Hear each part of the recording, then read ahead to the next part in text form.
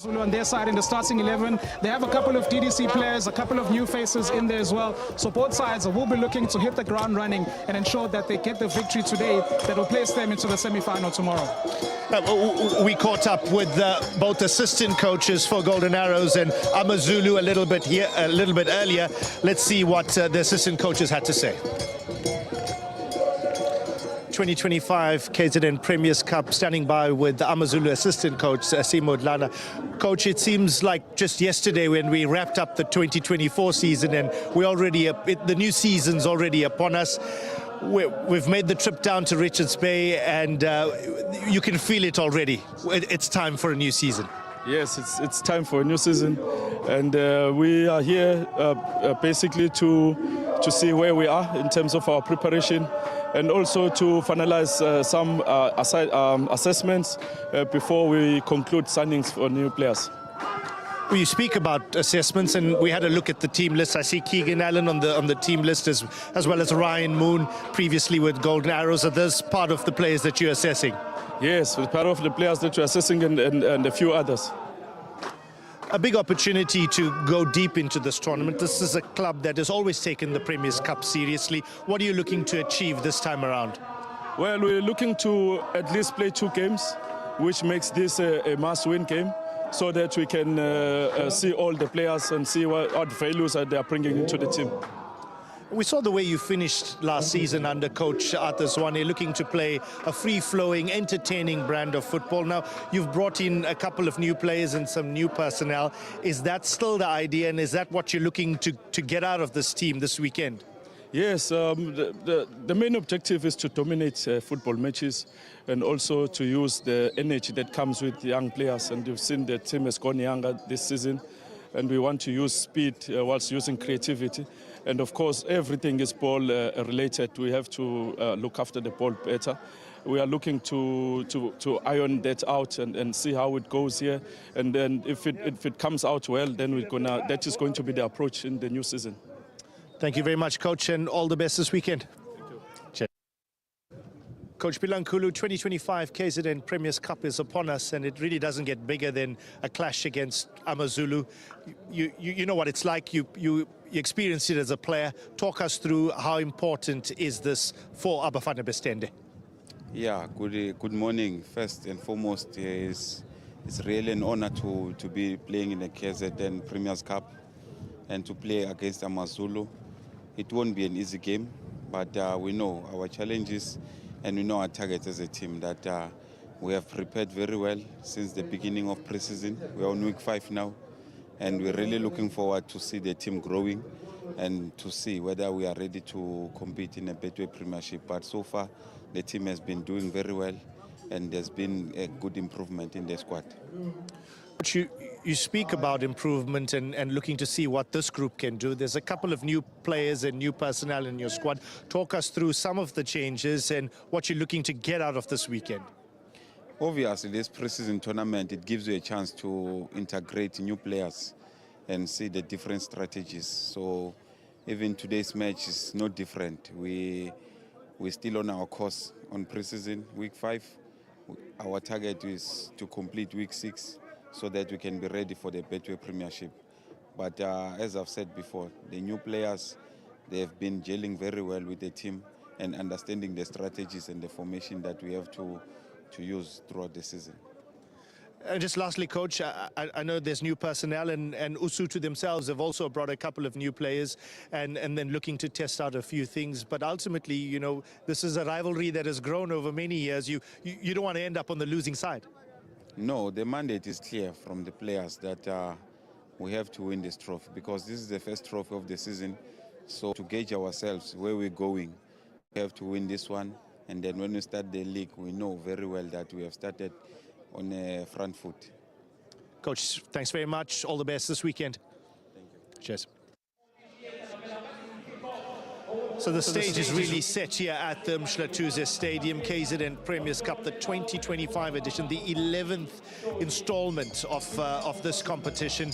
Today, what's in store? AmaZulu versus Golden Arrows in the first fixture, historic fixture between these two KZN-based clubs. And then in the second match, which kicks off at 2 p.m, we'll get to see Durban City, the new Durban City PSL debutants, up against Milford. That coming up at 11 a.m. The first kickoff again, AmaZulu versus Golden Arrows, live here from the Mhlathuze Stadium, a stadium that has recently been revamped, and an opportunity for Richards Bay FC to play their home football. But first, we'll get a taste of the KZN Premier'S Cup. The first match, AmaZulu versus Golden Arrows, live at 11 a.m. All the action here. A landmark launch for the region. 3 years later, Phase 1 of the Mhlathuze Stadium has officially reopened, and just in time for the start of the upcoming football season. The stadium's first major event will be the KZN Premier'S Cup, followed by Richards Bay FC hosting their league matches at the newly upgraded facility. We are very happy that today we have come to actually launch the completed Phase 1 of this project, the Mhlathuze Sports Complex refurbishment. We only started work in 2022, and to date this is what you can see here. The extensive renovation elements, ensuring the venue now meets the stringent standards of the Premier Soccer League. The stadium was completed in 2010. Unfortunately, as time went by, we had leaks on the main grandstand, which we've now managed to close. We had issues with stormwater drainage because of the slope that we had on the premises. All the water would come towards the existing main grandstand. We've managed to sort all of that out. The main grandstand didn't have VIP boxes and VIP suites. We've managed to incorporate that. We've built a new grandstand in order to increase the capacity of the venue from 4,000 to 10,500 overall. We've made sure that our lighting for night games complies to PSL standards in terms of testing the lumens and all of that. We've had to do pitch rehabilitation. We've got a grassy specialist who's on site, and it's ongoing. As we know, grass isn't an overnight thing, so it's continuously they'll be on site ensuring that our pitch is in a perfect condition. Richards Bay FC, who last played here during their National First Division days, will now call the stadium home. We're very excited. I think it's a very big day for us. It's a big day for a community. And we've been waiting for this day for almost 6 years now. This is one of the great stadiums. I've visited some of the areas. I think this is one of the best stadium. Very cozy, and I don't think people will find it easy to get some points here.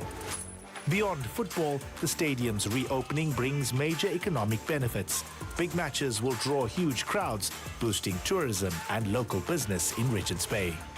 And we really can't wait that these teams play here, actually, because not only soccer fans will actually like, both formal businesses and informal businesses will actually benefit by the investment that the city has actually put into this stadium. So we call upon almost everybody to support this work. It's congratulations to the city, but also congratulations to the people and the economy of Richards Bay and the city of Mhlathuze.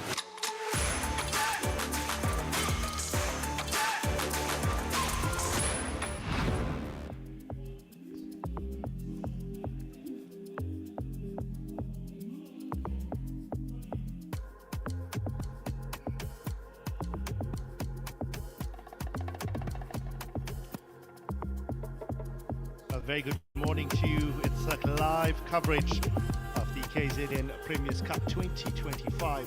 AmaZulu up against Golden Arrows. I'm joined in commentary with Ayanda and Yuswa. Ayanda, a very good morning. Very good morning, Myron. Good to be back. 2025 for KZN Premier'S Cup. Once again, the curtain raiser for the upcoming PSL season, the 2025-26 season. It's exciting times once again for the fans, for the viewers at home to get to see their KZN teams before the start of the season. Yeah, exciting times for these fans, Richards Bay fans and people of Umhlatuze. They've been starved of football for a few years now, but it's back, it's in their face and it's live. It's in their face and it's live, Myron. As you said, the people of Richards Bay they do have a PSL team, but they haven't really been able to watch their team play at home. Obviously, Chairman Ujomo Biela alluding so many times before that team yake has been playing away games for 30 match days. This is the official opening now of the Umhlatuze Sports Complex. Great to see the KZN Premier himself out here to meet and greet the players. Yeah, the Premier Tamintuli alongside the MSc of Sports, Arts and Culture in the province, Mnumzana Mtomuhle Kaula, already in attendance here to welcome everyone as we build up to that first fixture of the Kzn Premier'S Cup, AmaZulu FC against their bitter rivals, Lamontville Golden Arrows. Premier Ntuli, our dignitaries now are going to be greeting the players as we get ready for the action. Representatives as well from the South African Football Association. Lamontville Golden Arrows and Usuthu Mapeshankone. An exciting fixture as always when these two sides clash. They did meet, of course, Myron, in last year's quarterfinal in the Premier's Cup, where Usuthu was able to be victorious and move into the semi-final. Golden Arrows will be looking to improve on that and try to give a good account of themselves in the Premier's Cup, because they have been struggling in this competition in recent seasons. Yeah, absolutely. Results really haven't gone their way in this competition, but it is definitely a tournament that both these clubs take very, very seriously. We spoke to assistant coach Simo Dladla as well as assistant coach Musa Belankulu of Golden Arrows, and both coaches were clear that the mandates to the players are clear. If it is an opportunity that you want to give players a run, then 90 minutes is not enough. You want to go deeper into this tournament and potentially play 3 matches. Yeah, definitely. And obviously these clubs have been playing their friendly matches behind closed doors, but now the importance of these games cannot be underestimated because the fans get to see them for the first time before the start of the season. So you can't have a losing start, because this is where we get to see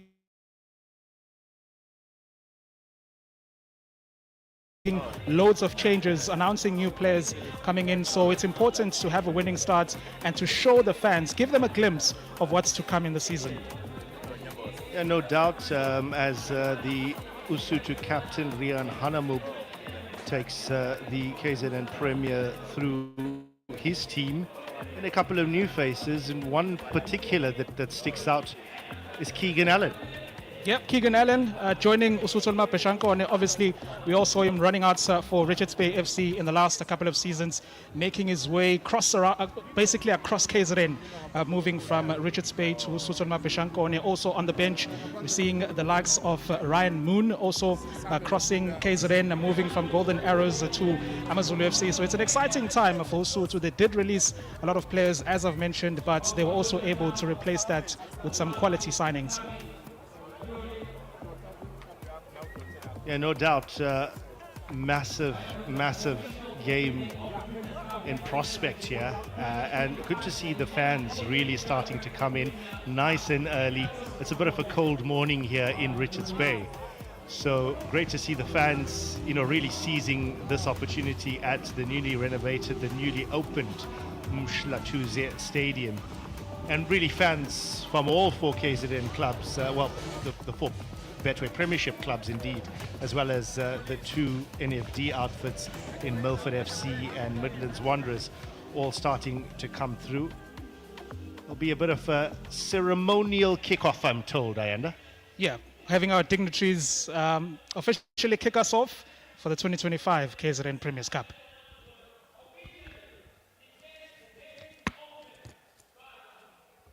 I wonder if the Premier practiced a little bit of his kicking skills, Ayanda. I'm pretty sure.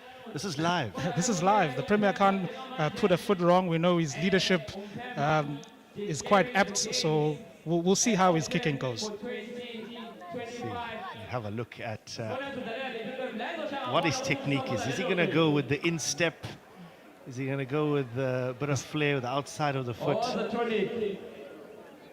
Oh, beautiful, lovely little pass to get it going, and a big smile. The KZN Premier'S Cup 2025 edition, live from the Umhlatuze Stadium, is up and running. We officially about to get going. The players will head off for a quick little warm-up. And here we go, Ayanda. Richard Ofori will start in goal. Keegan Allen, the new signing.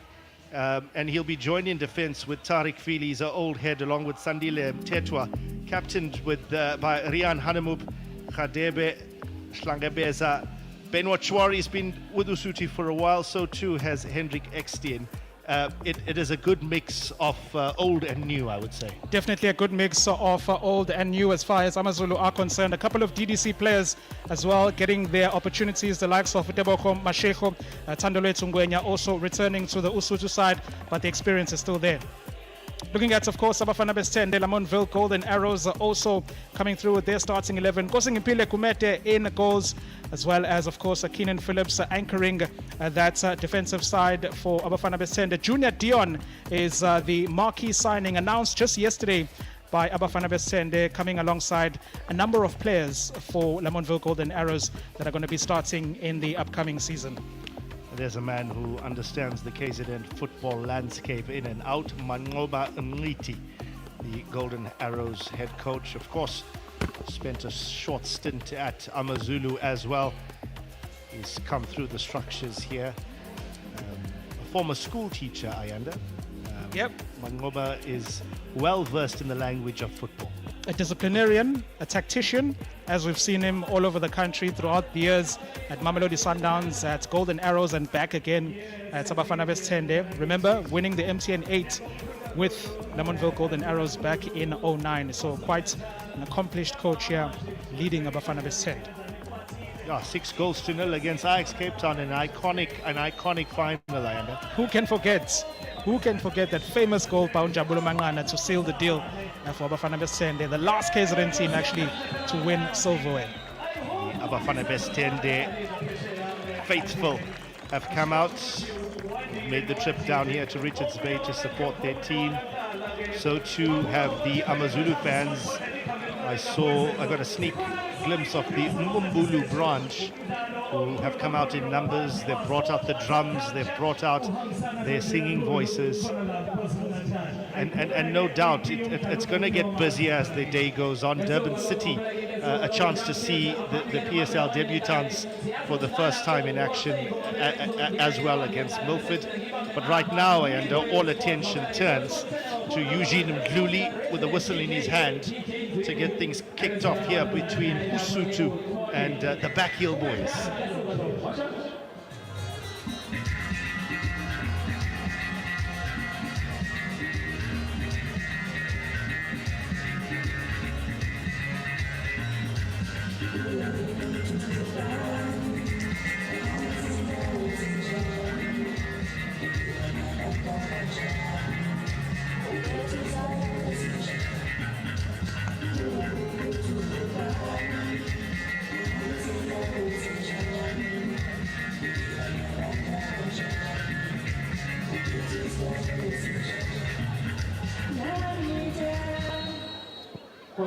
On we go. It is Golden Arrows who kick us off here. The 2025 KZN Premier'S Cup up against AmaZulu in this opening fixture. At the bit of miscommunication there at the back, almost leading to a mix-up. Yep. And Arrows need to get themselves sorted out in the back. Yeah, shaky Usutu start. could have really capitalized there. Rian Hanamub running across to take this early corner, and immediately it is AmaZulu in the driving seat. That, of course, due to that defensive error. What can Usutu do? I see Keegan Allen amongst the Usutu players flooding that Golden Arrows box. Are we about to see some big action here inside the first minute? Hanamub whips in, dropped chance.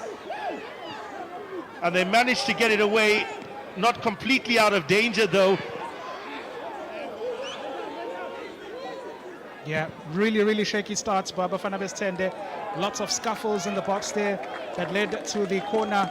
Lesotho really making a strong start, a positive start for Lesotho Mapeshanko. And as you can see there, Ukumete really not happy with what he's seen so far defensively. Also making a mistake himself there, almost getting punished by Lesotho.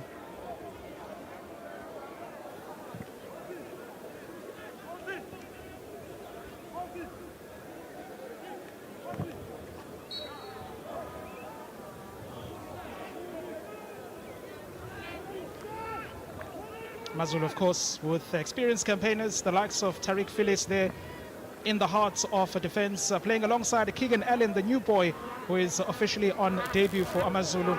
Richard Ofori, the ever-present in goal there for AmaZulu, once again starting the season as the #1 goalkeeper for the KZN Giants.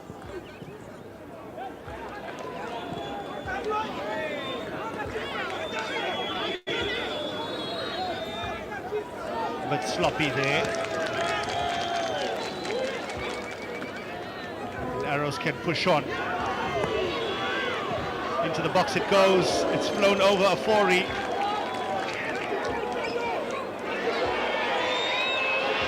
That'll run out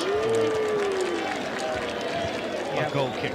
That was Osborne Nalulega, the man on debut here for Bafana Bafana, just trying to dribble past Kzn Allen there, but not being able to bend the ball in, going out there for a goal kick. Seeing some good flashes of play here from Bafana Bafana. They're trying to respond from that solid start from Lesotho.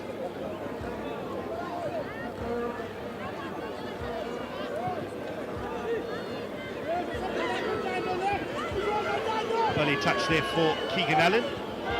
His new colours. Ofori put under a bit of pressure. Maluleka tries to get Arrows on the front foot. Pass goes back now. Gumete is the man in the Arrows goal.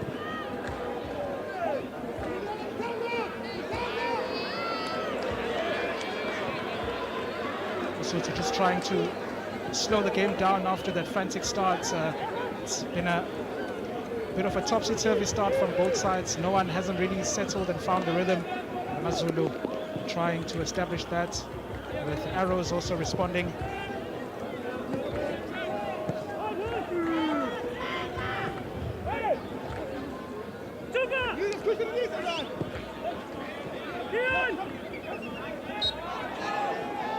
A foul there on Junior Dion, the new man, Ayanda.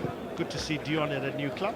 Yeah, Junior Dion, no stranger to KZN football. Previously at AmaZulu, had 2 stints at Lesotho, spending a good couple of seasons there, scoring some important goals. And now has switched sides onto Lamontville Golden Arrows, looking to do more of the same and help Bafana Bafana, especially in the attacking front.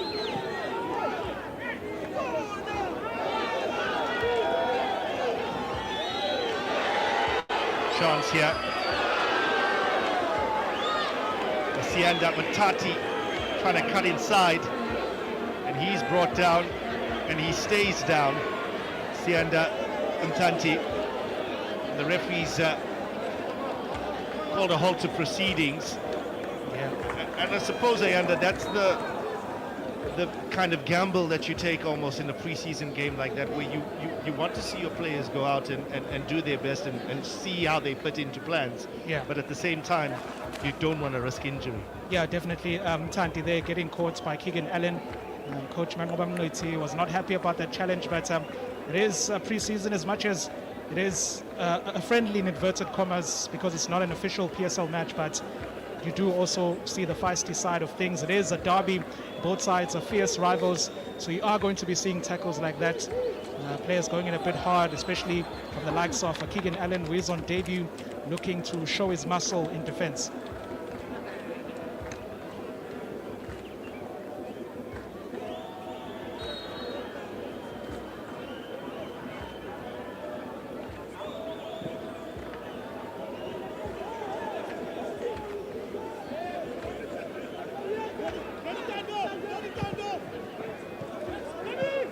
formation here in the middle of the park. Montville Golden Arrows just trying to create a rhythm.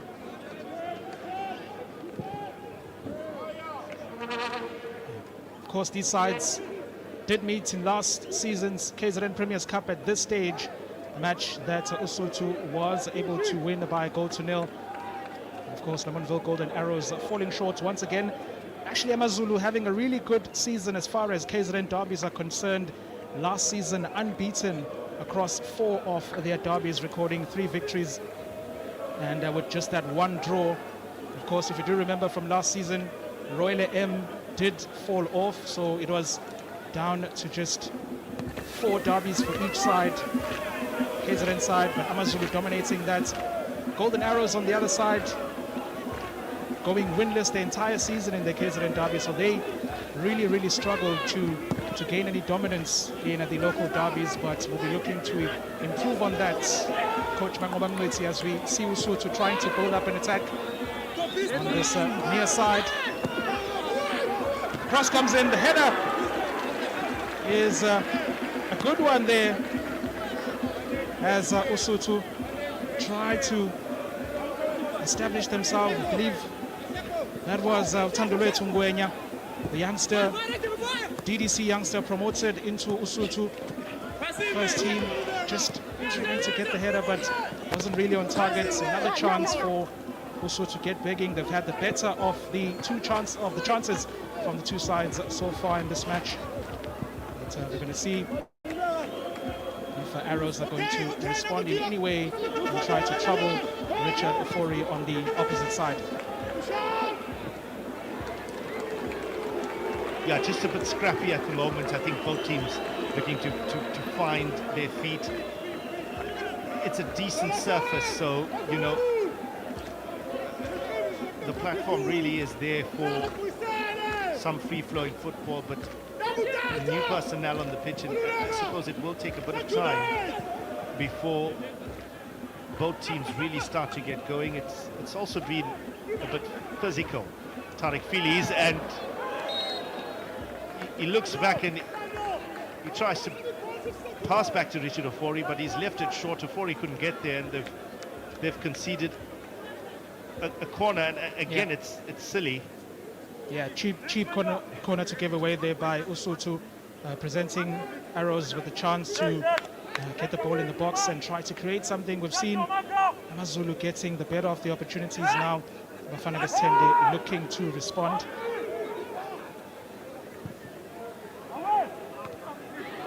Cross comes in there. It's a snapshot that's blocked away. And there was a shot there. And Usutu managed to get away and get a hold of the ball in the middle of the park. Allen is looking to calm things down. Feelies, man of plenty of experience, will look to shake off that little error. Yep, Tariq Filiz starting his 2nd full season with Usutu. Of course, AmaZulu having a decent season last year, getting that top 8 finish, finishing in 6th position at the end. We always know that the president of Usutu is always talking about that top 4 finish. That last season they were just 2 places off from delivering the goods. Here go Usutu now through Mashiko, looking down this right-hand side for Khatepe, but no real luck there. But I'm mopping up at the back for Mabaso. Can they settle? Can they settle? Ben Machwari is the man looking to dictate things through the middle. Filiz back down through the middle. Again, down towards Khatepe. Does well to control that one. Try and come back inside, but no real luck. Khatepe tries to hook one down in the box, and Hanamub is down there. Hanamub, small pass there into Tembo Mashiko, is brought down, or was he? The referee has pointed the other way. Just a little bit of momentum there from Amazulu, looking to just move the ball, work the ball around, with Ochwadi, Khadebe and Mashiko all involved. And the Arrows respond. Yeah, the young Lesotho boys there in that front two. Teboko Mashiko, Thandolethu Ngwenya, and as I mentioned, coming from the lower ranks of Lesotho and finally making it to the first team. So they are really just giving Ukochu Atazwane a glimpse of what they are capable of at this high level. Good to see Sianda Ntanti back on his feet and back to full pace. The worrying challenge there a little bit earlier. Kzn Allen can kickstart things again now. Phillies.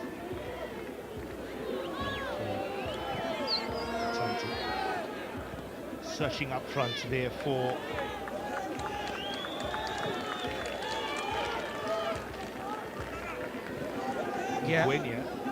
Yeah, both teams, Byron, haven't really established any sort of rhythm so far. They're able to string a couple of passes, but nothing really sustained as far as possession is concerned. So we're seeing a lot of turnovers so far in the first 11 minutes of this match.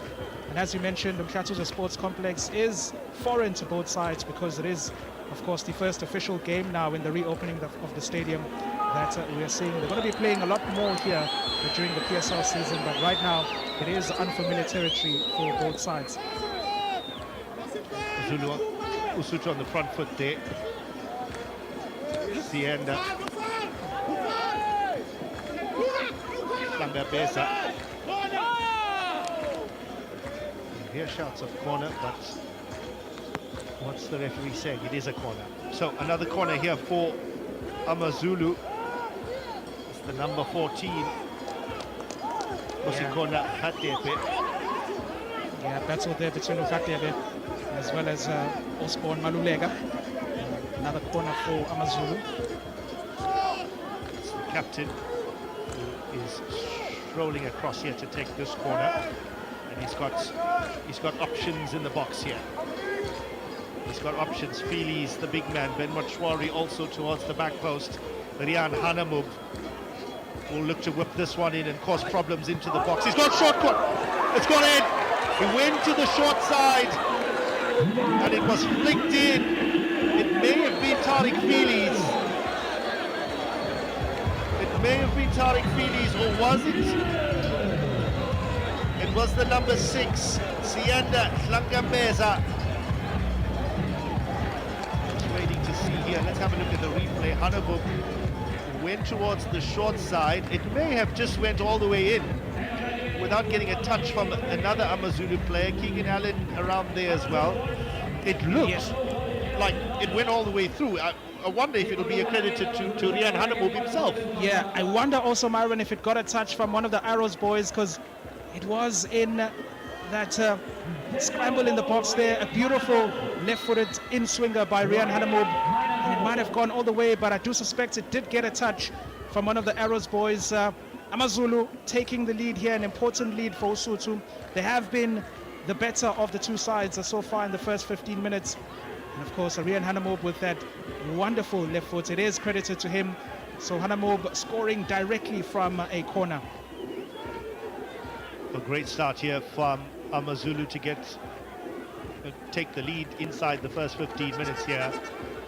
It had been quite an indifferent start from both teams, and Lesotho perhaps edged it in looking the slightly better of the two. And they rewarded with a lead. Hanamub, he threatened with the corner inside the first minute, where Lesotho almost took the lead, and then delivered a beautiful ball into the near post. Chance here on the other side, and Ofori comes out sharply, and he gathers that one. Arrows man there is down and stays down. Yeah, I do believe that's Angelo Van Rooy who had that opportunity there. Clashed with Richard Ofori, a really powerful physical goalkeeper. And good to see Van Rooy back on his feet again. A chance there for Golden Arrows to respond almost immediately after going a goal down. But Lesotho, as you've mentioned, Myron, have been slightly the better of the two sides. Not really much between both sides so far in terms of ball possession, chance creation, but AmaZulu have slightly edged it and do deserve to be in the lead. Great first touch there by Rian Hanamub, the goal scorer, and down he goes that left-hand side, and well dealt with there. Yeah, Hanamub causing and making a nuisance of himself in that Arrows defense. They're going to be very wary of what he does on that left-hand side. He does like to bomb forward as well as come back to defend, so he's one of the danger men for Lesotho and has proven to be that kind of player for them in seasons gone by. All the way back to Richard Ofori, who again looks for Hanamub.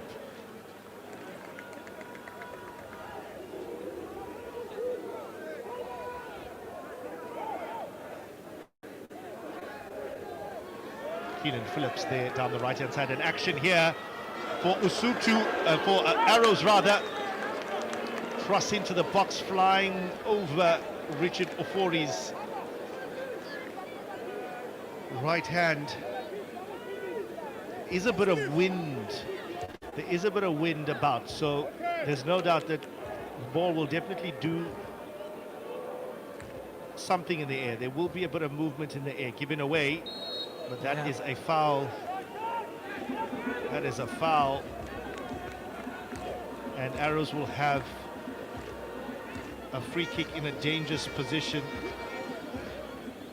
Hlangabeza is the man guilty, and he walks away remonstrating, but here's an opportunity for Golden Arrows to perhaps cause a bit of commotion in the AmaZulu box.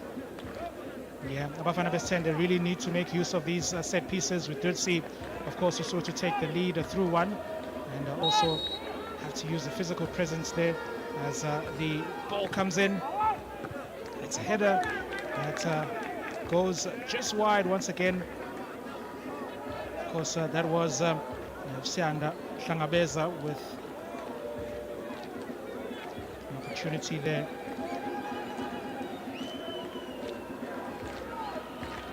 Coach Mangoba Mngwetsi will be expecting a response here from his team, because it has been a bit timid at times. They haven't been really stringing together some important passes. You know, also falling short in the physical battles at multiple times with those sorts of players. So Coach Mangoba Mngwetsi probably not the happier of the two coaches after 20 minutes. Ben Motswari was the man who gave it away, won it back, and then gave it away again. And it's a Golden Arrows corner, this time from the other side of the pitch. Is there something? Is there something here?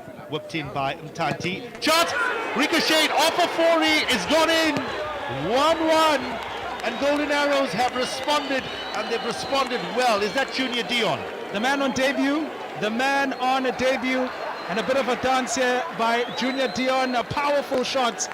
It did take a deflection, but look what it means to him to score on debut for Bafana Best-10.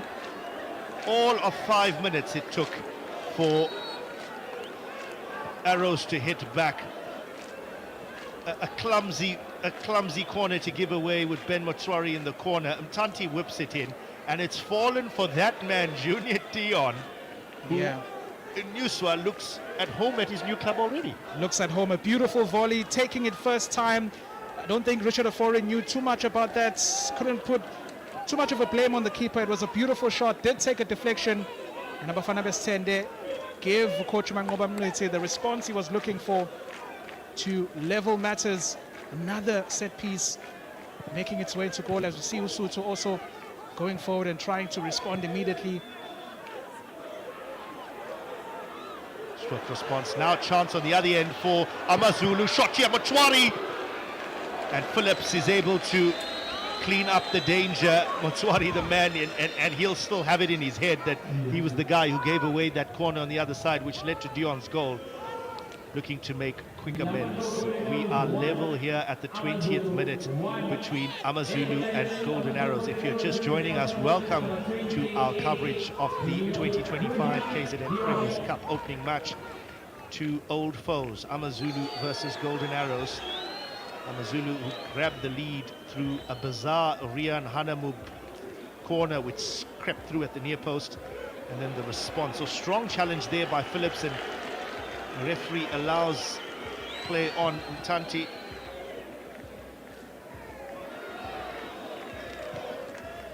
Before Junior Dion got the equalizer, and here comes Dion again, this time face to face with Keegan Allen. He whips one into the box. Yeah, another opportunity there for Junior Dion, this time to be a provider as opposed to a finisher. We do know the kind of quality that he brings to a side. We did see him at AmaZulu score at important at times, not really a regular goal scorer, but when he does get into the back of it, when he does get rather into form, we know the kind of damage that he can do as an attacking force. And I think Coach Mangoba Mngqithi will be really happy to see the kind of work that Junior Dion can produce on the attacking side for his team as they go forward once again with that man Junior Dion in possession, looking to link up in that midfield for Abafana Bestende. The heart of that midfield on the Duzo Mhlongo. Arrows responding well from going a goal down, as we see Angelo van Rooy on the far side, and a bit loose there in possession. That's Keenan Phillips on the far side. Coach Mangoba Mngqithi, in his first full season back at Arrows, of course, he did take the reins during the previous season, guiding Abafana Bestende to the 12th place finish in the Betway Premiership. Of course, they will be looking to improve on that and knock on the door of the top 8. Yeah, we know Umliti comes with high standards. He's spent 10 years at Mamelodi Sundowns. I mean, not to compare the two clubs, but he's always been a stickler for results, and he will expect nothing less from this Arrows team to compete. Yeah, definitely, and he has been given the players. Obviously, they had to let go of some of them, but a lot of players coming through, young and experienced players. Also, remember at the end of last season, they were able to get a hold of a number of Royal AM players as well, who came through, the likes of Thabo Matlaba, the experience that they bring. And now Coach Mangoba Mngqithi just has that task of making sure that they come together and gel as a team and try to produce, as I've said, a much better finish than we saw from them last season in 12th position. And of course, and ultimately, continuing the culture and the heritage of this historic club that was started, in the Montville decades ago, a club that is renowned for a brand of football. I mean, they call Abafana Bestende. I mean, they like to play carpet football, and Mangoba knows he's going to have to produce this with this new group of players. Action down here for Usutu. It's Khadebe down the right-hand side. Cut back for Hlangambeza. He's been busy. He's found Hanawub in tons of space, and he's going to whip that one into the box. Chance here. Oh, first real chance for Ngwenya, who has been very, very quiet as the lone front man. And again, it's Hanamub, the man who has looked dangerous, producing another quality ball into the box. Yep, Hanamub on that left-hand side, a beautiful cross once again to Ntando Nkosi Ngwenya, showing a little bit of inexperience there with his header as Usu to go forward again. But the youngster will be looking to learn from that and just try to improve on his attacking work. Early ball here into the box. Ofori reads it nicely, comes out and collects it, and back down here onto that left-hand side towards Rian Hanamub. He looks to go early towards Ngwenya. Gumede came out and collected that. Was it still in the box? That's the question. I think it was just in there, Gumede, but it was risky. Could have conceded a free kick in a dangerous area for Abafana Bestende, but he was able to get it away from the attention of the referee. But we're seeing a lot of action here on this left-hand side from Golden Arrows with the two men on debut, Osborne Malulega as well as Junior Dion. They're really exposing this right-handed defensive side of AmaZulu FC. That's where most of the action has been coming from. Yeah, things have started to settle down a little bit as we go into the 25th minute, halfway through. And as I say that, there's a stray pass collected by Ngwenya, who's had to drop back for a bit more action. Oh, risky little turn there. Yeah. Back for Lesotho, it's fallen for Allen, and the fans didn't like that, and you heard a bit of a response there. Yeah. And it's led to a throw-in. Yeah, putting his side under pressure there with some skill in a dangerous area. And of course, Arrows are now going to be putting the pressure with the high press. And they're trying to assert themselves once again after getting that equalizer. As I've mentioned, action still coming through on the left-hand side, on the attacking side for Abafana Bastende with the Junior Dion and Maluleke. Both players on debut really trying to show Coach Mangoba Mngqithi a glimpse of what they can offer in the coming season. Chance here for Ngwenya, he's gone through, chance, shot, great save, he finishes up on the follow-up, and Ngwenya's the man to give Lesotho the lead. Beautiful little finish, he was quiet for large portions of this match, but he picks himself up, first strike into Kumete, and then finishes us off on the run. Nice little tidy finish. It's a goal that's come against the run of play, but again, you mentioned this right-hand side channel.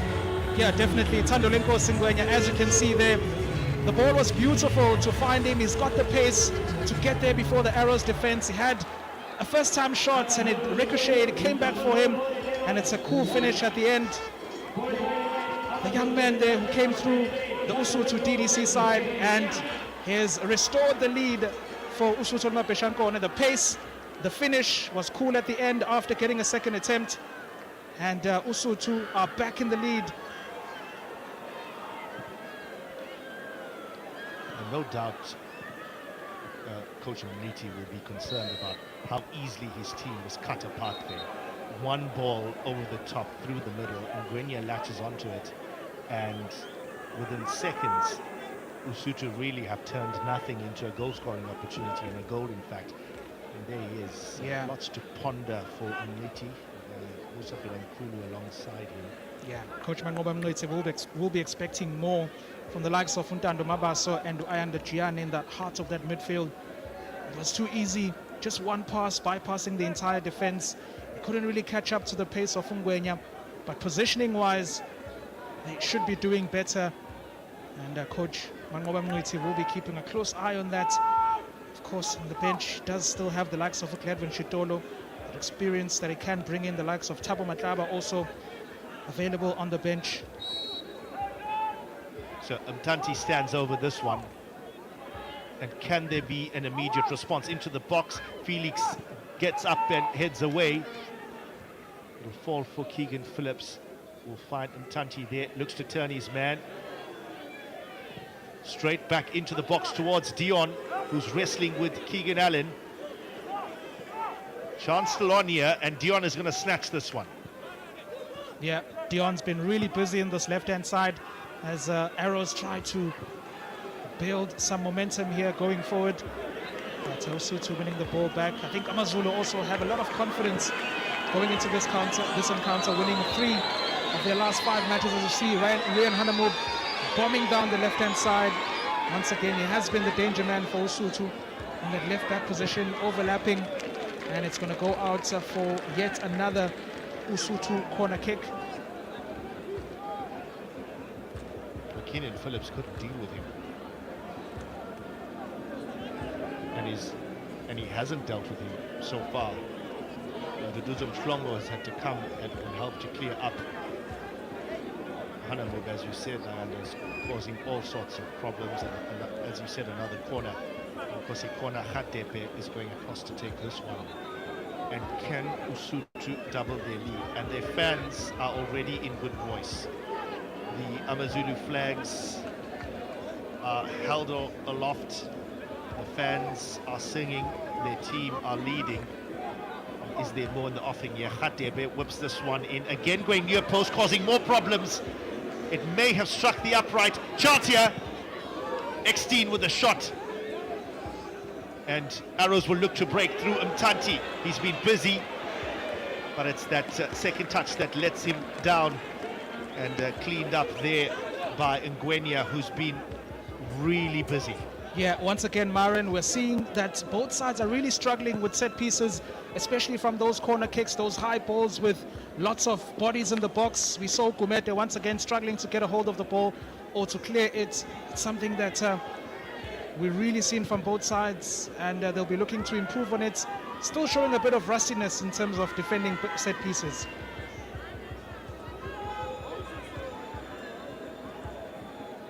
We touched the half-hour mark. It is AmaZulu that lead in this opening match of the KZN Premier'S Cup. They lead by 2-1. Fans streaming in slowly. Good to see some camaraderie here between the AmaZulu fans and the Richards Bay fans who have streamed in as well. Football culture in KZN, we know, is a long and historic one. A region of the country that loves the beautiful game, have produced plenty of players that have gone on to play all over the world, represent Bafana with pride. This is a true football region. Yeah, definitely one of the hubs of South African football, producing a multitude of players and also coaches as well, Maren. People who have contributed a lot to South African football, and it's a football mad region is KZN. Of course, we do love to see our teams also playing all the time in the PSL. Good to see Durban City getting promoted back into the big league. Also going to be getting a lot of fixtures in the coming season, from Chatsworth Stadium to Umhlatuza Sports Complex. Fans are going to be traveling across the province. Yeah, no doubt. And also good to see Durban City and Richards Bay in attendance this morning. I've got a glimpse of Coach Gavin Hunt as Coach Ronnie at Richards Bay, along with their players. They're in the stands watching, keeping an eye on proceedings and having a look at potentially what the pitch has to offer and what their rivals in the Betway Premiership will have to offer. Yeah, definitely Coach Gavin Hunt, obviously coming through for Durban City. He's got a lot of work to do, as we see Arrows here trying to mount another attack. But Coach Gavin Hunt's coming through to work for newly promoted side Durban City. They've also unveiled a couple of exciting signings, bringing in some experienced players. We all know Gavin Hunt is an experienced coach, and he does like to work with those familiar faces, with players that he's worked with before. Good to see him coming early as well to observe, because they might actually be facing one of these sides if he does go through to the semi-finals. That's true. There's action here down the right-hand side as AmaZulu look again to exploit this channel. Motswari may have touched his hand. Strong in the challenge. 3 players around Motswari. They've obviously identified him as one of the danger men who can really make Usutu tick. And Richard Ofori gets his foot over the ball and says, calm down. Yeah, Ben Motswari, all know, hard man in the middle of the park. Doesn't take any prisoners. Working alongside Usianda Hlangabeza. His junior, but a poor clearance by Ofori, and a chance for Arrows is blocked as Henrik Eckstein takes the ball. Eckstein breaks with it nicely. Out here towards Hadebe on the right-hand side. He looks to flick one into the box. Doesn't beat the first man, and Arrows can build from the back again. Keenan Phillips has a bit of time and has a bit of space in front of him and decides to go with it.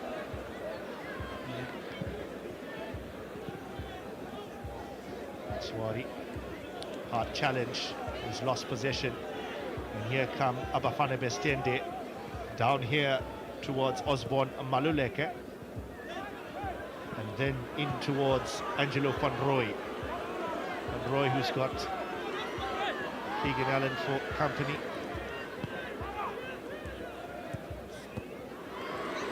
Still on here, still on here. Yeah, Arrows struggling to breach that AmaZulu defense, and also to back in attack now with Ungwenya, who's been really making a nuisance of himself ever since getting that goal.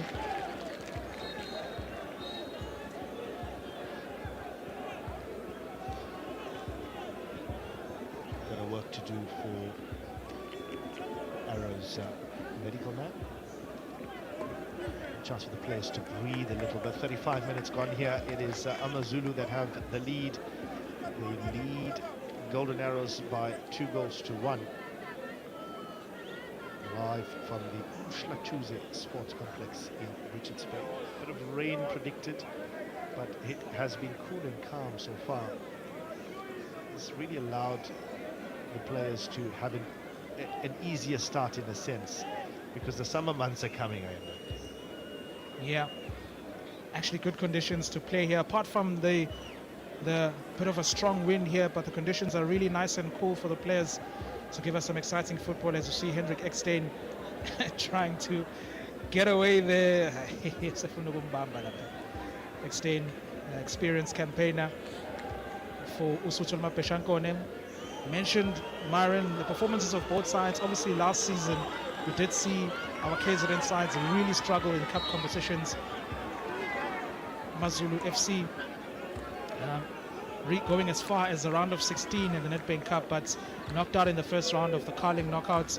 Abafana Bestende knocked out in the first round of the Carling knockouts and the Nedbank Cup. Really struggled to establish themselves in cup competitions. Sure, both coaches will be looking to try and improve on that, especially if you look at the president of Usuthu, Sandile Zungu, has spoken about, you know, not only getting top 4 but also trying to bring some sort of silverware. We did see AmaZulu in seasons gone by reaching the final of the MTN 8, competing in semi-finals of competitions. So I guess both sides will be looking to go back to that. Nice little layoff there. Down for Kadebe. He's got space. He's going for great shot, and just flies over the crossbar there. But I think this front three of Kadebe and Gwenya and Mashiko have done relatively well. They've started relatively well. Alan gets up and hits sweetly onto Dlamini. Keenan Phillips. So, a few minutes to go here in this first half. Arrows will try and push for an equalizer before they go into that break. That's a sloppy pass back. Yeah, Ukumete trying to link up with the defense. Arrows trying to build up from the back. As we approach the final minutes of this first half, Bafana Bestende would love to get an equalizing goal here going into the halftime break, but it is also to lead after 39 minutes.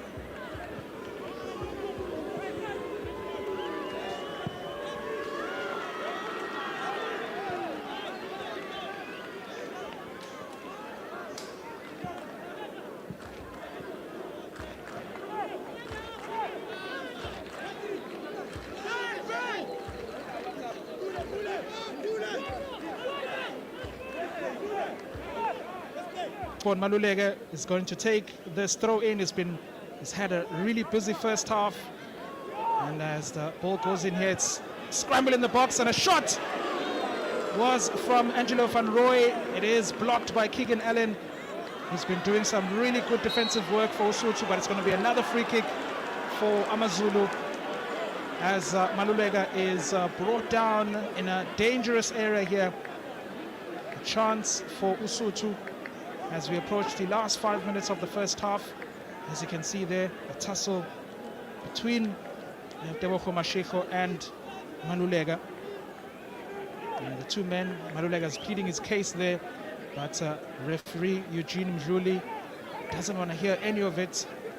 Now a chance for Usianda Mtanti to whip something in here as Arrows chase that equalizer. Bafana Bestende trailing by just that single goal.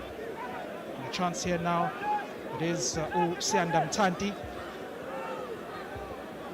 Mtanti's going to go for goal, and a shot is beautiful. It is absolutely beautiful by Sianda Mtanti, and that is exactly what Bafana Bestende were looking for at the closing stages of this first half. Richard Ofori beaten in his near post. It did hit the crossbar and back off the back of the Ghanaian goalkeeper, but Kzn Premier'S with his right foot in a dangerous area, he brings Abafana Besende back into the contest. A sweet strike by Kzn Premier'S. He's been busy, he's been full of energy, he's been full of running, and he hits it. He goes for the newer post, full of purpose, off the crossbar and ricochets off Richard Ofori's palm, but full of intent. May have caught a little bit of a deflection on that AmaZulu wall, but here we are. No, it doesn't. It goes all the way through. Beautiful strike by Mtati, and he wheels away in celebration. It was nervy, it was a bit sloppy at the start, but boy has it been entertaining. AmaZulu take the lead, Arrows equalize, Usutu grab the lead again, and back come Golden Arrows, this time towards thanks to Kzn Premier'S. 2 goals all, and what a first half we've had. More action here. Mashiko down the right hand side looks to get one in. He shepherded it out, and it will be a goal kick. Oh, full of action. 4 goals here inside the first 40 minutes, and we said it would be a treat, and we said the fans who've streamed in here to the Mshlatuze complex and those joining us on the live stream would definitely have a treat. It was a treat in store after weeks without football. Pre-season tournament here, the Kzn Premier'S Cup, delivering in heaps and bounds. Yeah, definitely delivering the goods here at the Mshlatuze Sports Complex. The fans are being treated. A 4-goal thriller in this first half. AmaZulu taking the lead twice through Rian Hanamob as well as Ungwenya, but Bafana Besende showing also that they do have that muscle and also that flair in attack. Junior Dion, both of their goals coming through set pieces, and a beautiful free kick by Kzn Premier'S. I do believe Richard Ofori could have done better in terms of his positioning for that free kick, but it was a beauty of right footer there by Kzn Premier'S. As we approach now the closing stages of this first half, action is in the middle of the park. Referee Eugene Mdluli does stop the play for an AmaZulu free kick. Both coaches should be happy in terms of what they're seeing from the attacking side, but might be a bit concerned defensively, especially when it comes to defending those set pieces. We've seen 3 of these goals coming through set pieces, only that 1 goal by Ungwenya in open play. Both Coach Mangoba Mngwiti and Arthur Zwane will be having a chat to both sets of defenses in the halftime break, and we might see a couple of changes as well coming through. Yeah, definitely changes in the offing. We've seen a fair amount from these 2 teams, but again, no doubt some pre-season rustiness, some space here down on the left-hand side. Osborne Maluleka will look to get onto it, looks to take his man, he does, and then get one into the box. Chance here, could Arrows grab the lead? Mtati, the goal scorer, slips as he's about to get that ball into the box. Yeah, he had Allen for company, but again, you know, Arrows may have not got the momentum in the play that, you know, they generally enjoy, but they've been dangerous going forward, with Dion and Mtati leading the way for them, and you know, they've been rewarded for it. There are moments where Niti will be concerned about, but certainly moments that he would be pleased about. Definitely, Maren, looking at Osborne Maluleka, really giving a good account of himself on debut, as you've mentioned, linking up with Junior Dion, linking up with Kzn Premier'S. It's been a really good first half for him on debut, and Coach Mangoba Mngwiti, especially with what his side has been producing on this left-hand side, will be happy in an attacking sense. But obviously there are still those questions defensively. Mflongo out towards Keenan Phillips. He'll look to drill one into the box. He went for goal. Bit of a wayward swing. Half goal, half cross. Cross come shotted goal. Not happy with himself. Yeah, Keenan Phillips there trying to catch out Richard Ofori, who we did see there in the free kick of Mtati. His positioning wasn't quite right, so he is a goalkeeper who likes to come out of his line, who likes to command his box, so there are always opportunities to punish Richard Ofori with those long attempts at goal.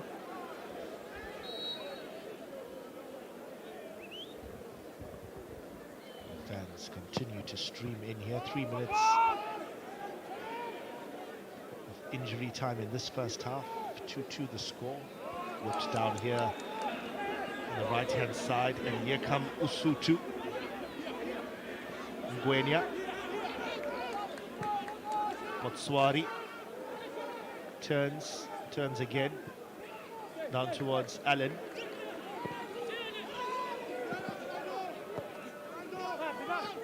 Is there a chance? Mashiko on for Khatepe. It's neat, it's tidy. Mashiko again out towards Hanamuk. He's looking to get one in. Deflection, chance, goal! And it's that man again, Ngwenya. It was deflected, it fell off, it came up, and he nodded it in. A second goal for Ngwenya. And it is AmaZulu that take the lead here. Again, almost against the run of play. A little bit of build-up. And a ball into the box by Hanamuk. And Arrow's defense don't deal with it. And it pops up for that man, the number 23, Ngwenya, who finished sweetly with his left foot the last time around. This time, he nods it past Gumete to give AmaZulu the lead. Stunning finish. That man again, Tandolwe to Ngwenya to end the first half on a high for Usuthu Mapeshankone. A 5-goal thriller in this first half. As you can see here, lovely work to bring the ball on the far side towards Rian Hanamub. Crosses it once again, it deflects off the Usuthu player. And once again, poor defending from Golden Arrows' perspective. Happy days for Coach Simo Dada with his technical team there. And AmaZulu once again restore their lead as we approach the closing stages, last couple of minutes of this first half.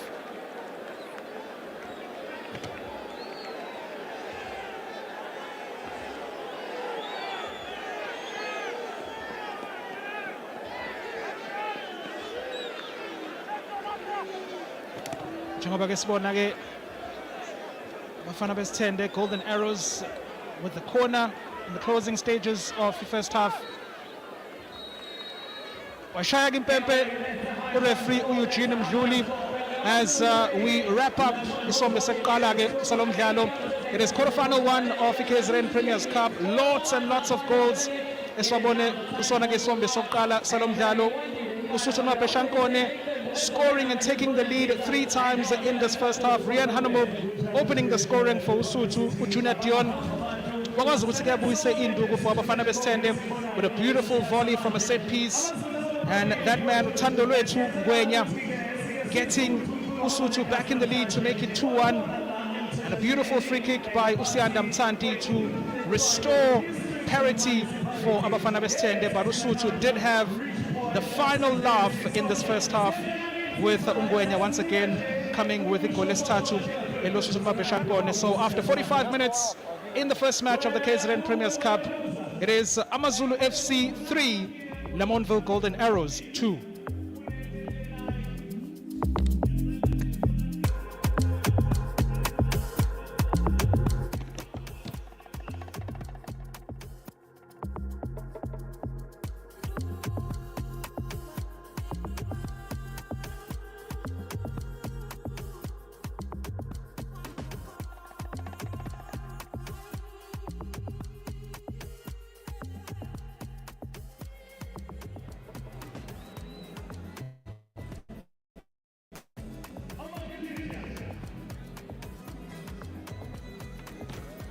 Let's have a look at the recap there.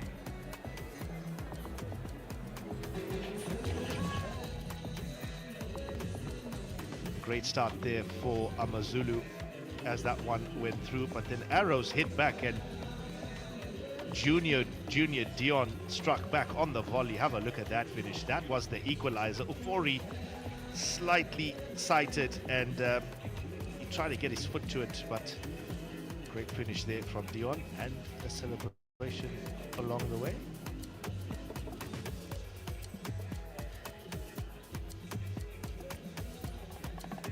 AmaZulu didn't hold back. They went back on it, and it was that man, Wenya, off Kumede's save, and finished nicely. Wasn't really in the game until that point, but boy, did he grow into the game from there.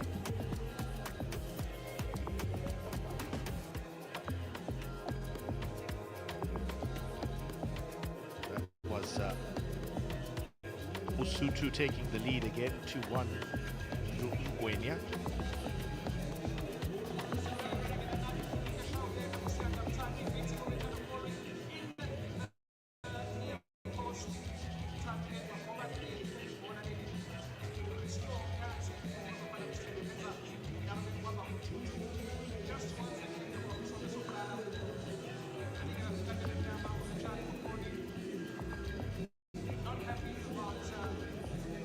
This wall ngendlela kade beme ngayo ke laphana kodwa abafana besithende bakwazile ukuthi babuyise induku to restore that 2-2 parity kuona ke lo mdlalo uyena ke uSiyanda Mthanti ushaya ibhola elihle kakhulu, but uSuthu were able to grab the lead once again. Rian Hanamub on the far side goba nje icross ethatha deflection yaya kuye ke umfana uthando lwethu uNgwenya ushaya igoli lakhe lesibili. Siyamazi ke lo mfana obegijima lapha kuSuthu in the DDC side, setholeleka ithuba lokuthi angene kwi-first team, ayibonakalise kuyena ke ucoach uArthur Zwane kanye ne-technical team yakhe to give AmaZulu the lead. Yes, it ends, that first half ended AmaZulu 3-2, and you can see the goal attempts by Usutu 7-4.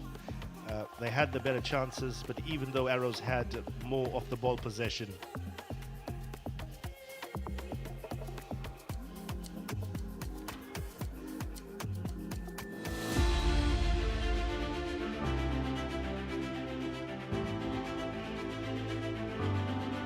The Premier's Cup is into its second decade.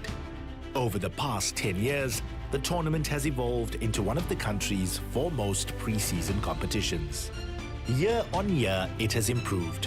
What then can we expect as we head into a new decade for the tournament? It has a very important, significant role in growing the economy and also showing the talent that we have in the province of KwaZulu-Natal and outside the province of KwaZulu-Natal. Teams are offered an opportunity, in fact, to even introduce new players. We also have new teams that will be playing this tournament for the first time this year. I think we're looking forward at a spectacular game. The people of the region, I know they are quite very excited. And as the government of KwaZulu-Natal, we are investing, in fact, in sports. There's so much which goes into pre-season preparations these days. The commitment from provincial government is that they'll continue to support local clubs in the region, understanding the value they bring both on and off the field. This is a pre-season tournament for our teams in the PSL and also in the NFD, which is the second tier. And it's a very good opportunity for them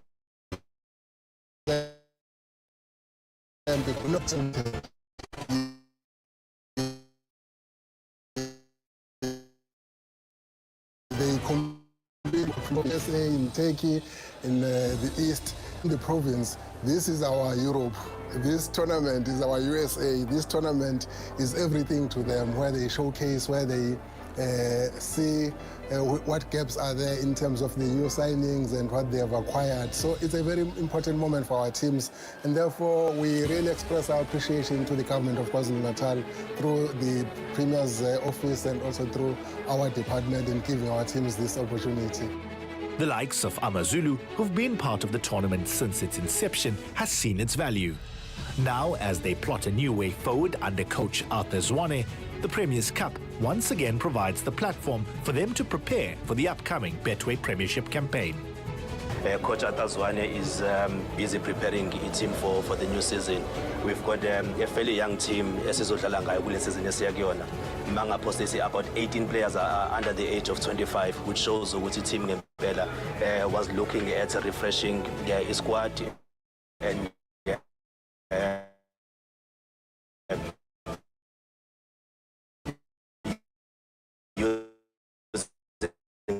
Loros, 16 of them are from KwaZulu-Natal.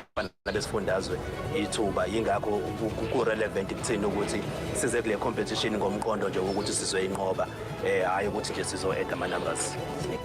Richards Bay FC enjoyed the privilege of playing at home for the 2025 edition. A massive opportunity for the Rich Boys to stir up the home support ahead of what will be a pivotal campaign. I feel it will be a good test for us. Remember, for us going into this tournament, it's more about setting our system, setting our formations, setting our game approach, our match plan, and any type of fixture that we play at this stage of the season, it gives us the same opportunity to practice that on the training pitch. So it's an ideal opportunity for us to go do the same thing that we have done against the Arrows or an AmaZulu team. And at the same time, we also want to reward our supporters, make them happy, make them proud of us, and an ideal opportunity in this Premier's Cup here for them to come in the numbers and support us.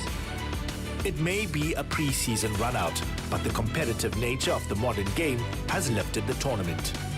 I think I should silangazelele ukuthi iqale because isikhathi esiningi kuyaba khona abadlali abafikayo so kuyi-platform yokuthi sikwazi sibabone nathi ukuthi ngabe sebe-understand i-culture ye-club ukuthi sidlala kanjani yini sifisayo ukubona nanokuthi-ke if sidlala nothima njengamaZulu akwazi ukuthi siyibone nathi ukuthi how far we-fitness nalabo abafikayo bakwazi ukuthi badlale against laba amaZulu ukuze bese league ngabe sebesaba sebebona abantu abagibele professional level sebedlala nabo. Ngokwami personally mina ngijabule kakhulu ngoba besivalile isikhathi eside sifuna ukubona siqhubele sigcine khona kahle siqale kabusha isizini entsha yabo because the league izosiza sibone nathi lento esifuna ukuyenza kule season league izokwazi ukwenza so yonke into yethu izoqala khona kule tournament le and siyiteam ngiyazi uzokwenza kahle because sonke vele sifuna into kodwa kumele siwine sitshengise senze statement kahle. A decade on, the Premier's Cup is all set for a brand new era.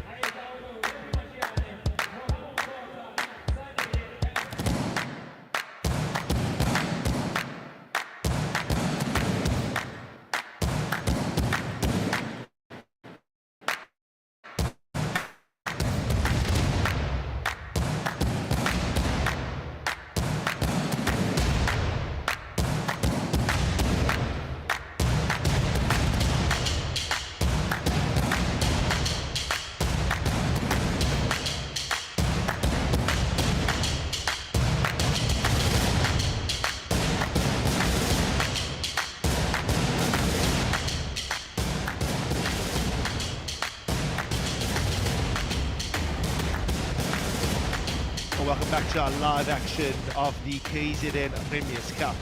AmaZulu lead by 3 goals to 2. What an entertaining first half it was. And Kenya with a brace and action immediately on the bench as we see Lesotho looking to bring in Bongani Zungu, a man who is well travelled, joined Lesotho last season, and a chance here for him to kick on. Then on the Arrow side, more changes coming.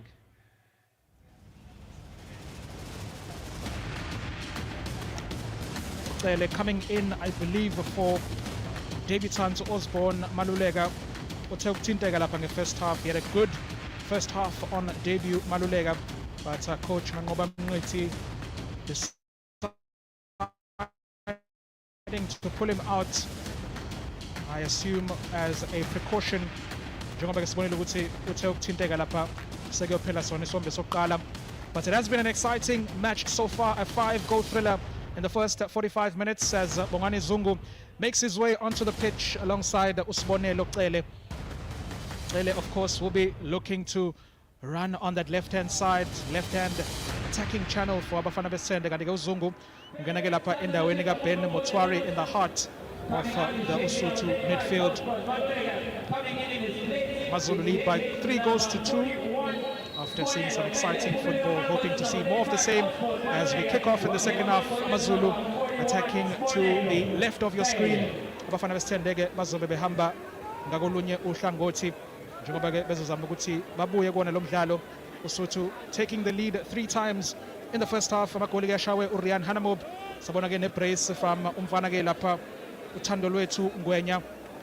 Kodwa ke Abafana Besende bakwazile nabo ukuthola amagoli through uJunior Dion kanye ke noSiyanda Mthanti oshaye nje ingcwenga ye-free kick to restore parity for i-Arrows just before the end of isombe sokuqala. Kodwa ke uSuthu likwazile ukuthi liphinde lithathe leyo lead.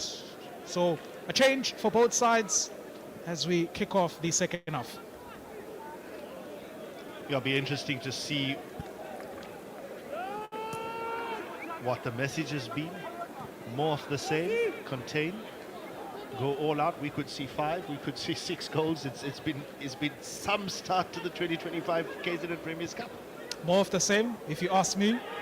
Need more goals as Uhlangabeza tries there to a shot from range, but it was blocked.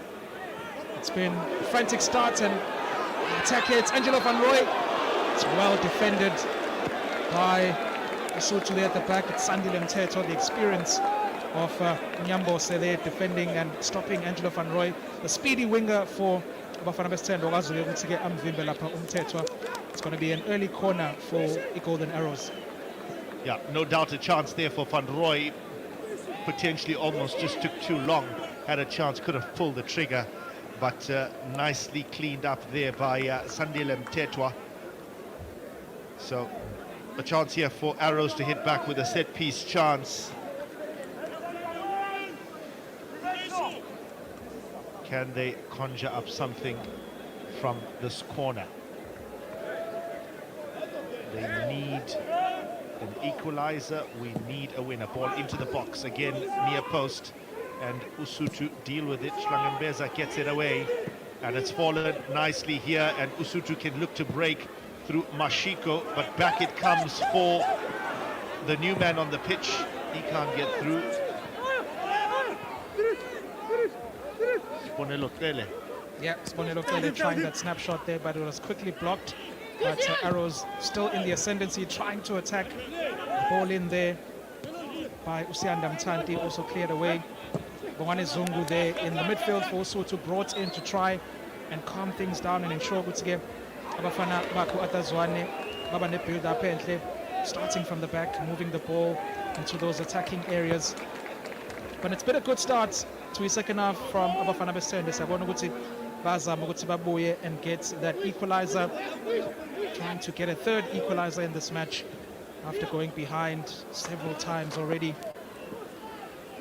Awesome to see fans coming out, but also teams who will play tomorrow, Ayanda, in attendance. Durban City out with their new technical team, led by Gavin Hunt and the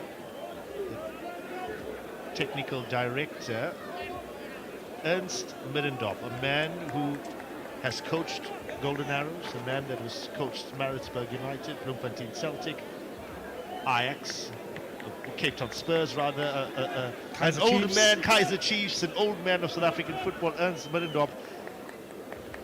Yeah. Sitting next to probably the most decorated South African coach, Gavin Hunt. Yeah, interesting to see the experience that those two men bring, and how looking forward to see how the working relationship will work as Arrows try to bring the cross in. It's a beautiful one that's saved by Richard Ofori.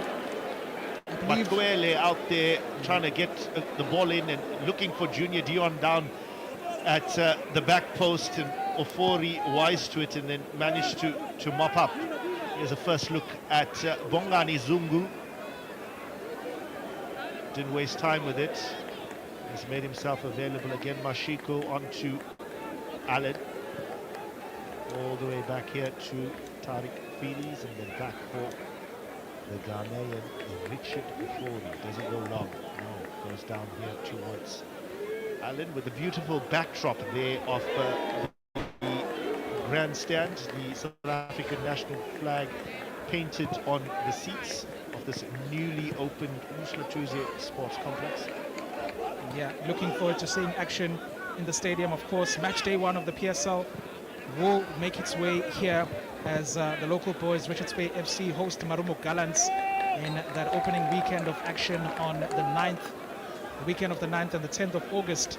That's when the season will be starting. But AmaZulu have an early start for a season. Jongobage Bezo Tulana Pezulu Stellenbosch FC away from home. Game is at DHL Stadium in Cape Town, the quarterfinals of the MTN 8.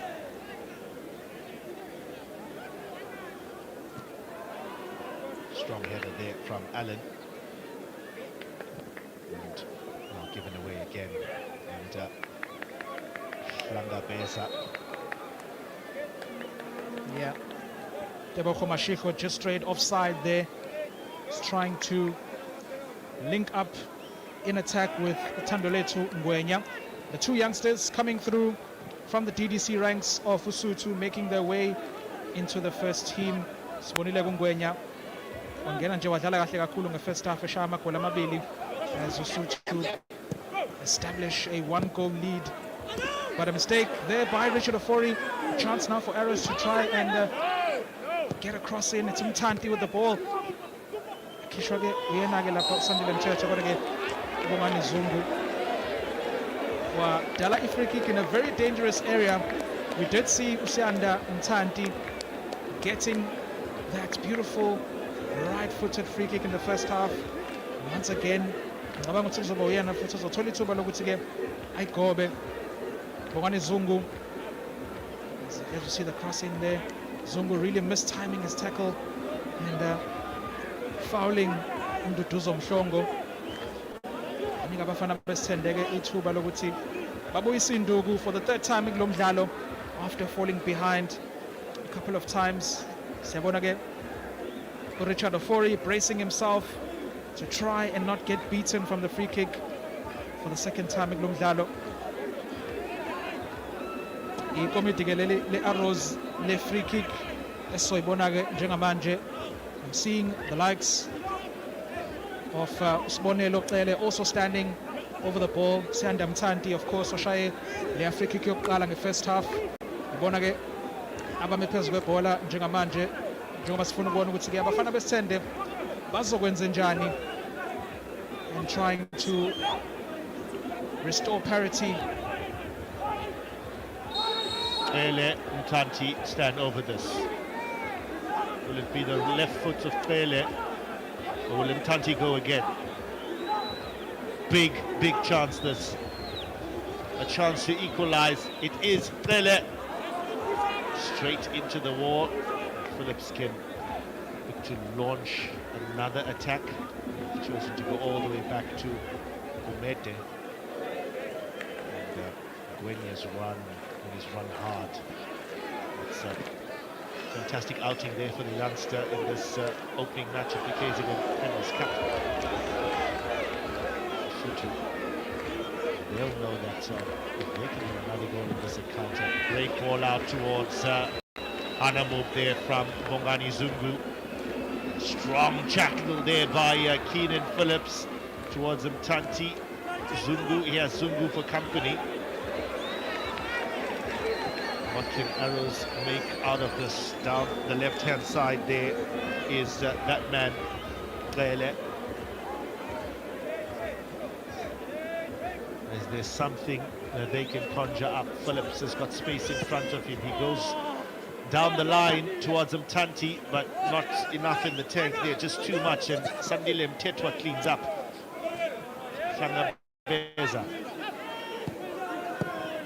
Trying to play around at the back, and Feedy's just doesn't have any room. He's going to hack that one out. And a throw in here for Abafana Bestende. Whipped into the box. Out looking for Junior Dion, and Usutu can come away. Can they counter-attack? They don't have numbers. Zungu holds it up and goes towards Hendrik Ekstien. Yeah, you can already see Marin off the two sides. Ukuthi Arrows has made the strongest starter to Isombe Sesibili. AmaZulu in the lead, but trying to control the match, trying to slow it down and establish a tempo. Kodwa ke Arrows siyabona ukuthi zama ukuhlasela ngamandla ngempela ukuze ibuyise ke lela goli.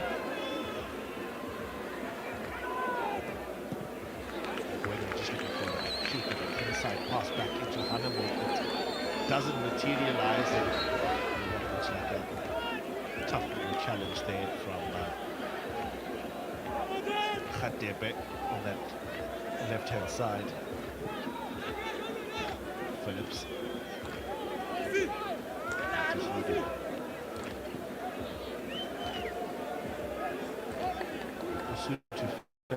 Fans in full voice, that drum starting to beat. Up they go. Now there's something happening. Are there more changes? Ball into the box there. Low and hard, and Dion was at the near post. Strong defending there from Usutu to quell the danger. Yeah, we did see a lot of action, Marin, happening on that left-hand side.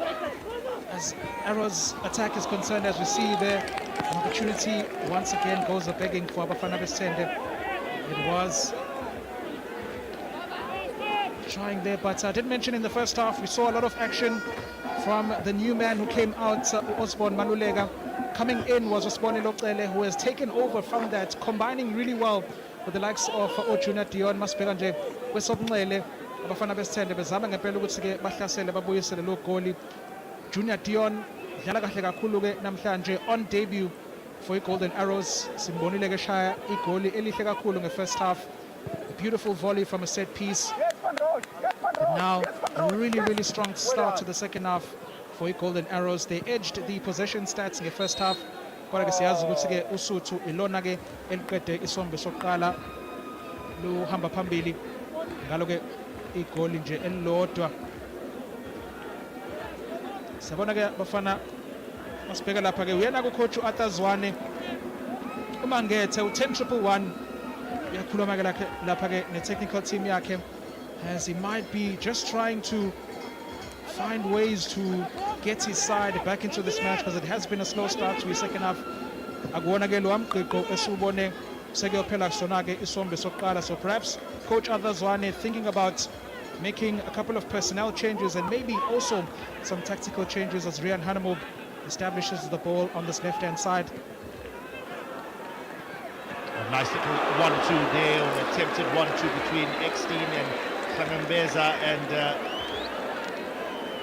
bit of action there. It looks like potential changes, as you mentioned. The Lesotho fans in full voice. They've been singing and dancing and drumming from the first whistle. Kongani Zulu,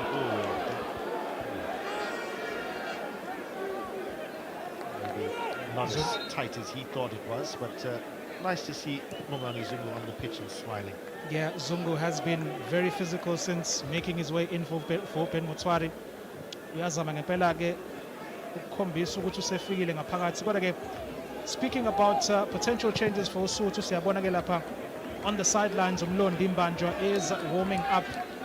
Potential substitution for AmaZulu. Siyamazi ke uMbanjwa udlala kahle kakhulu ke lapha on the left-hand side of attack, as we see in our picture right now. It's Khatebe. Koskona Khatebe looks to be in some discomfort after that coming together with Usianda Mtanti. It looked like he tweaked something, but I mean, fingers crossed it's nothing serious. Just down below us, Ayanda, the fans are now starting to get into full voice. They are singing in the grandstand, this newly opened grandstand of the Mhlathuze Stadium. And what's good to see is that it's fans from different clubs, or fans of different clubs joining in song and dance. That drum is beating. They're loving it. They're loving the Kzn Premier'S Cup. Oh, they're really loving it. Really loving the Kzn Premier'S Cup. It is a competition of the people. As I've said, this is their first glimpse of what their teams are showing them. Nabangakulindela ke kusizini yePSL ezoqala nje ka-2025-26. As we see Rian Hanemob here doing some defensive work and may have touched Keenan Phillips. We've seen some really tough tackles. As much as it is a friendly match, there's still that bite and fierceness to it. It's a derby after all.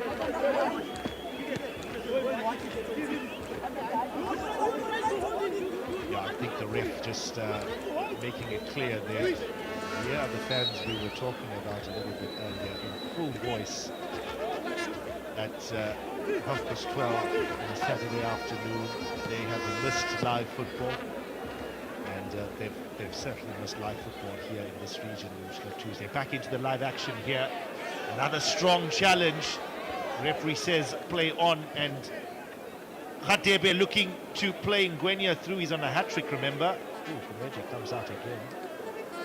Just keeps that ball in play. Can he spring his team into action, into an attack? They're looking for an equalizer. Just to bring things into picture here. There's another quarter-final coming. Tati looking to change. There's another quarter-final coming up. It's Milford. comes the changes. AmaZulu looking to ring the changes. Coach Kzn Premier'S doesn't look particularly happy.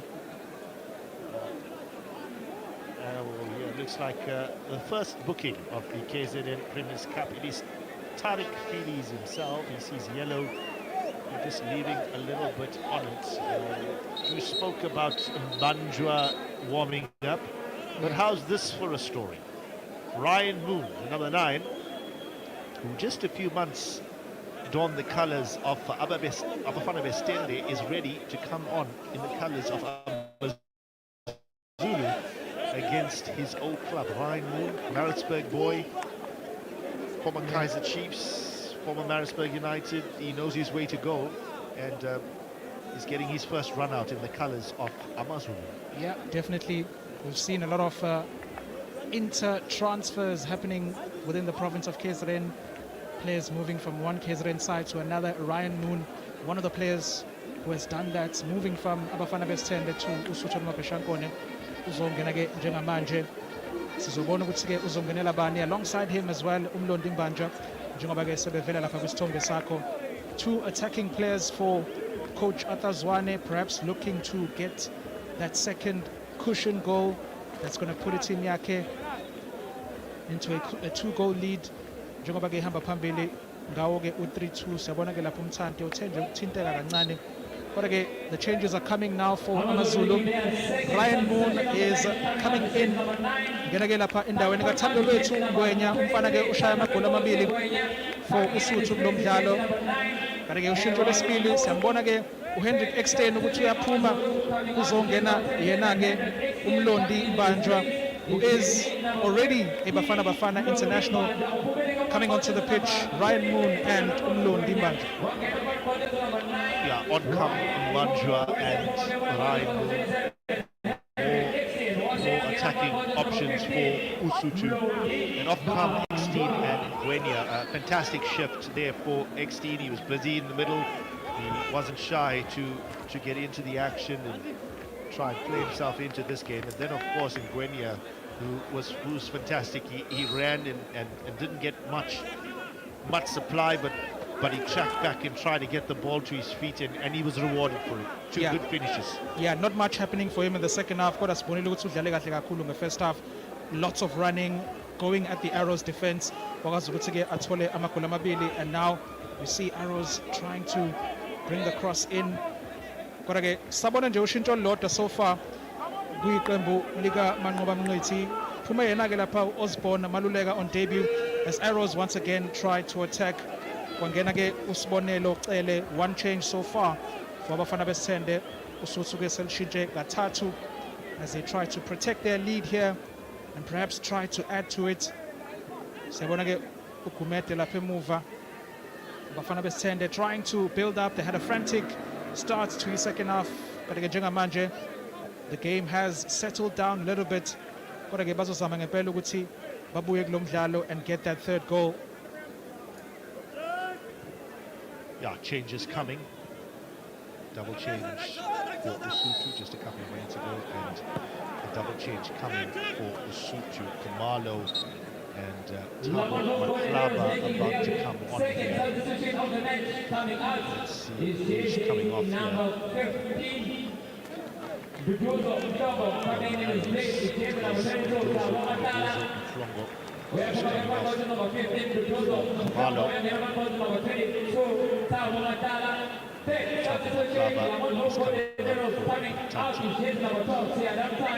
Decent shifts there for Mhlongo and Tanti, particularly Tanti, who was busy and got that equalizer for Arrows with a beautiful free kick. So a good run out for them, and now a chance for Khumalo.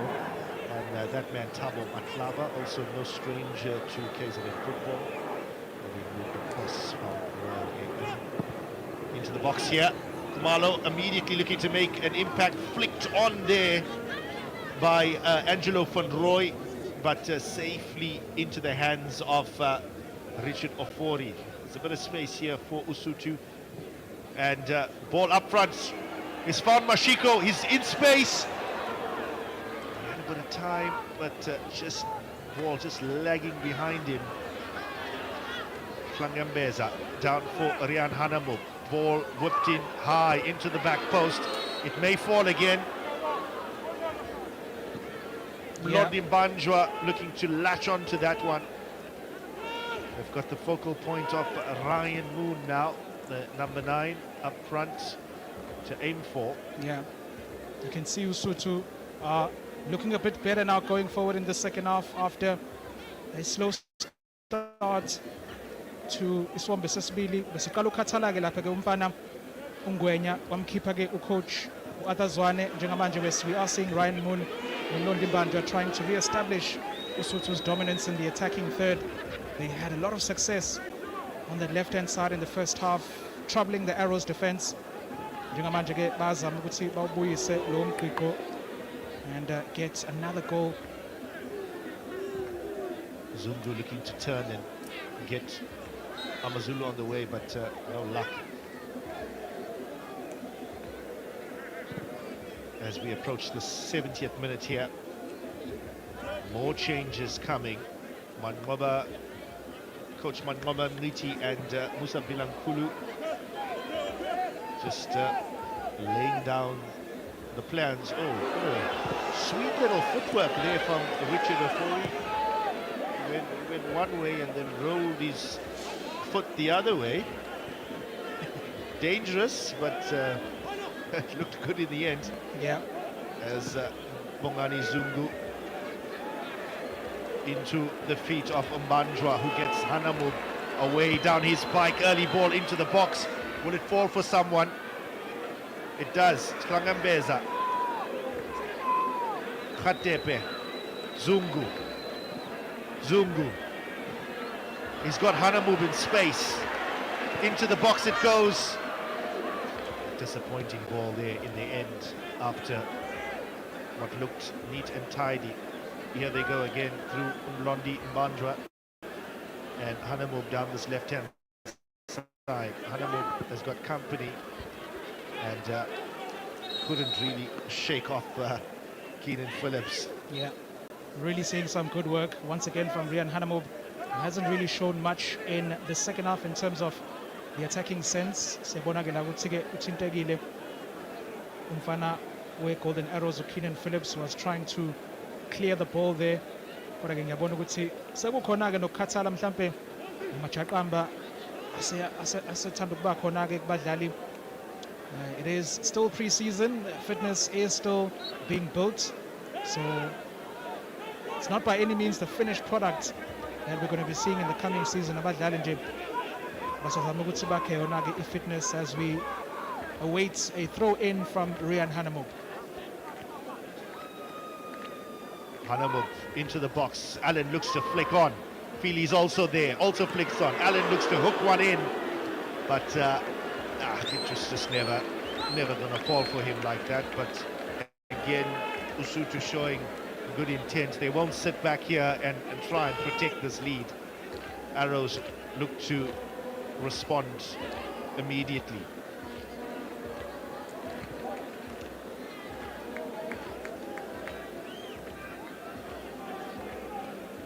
Lamini out there.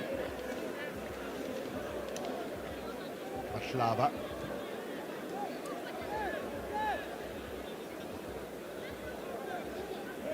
$20 minutes to go. Oh, given away. Komete slips as Mashiko puts on some pressure on him. Yeah, really sloppy from Komete. Lucky ukuthi awukumonakalo omkhulu wenzekile kodwa ke sibonile no Ofori ezama ukwenza okufanayo as the Arrows try and mount an attack here. Ball in the middle towards Van Roy. And it's a cross here. Ball into the box there, but Lesotho was able to clear. Sibona abafana besende bazama ngempela ukuthi babuye kulo mdlalo. We did see all 5 goals coming through ngesombe sokuqala.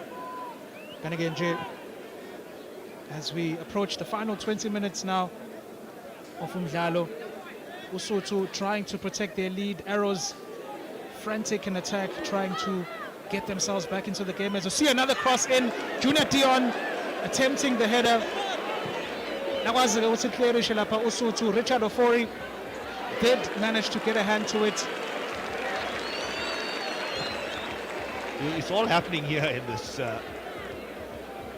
last 20 minutes here. Gumede is well up the pitch. Just keep an eye on Gumede. He's well up the pitch. And wonder if the Amazulu players could have a look. Both those goalkeepers have had one or two edgy moments. Ofori himself showing a bit of skill there. Early pre-season skill as he rolled one past the attacker.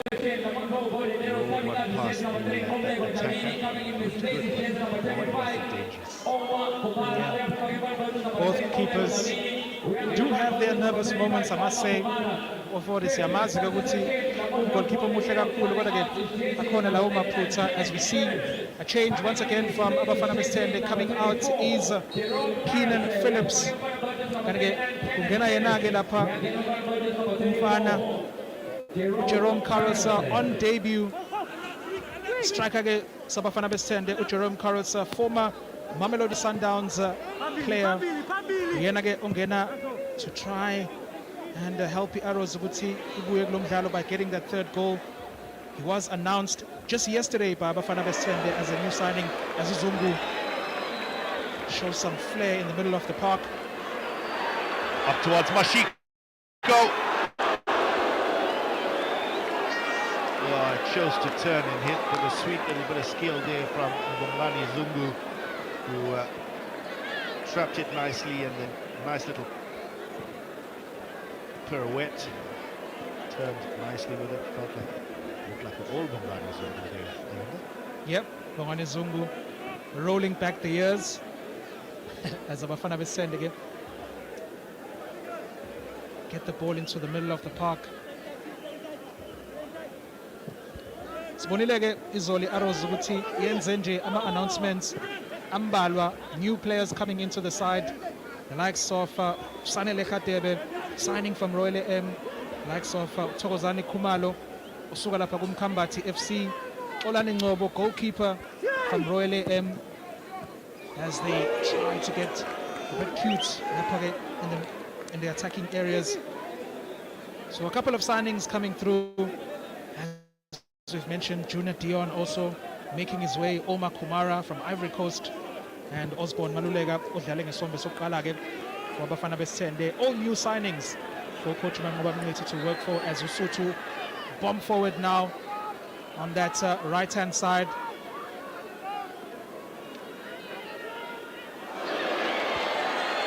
Beautiful skill there. Kodwa-ke azozama nje ukuthi bawupholise lo mdlalo abafana ba-Arthur Zwane. They are in the lead, not in a rush to go forward and try to get another goal, inviting Arrows ukuthi kube yona-ke that takes the initiative, as Tariq Phillies takes the ball out of play.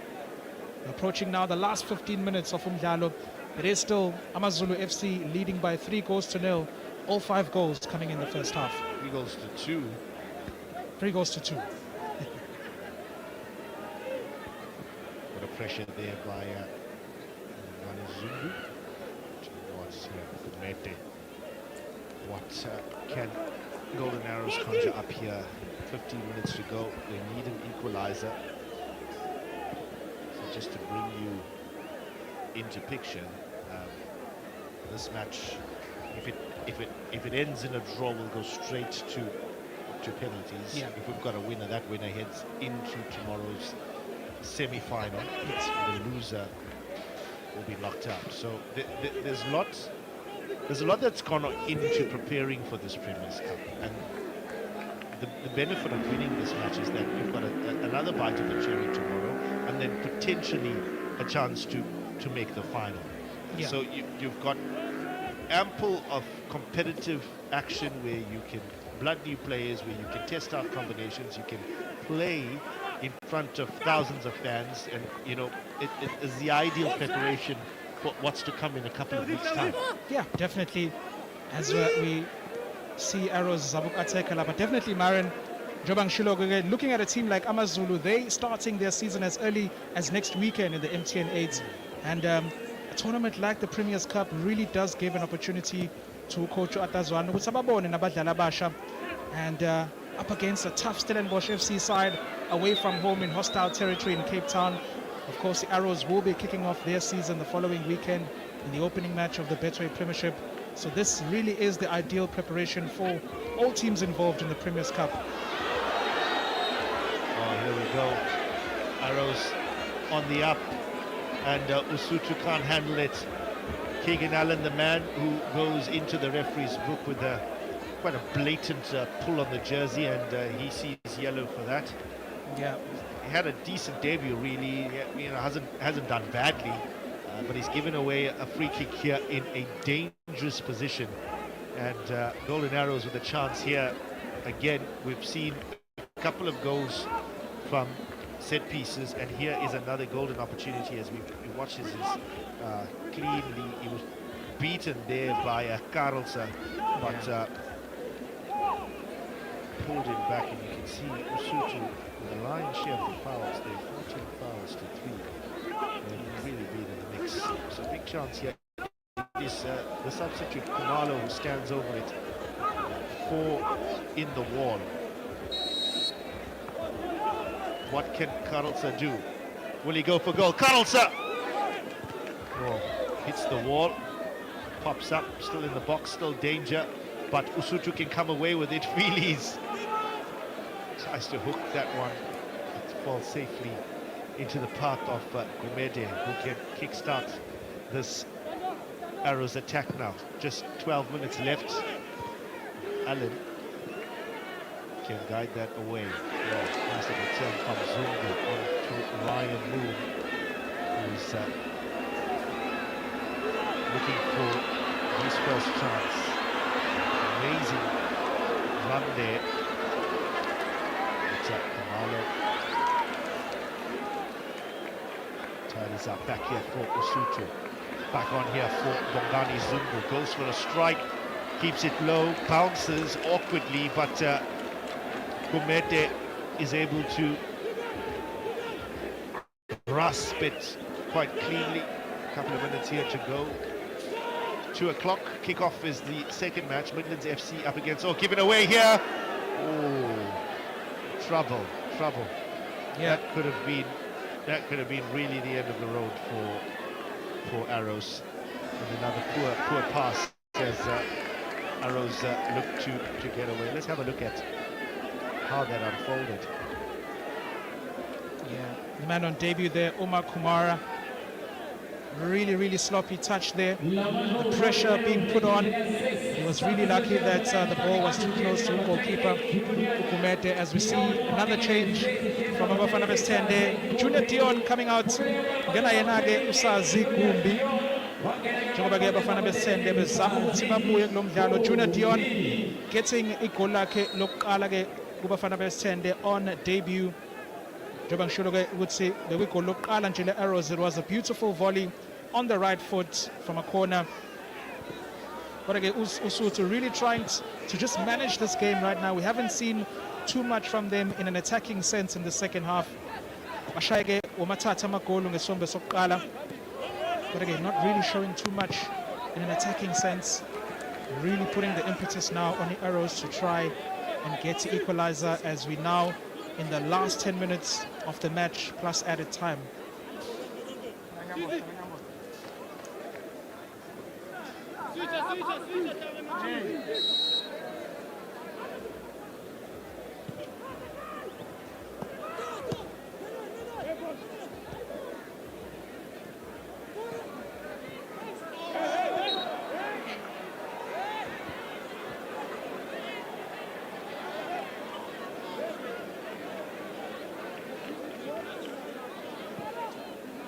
Bit of a tough tackle then. He left something on it, and Zungu is down on the floor clutching his ankle.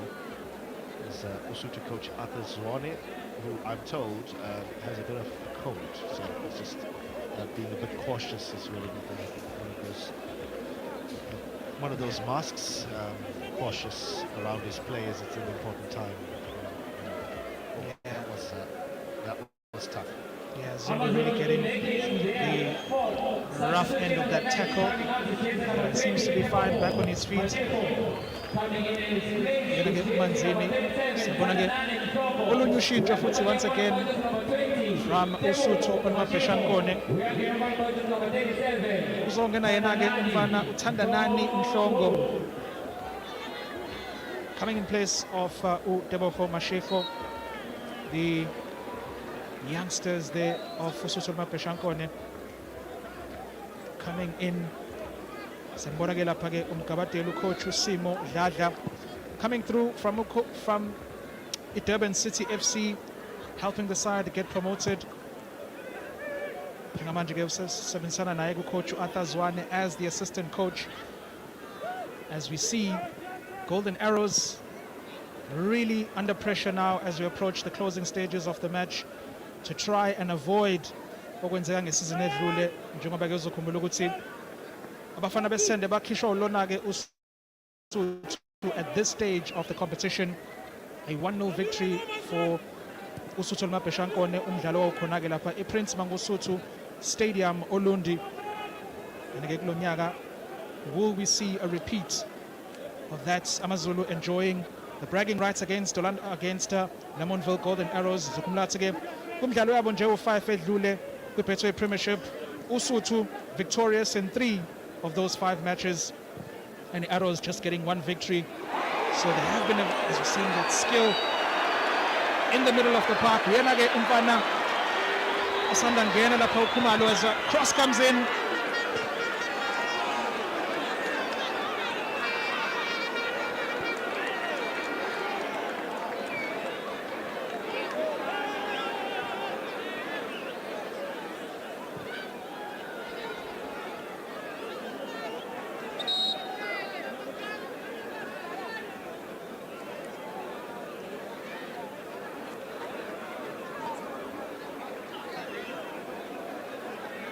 Man down there is Thabo Matlaba.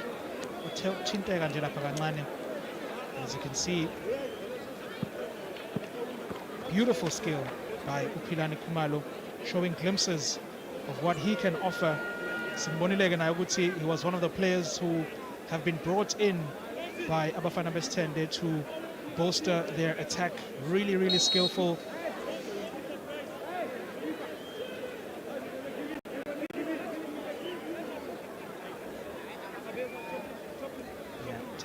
Getting some treatment there on the sidelines after receiving a knock. There's the long-range shots, and if you joined us and you managed to catch the first half, a real bevy of goals, 5 goals in that first half, but no real major chances either in the second half. I mean, both teams really have cancelled each other out, but could there be some late drama here as Arrows come forward down towards this right-hand side? Hanamuk is the man who is ushering it out, and it will be a corner. So, is the action coming? Is there drama coming? Is there a sting in the tail in this last 5 minutes as Arrows push for an equalizer that will take us to penalties should it end 3-3, but they've got to get it, and they've got to get it now.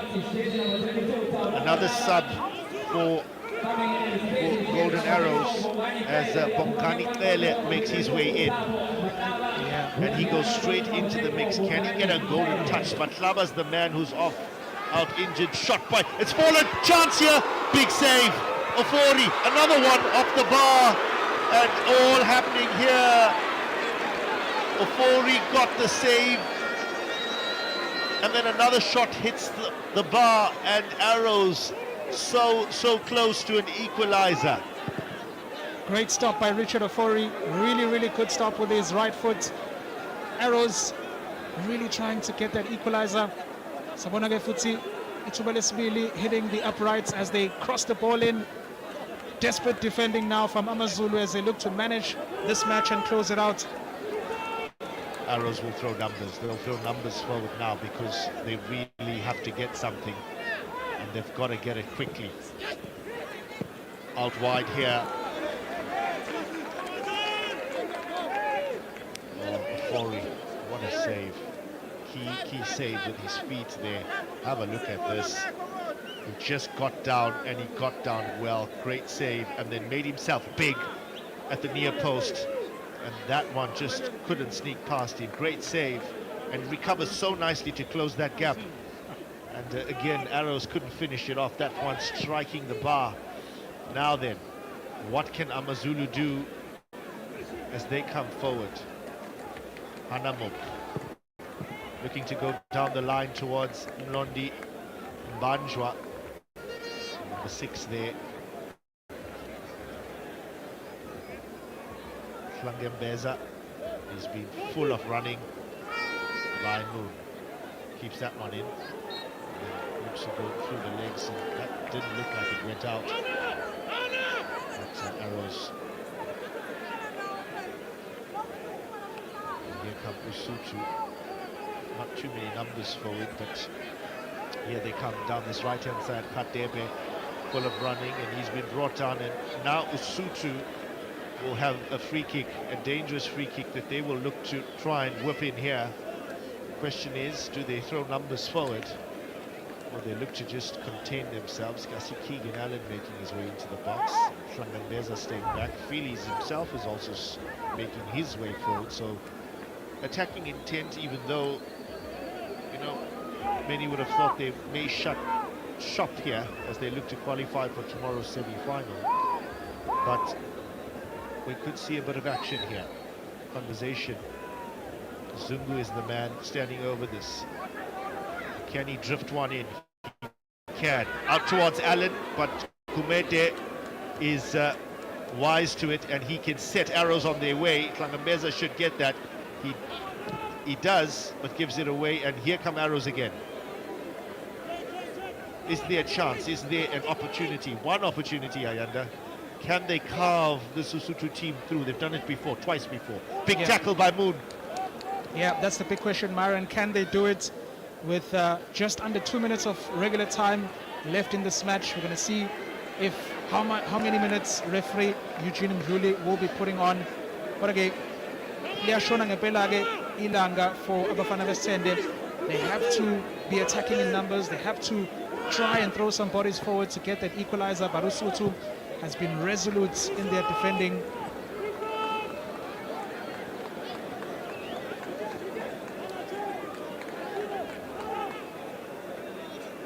We understand that the referee is going to be adding on 5 minutes of stoppage time.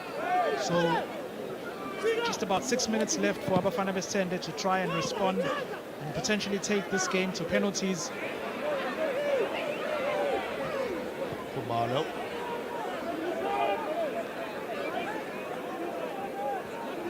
Arrows looking to push numbers forward now. Can they create something? Kwele down this right-hand side. Blocked, and here come AmaZulu. Zungu just left it a bit short there for Bongani Kwele. Allen steps in, and again, Zungu's the man that gives it away. Referee's optional time, 5 minutes to be added on in the second half.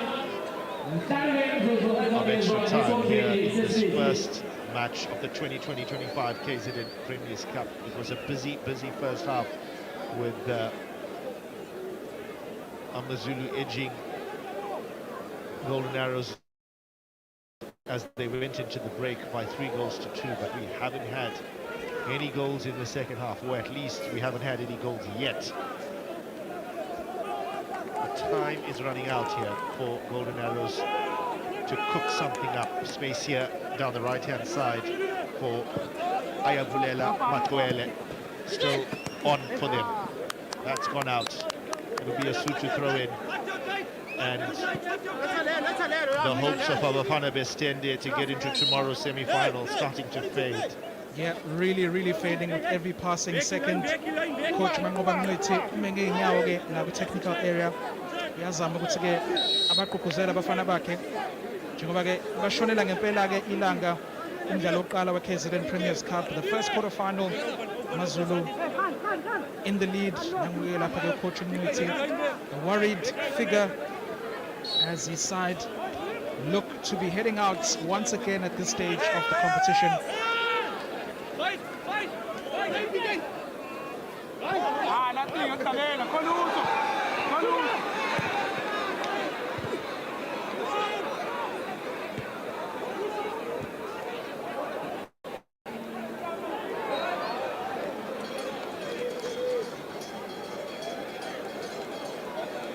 Right then, 3 minutes left in this one, and it will be an AmaZulu free kick. Tariq Feelies is the man that stands over it.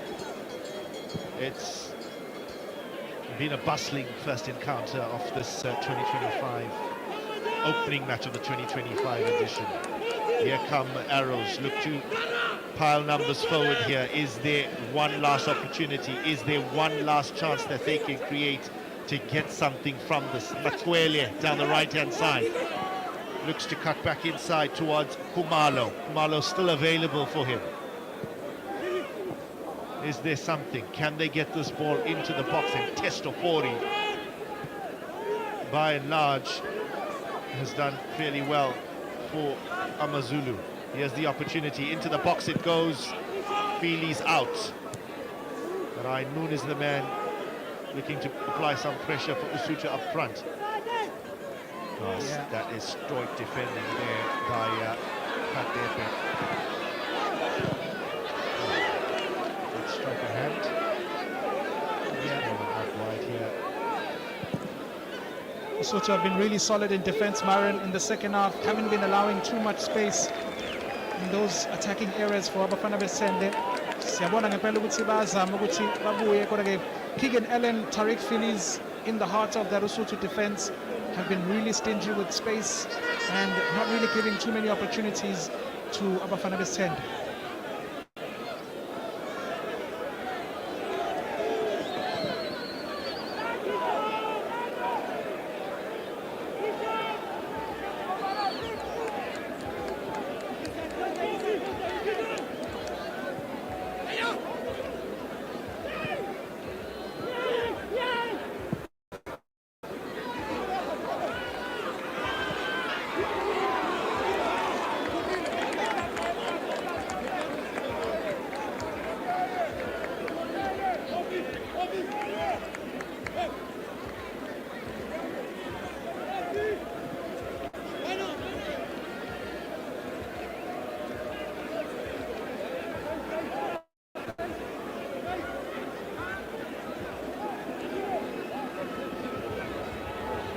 Right, into the last minute we go. Ofori heaves that one up.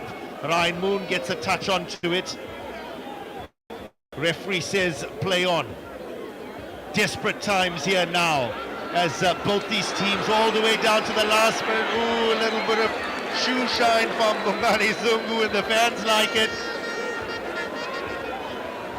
Ooh, rolling back the years there. Bongani Zungu is taken a few blows, but then also showing that even as he heads into the twilight of his career, he's still up for it.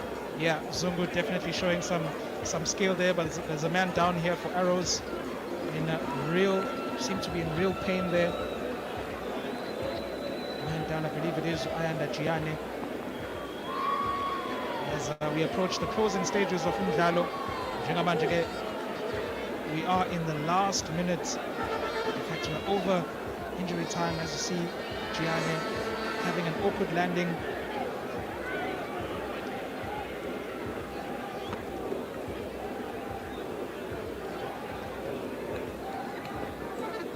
It is an AmaZulu free kick.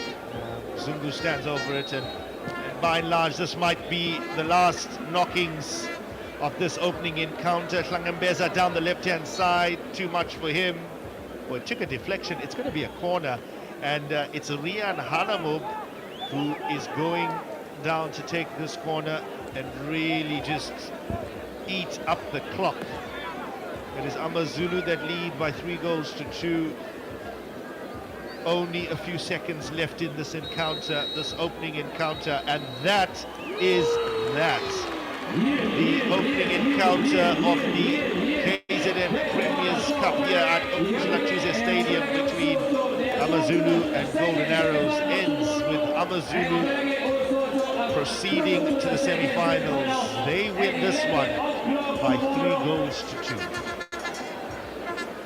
A beautiful match indeed, Myron. A treat for the fans here at the Umhlathuze Sports Complex. 5-goal thriller at the end, all 5 goals coming in that first half. It is AmaZulu FC who progress to the semi-finals, beating Abafana Bestende for the second successive KZN Premier'S Cup tournament at this stage. And Lesotho place igama labo ke kwisigqoko sesemi-final esibili esizoyibona kusasa. AmaZulu getting those 3 goals to win Lomdlalo. At full time, it is AmaZulu FC 3, Lamontville Golden Arrows 2.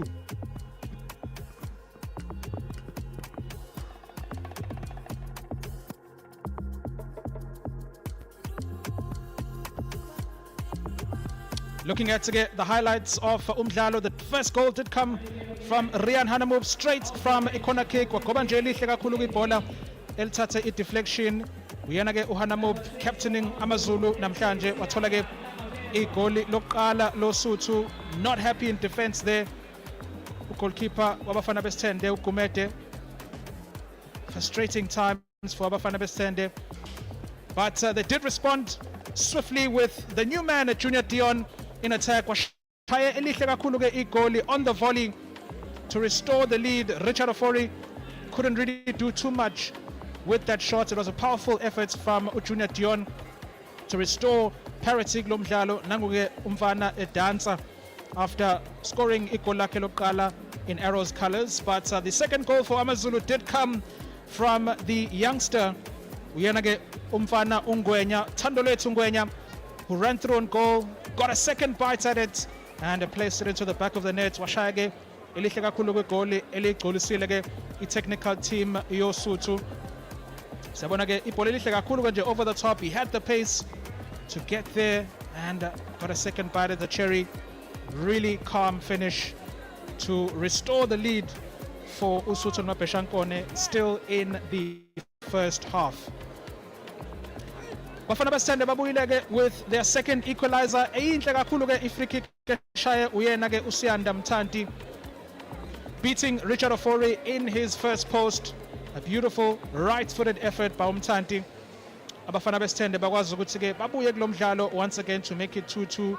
Ofori probably disappointed with himself in that particular instance. Ukuthi hlulekile-ke ukuthi alibambe lela bhola. He did have a touch to it, came off the post on his back, and Mthanti babuyisa-ke Abafana Bestende back into a position of parity. NamaZulu 2-2 was the scoreline, and then uSuthu came back once again to take the lead. Rian Hanamub attempted cross was deflected onto the head of Thandolethu Ngwenya. Wathola-ke igoli lakhe lesibili kulo mdlalo to score a brace to give AmaZulu the lead. Okube-ke i-winning goal kulo mdlalo for uSuthu Mapeshankone. Happy days for coach uSimo Dladla in the technical era yamaZulu. Masibheka nje lapha-ke ama-stats. Goal attempts, uSuthu really leading there with 9. Kodwa-ke possession stats in favor of Abafana Bestende. Kodwa-ke ekugcineni-ke into ebalulekile ilamagoli akade ekhona-ke 3 for AmaZulu, kanti-ke Arrows nje ishaye amabili.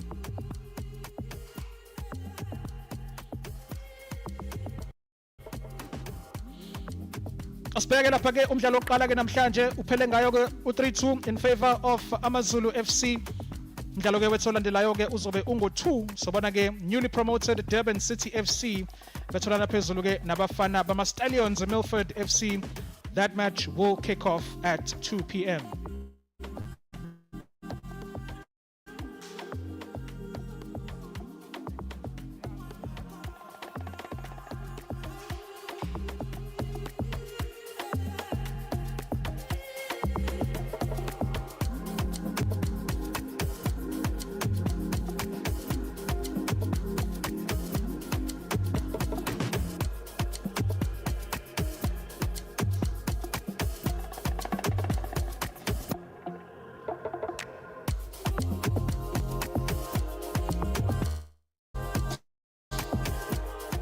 sibona ke ama-team azobe egijime kwi-Kzn Premier'S Cup.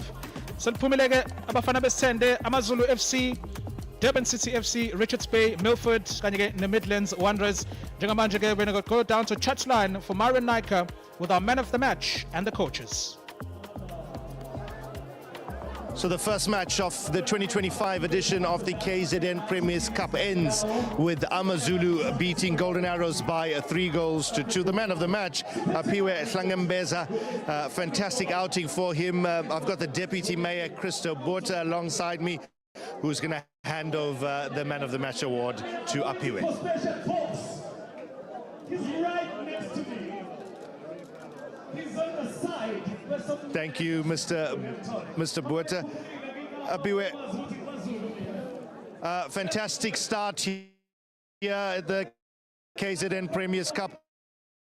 Talk us through that win.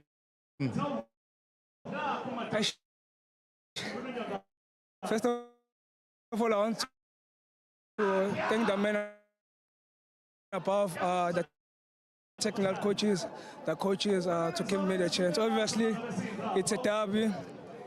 It was a tough game for our player. That's it. It was a frantic.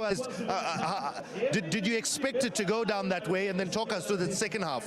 No, we didn't. We say if they score, we will score. We won't stop scoring, and we will push ourselves and push our team because we are working as a team. We can't be down for the goals they scored. We have to go, keep on going. Oh, congratulations, and we'll see you guys in the semi-finals tomorrow. Thank you, thank you. Yes. I'm joined now with AmaZulu assistant coach Simo Dlala. Coach, when we spoke before the match, you said, yes, we've made changes, but you still want to go out and play an attacking brand of football. Talk us through that result. Yeah, well, happy with the overall result. Happy with the first half performance. Not happy with how we gave the 2 goals away. It's something that we need to work on as we move forward. But yeah, generally happy with our structure, with our patterns of play. I think we got out of the blocks a few times, even though they pressed us high and made it difficult for our build-ups. But and each and every time we went, we broke their press. We looked very good in the final third. We were very aggressive and played with purpose, and that's why Aphiwe was the man of the match, and Ngweni up front who got a brace. They took their chances. Yes, they took their chances. You know, we are a team that is going to create a lot of chances because of our speed and our intelligence in the final third. We just need to be a little bit disciplined at the back and sense danger as and when it comes. You're through to the semi-finals. What will be the message to the boys as you go to bed tonight? Obviously, we're going to look at the things that we did not do well. We analyze everything. We analyze every goal we conceded, and then we analyze every goal we scored. We want more of the goals. But obviously, we're going to play a different team tomorrow. We want to play everybody. We are the same team. They should do the same as these guys. As the team today did. Congratulations, coach, and all the best tomorrow. Thank you. Coach Dladla just summing up that victory as they go through into the semi-final. I'm joined now with assistant coach Musa Belankulu. Coach, it was a frantic first half, and they scored, and then you guys equalized, and then didn't really go according to plan in that second half. Yeah, but what I can say is the performance from the boys was very good. There were some good moments in our play, and we have very good goals in boys offensively, because we allowed them to be behind us quite a lot, and it's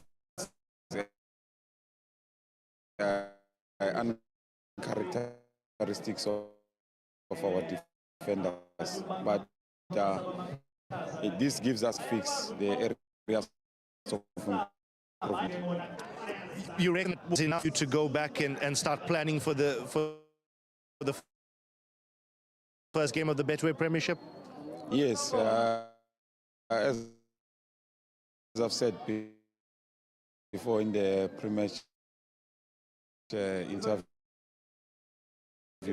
that this will give us the indication how far are we in our preparations, and it exactly gave us, because you'll see. That's how we wrap up that first game. Massive start, exciting start. AmaZulu get the win here against Golden Arrows by 3-2. We head now into the second match. It's fast and furious. The second game will feature Durban City up against Milford. Durban City, of course, the new kids on the block, so to speak. An exciting start here to this Kzn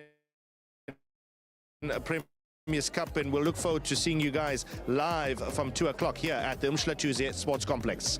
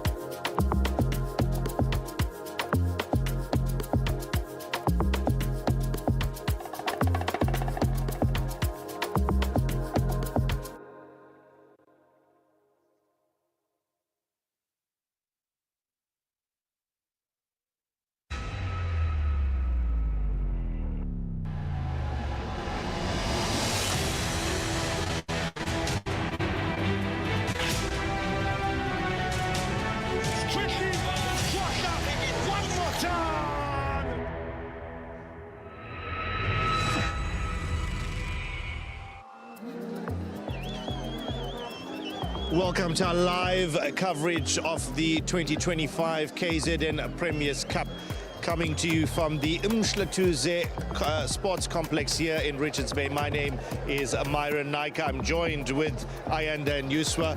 What's ahead of us? Durban City up against Milford in a sumptuous fixture off the back of AmaZulu beating Golden Arrows by 3-2.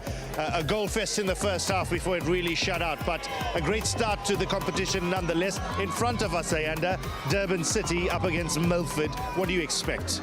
Yeah, definitely, Myron. First of all, the fans have been really treated to an entertaining first match in that first quarterfinal between AmaZulu and Lamontville Golden Arrows. Looking to see more of the same in the second encounter between Durban City and Midfield. Two sides who have met in the Motepe Foundation Championship, particularly last season. We saw them doing really well. Milford finishing in 6th place and Durban City obviously finishing as the champions and gaining promotion to the Betway Premiership. So two sides who are familiar with each other, and we're looking forward to see what they're going to be showing us today. Yeah, it's a big opportunity for both these teams as they start preparing for the upcoming league season in their respective leagues. We caught up with the coaches a little bit earlier.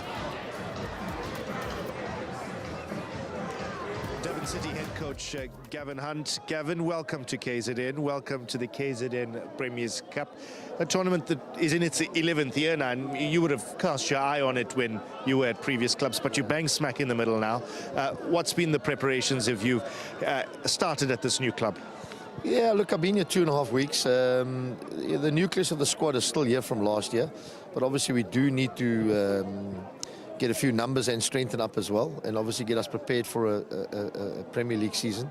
So yeah, there's been a lot of off-the-field stuff, trying to get players in, who's available. You know, there's so many players available, but we need the right players for the right, what are we trying to do and how are we trying to play. Yeah, and not break down everything that was there last year. You know, try and build on that and try and go forward. What are you trying to do, and how will you attempt to play with this team? Well, you've got to be realistic with your goals. I mean, you know, everybody wants to achieve and everybody wants to do well, but you also got to be realistic how we try and play. You know, we've got to try and make a solid team, and obviously that's hard to beat, but also we've got to have a threat, you know, going the other way. So there's been a lot of work without the ball, there's been a lot of work with the ball, but most of the work's been done without the ball so far in terms of how do we want to play without the ball. You know, you've got to get a few principles in place, what we want to do in certain areas of the pitch, you know, in the final third, the middle third, the back third, how we want to do, where we want to be. So a lot of it's new to a lot of players. You know, they don't get it, but you know, it takes time and it takes a lot of muscle memory, a lot of practice, not videos and sitting in classrooms. It takes on the pitch and getting mileage in the legs. So these type of games give us, it'll show me what we have been. I've been here only 2 weeks, you know, so 2 weeks is not a long time. But as I said, very difficult to get out of old habits. We get into new habits, and obviously these type of games, the performance is more important than the result. You know, if you're looking at results, then you've got a problem. Let's look at the performance, and let's see if we can be, you know, good without it and good with it in certain areas. Best of luck, Coach, and all the best. Coach, welcome to the KZN Premier'S Cup. A chance to get out and express yourself against a new team in the Betway Premiership, but a team that you would know well from the National First Division. Yeah, no, we played them for the last 2 seasons, but it's kind of a different team, different coach, different setup. I'm sure we're expecting a different approach, but for us it's more about us, about what we've been doing, just to see a few changes that we've made, if they are working. Do we need to work on them more? Do we need to, you know, work on something else? So it's really about us. It doesn't really matter who we're playing. And just from your perspective, you've brought a few new players in. What are you looking to get out of this fixture and potentially go through into tomorrow's knockout matches? We actually only added 3 players, and we only had 1 player leave the team. The rest of the squad is the same as last season. We trimmed it down a little bit, concentrating on a few. We're working on a few systems, a few rotations. We've got some things that we worked on during training and pre-season. So we want to try them out today and see how they go, and we'll take it from there. Coach, good luck and all the best. Thank you very much. is filling up nicely here at the Mhlathuze Sports Complex, and we heard from both coaches, both the Milford coach and the Durban City coach, that it may be a pre-season game and they're new personnel and they're looking to try and develop this team ahead of the new season, but they will go all out to try and get a result, pushing them into tomorrow's knockout. And as you mentioned, yes, there's new personnel, they know each other, and we saw a bit of a goal fest earlier. It has all the ingredients to be exciting here at Richards Bay. Yeah, definitely, and we just saw a glimpse of that in the previous season. If you look at how both sides did perform, as I mentioned, Milford ending up in 6th position, but they were actually top of the Motsepe Foundation Championship for most of the season. So it is a side that knows their way going forward and also quite solid defensively. Durban City on the other side, yes, they have gained promotion, new changes in the coaching setup with Gavin Hans coming in, Ernst Middendorp above him as technical director. We did see them make a couple of exciting signings as well, the likes of Hashim Domingo coming into the team, who's also starting this match, Thabo Notata, that duo from Cape Town City, as well alongside Darren Keats as well in goal. So it is an exciting Durban City team and also a very tough Milford team to beat, as we've seen from them in the Motsepe Foundation Championship last season. It will be exciting, it will be busy here at the newly launched Mhlathuze Sports Complex, launching just this week, just in time for the 2025-2026 season. Let's have a look at what this new facility has in store for us, and then at 2 o'clock, Durban City up against Milford FC.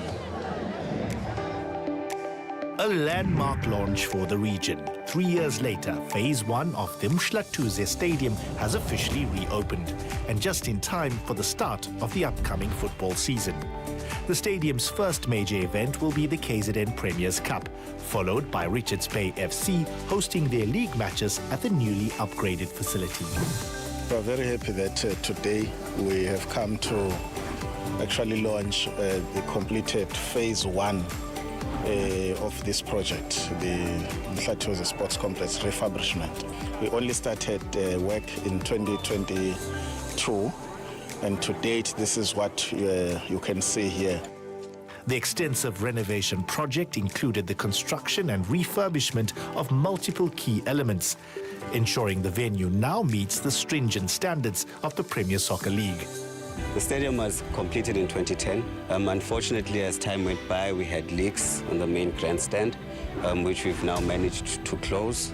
We had issues with stormwater drainage because of the slope that we had on the premises. All the water would come towards the existing main grandstand. We've managed to sort all of that out.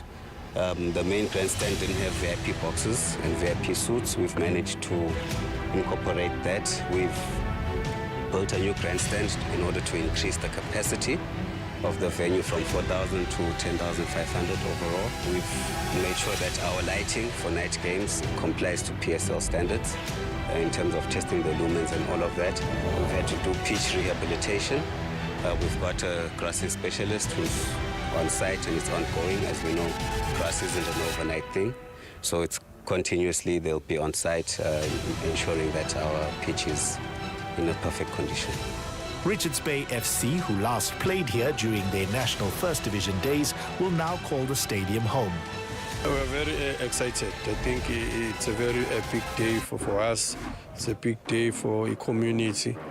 And we've been waiting for this day for almost 6 years now. This is one of the great stadiums.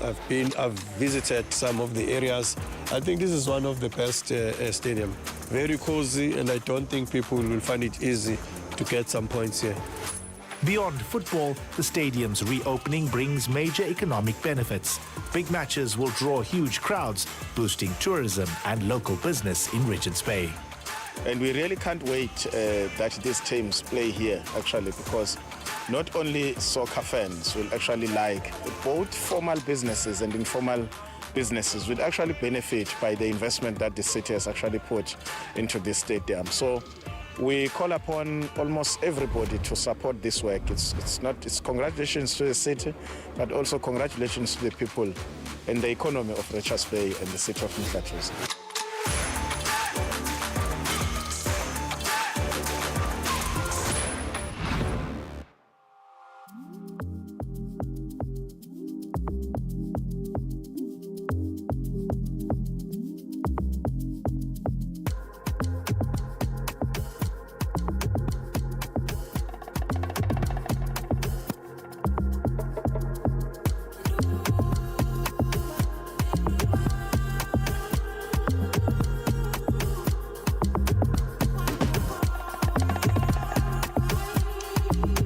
course, it is the second fixture of the day in the Kzn Premier'S Cup, the 2025 edition, as the two teams walk out. Our second fixture, of course, Sobonage Napa, Durban City FC, Tolana Pezuluge, Nayoge, Milford FC. Both sides who were competing, of course, in the Motepe Foundation Championship, Kzn but I guess Bonile Gutige Bafana Durban City. Okwazile ukuthi-ke bathole promotion into the Betway Premiership, and of course Milford FC will still be competing in the Motepe Foundation Championship in the coming season. So it's our second fixture of the day. Sibonile-ke umdlalo wokuqala, an exciting 5-goal thriller between AmaZulu FC and Lamontville Golden Arrows, with Usuthu leading by 3-2. Looking at the starting lineup, as far as Durban City is concerned, a couple of debutants in this team. Brooklyn Pokenpool, Sabonage Nabadala Bafana Nayago Hashim Domingo, Samkelo Maseko leading that line. Gionage Durban City, Ufagela Page Ujersey number 10, Katleko Mapate captaining the side. Coach Gavin Hunt's first game, Sobonage Guti Uspateleni, former SuperSport United coach, has made his way down to Durban to take the reins at Durban City. Aspeng apake ku Milford FC, iqembu ke lika Xanti Phuphuma, led by Uphakamani Ngongo, who's going to be at the heart of that defense. We're also seeing the likes of Usfiso Mdluli, who was one of the standout players for Milford FC ngesizini edlule, leading the attacking line alongside yena ke Ungaba Zulu Nomvelo Zikakayo. Exciting lineup here for Milford FC as they look to get that second semi-final spot. Bajoyene ke Usuthu kwi-semi-final esibili ezobe kusasa ke kuyona iKZN Premier'S Cup. Umdlalo wethu ke wanamhlanje uzobe uphethwe uyena uMnumzane Khumbuzo Gasa, assisted by Isabel Mchunu kanye ke noSamkelisiwe Mthanti. Our fourth official is Usabelo Gumede. Our referees for today are two captains. We're going to be conducting the toss njengamanje as we get closer and closer to the start of umdlalo. You're going to get Durban City in all pink namhlanje. It is their away colors. Siyazi ukuthi ke ijezi labo ke lasekhaya lingomunye umbala, kodwa ke namhlanje badlala ngawo ke upink as they look to make a good start to the KZN Premier'S Cup. Milford FC, of course, in black and white. They are going to be attacking to the right of your picture. Usona ke sombe soqala kanti ke Durban City yona ke izobe ihlasela ke kwesobunxele. Sabona ke abantu basaphumile bakhona eMhlathuze Sports Complex, the official opening of the stadium. Njoba sazi ukuthi ke sizohosta imidlalo ye-PSL kule season. Nangu ke lapha ke ucoach uXanti Phuphuma, who is the coach and owner of Milford FC. Zokumlathi ke waduma kakhulu ke lapha inkathi abafana bama-Stallions behlula iKaizer Chiefs kuyona ke iNedbank Cup.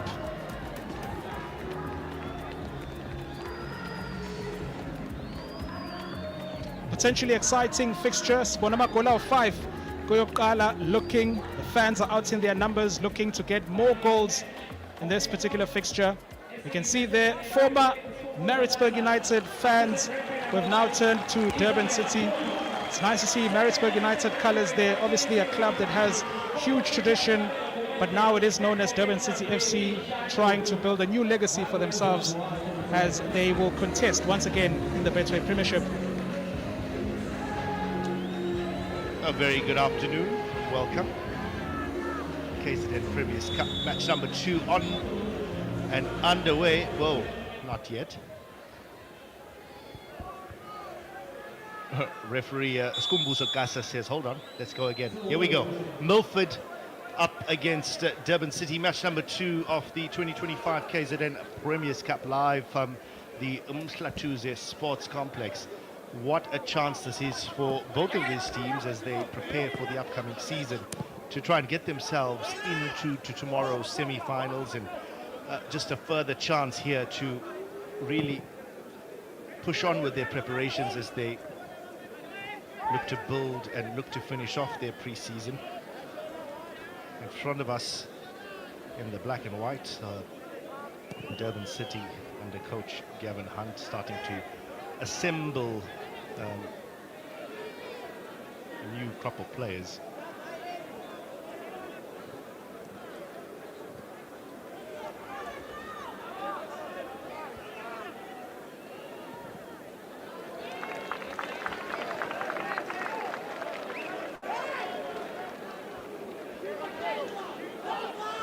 quite clear that the Maritzburg United fans have taken to Durban City.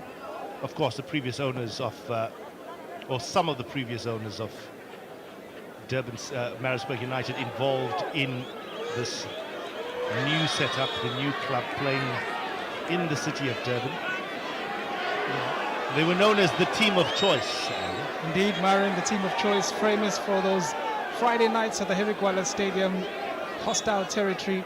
And now we're going to be having those Friday nights at Chatsworth Stadium. As you see, Bulelani Sukomoshe getting an early yellow card there for Milford FC. It was a really deliberate pullback on Mvelo Sikakayo. So really reckless play at the start of the match.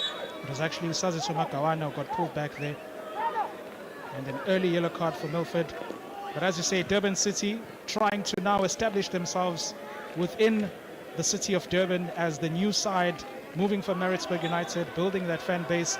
As you can see, Marin, Basakonage and fans, Amadale Maritzburg United, wearing the old colors of Maritzburg United, representing the old guard, but now as Durban City. Yeah, it may have a new name, but we know where this team comes from. It's a team with heritage, but in saying that, this is a chance for Durban City to cut their own path and build their own brand. And the city of Durban is a wonderful place to play football out of. So best of luck to this new club. Pochenpoel there, just looking to get things going, and a nice little run down here by Samkelo Maseko. He's got time. He's cut in ball in here. Chance early. Oh, lovely little start there from Durban City as Hashim Domingo, the new man who has come to the shores of Durban. Nice little cut in from Samkelo Maseko to find Hashim Domingo. Yeah. And just have a look at the confidence here by Maseko. He cut into the left nicely, nice little through ball. And Domingo didn't think twice, Ayanda. He went for goal. Yeah, Hashim Domingo really directs there with his sidestep and attempt at goal. But beautiful work by Samkelo Maseko on this right-hand side to create that early opportunity. Maseko back in action again. Samkelo Maseko wearing the jersey number 10, running down this right-hand side.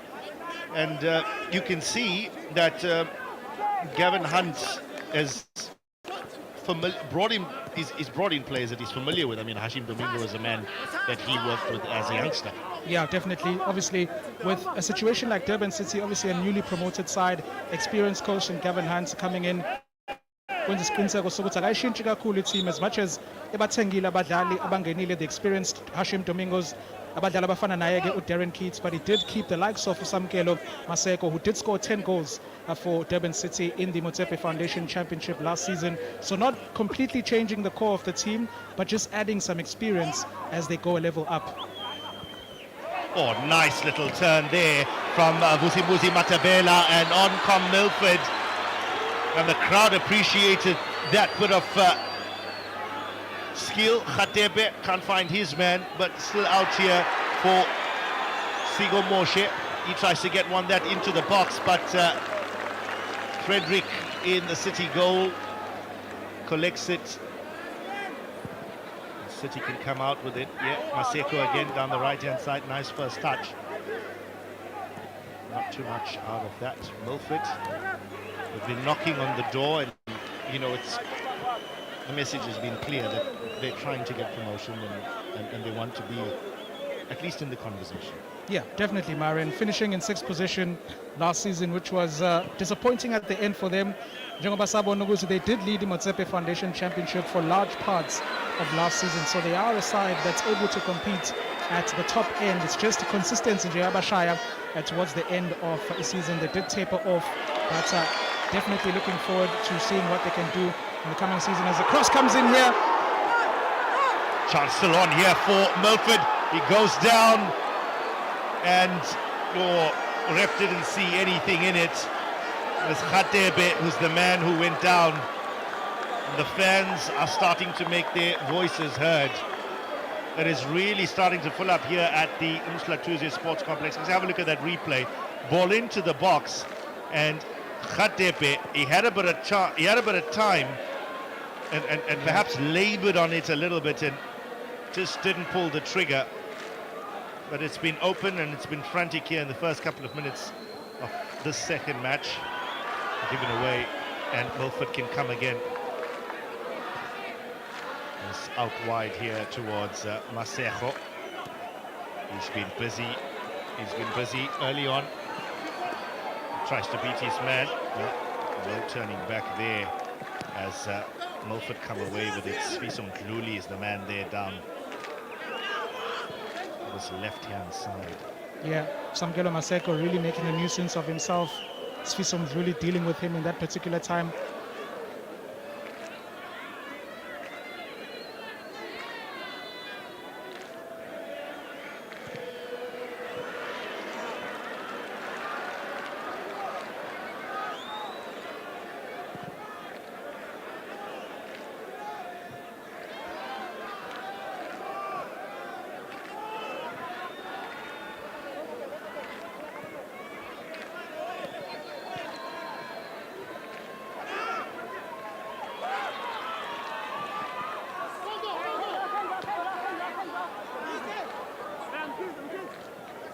See the Durban City FC captain. Khatleho Mapate, wearing jersey number 99. Not a common sight in football as far as jersey numbers are concerned. Yeah, jersey number 99. Last time I think I saw a jersey in the 90s made famous by John Shoes Bushweu in his time at Kaizer Chiefs. I think he was wearing jersey number 95. You don't really see too many of those big numbers now, and would players like to keep it within the 20s and the 10s. Here come Milford again. Can they build some rhythm? Can they create something?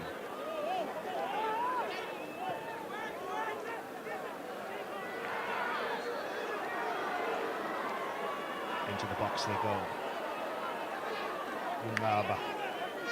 Ngaba Kulu. Up and down towards Christopher Mbele.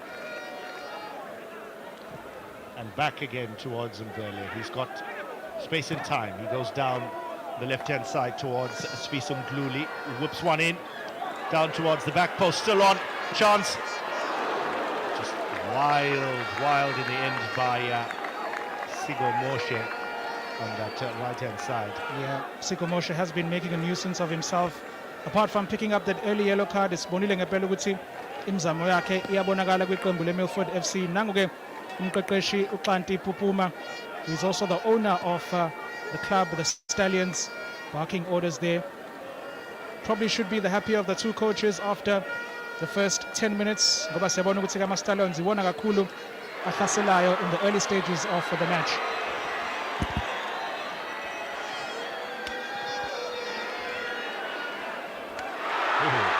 Another neat bit of skill. Another neat bit of skill by Vusumuzi Matabela. But what he did after that little pirouette was, really insightful. Buchenpool pulls one across, switches the play nicely, and Durban City can look to manifest something down this left-hand side. Nice ball back in, and Milford deal with it. It will be a Durban City corner. 10 minutes gone. Durban City 0, Milford 0. You can really see the confidence in the Milford FC side, Myron.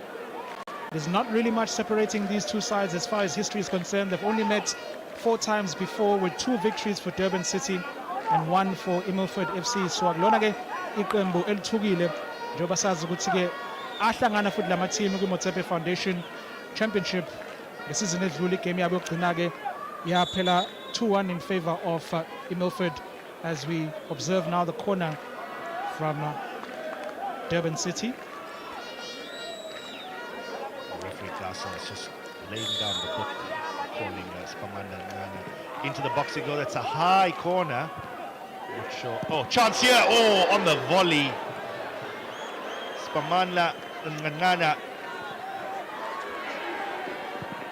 with a chance to unleash, but yeah, wearing the captain's armband. Nganana really was leaning back. The shot was never going towards goal. It's actually in Nganana that's wearing the captain's armband. Yeah. Not Mapate. Correct. Here we go. Here we go. Another chance here. Masejo cuts back in. Domingo out wide here towards Pockenpool. Into the box they go. That'll be another corner, and Durban City are starting to make inroads here. Good defensive work there by Njabulise Mkhize. Yeah. Pockenpool looking to get into this one. Brooklyn Pockenpool on debut for Durban City, one of the new signings. Abasayina uyenake ucoach Kevin Hunt. Isizini yakhe yokuqala ke nayo ke iDurban City. We saw a couple of debutants scoring in the first fixture, Myron. I wonder if we might see the... So Junior Dion on Boomeros get a goal, and ball into the box here. Durban City looking to shovel that Milford defence. Ball down the line, nice turn in towards Mapate, who's found Hashim Domingo, or Pockenpool rather, into the box it goes. Good work there by Brooklyn Pockenpool on debut. Nice turn, and Milford can come away with it. Yeah, Durban City trying to turn the tide now after Milford made a strong start. The 10 minutes wokuqala walo mdlalo siyabona ke abafana baseThekwini ukuthi bazama ke nabo ukuthi babuye and establish themselves. The big number 9 is Jean Lubamba.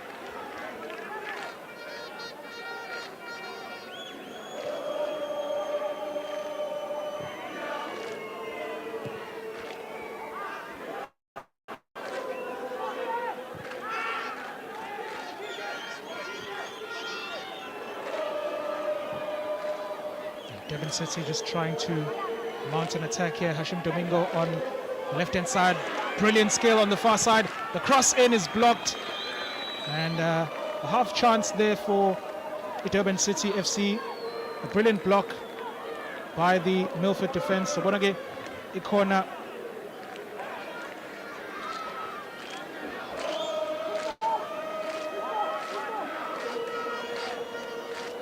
Ikona yayoke iMilford FC or Durban City FC iyahlasela ke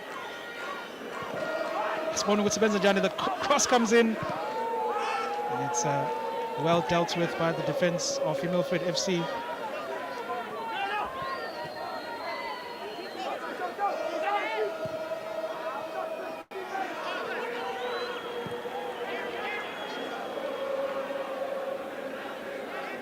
A stat, Myron, for as far as Coach Gavin Hunt is concerned, I believe he has been coaching in the PSL for every season since 1995. That's unreal. How's that for longevity? Chance here, ball through, keeper comes out, he reads the danger and just got away with it. But Milford carved open there in a heartbeat, and that will impress Gavin Hunt. And not really, what is, the way he's become synonymous, type of football that he's synonymous with playing. A lot more structured and a lot more calculated, but that would definitely please him. Here come Milford here, down this left-hand side, Spisum Dluli. No. Yeah, unreal. I mean, all the way back to the days of 7 Stars, Hellenic. I remember being a youngster watching Gavin Hunt at Hellenic and then obviously at Supersport United. And Black Leopards. Black Leopards, Supersport United, where he achieved all of that success with the late Thomas Marichache. Yeah. One of the most decorated coaches, of course, in the history of PSL football. So quite clear the motive from the powers that be at Durban City, bringing in a seasoned character like Gavin Hunt, a man who understands South African football in and out, and has built a network of relationships with people around the country. And here come Durban City again, whipped into the box. That may fall for Makawana. Here come Milford through the middle. That might be offside. It is. Still on. The referee hasn't seen his linesman rather.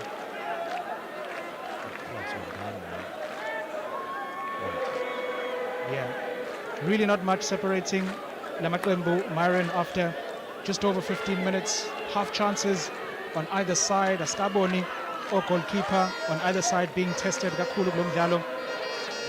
Okuyinto ke esingayibonanga kumdlalo oqala phakathi koSuthu nabafana beSithende.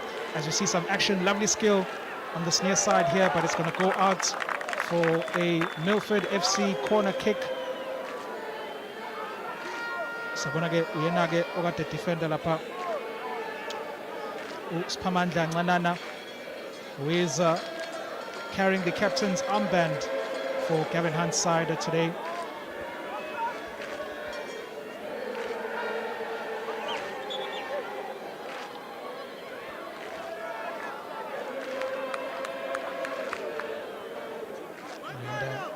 And, the corner kick now for the Stallions.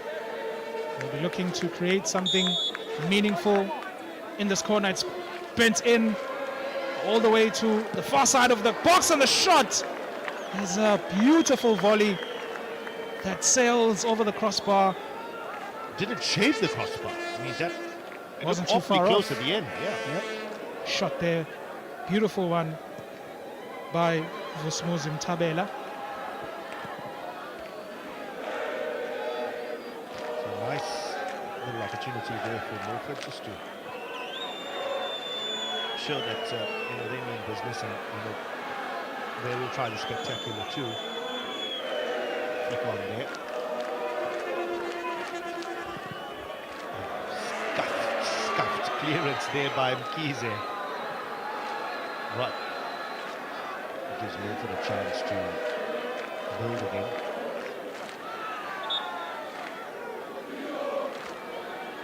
Fans, again, as you can see on that far side, in full voice, and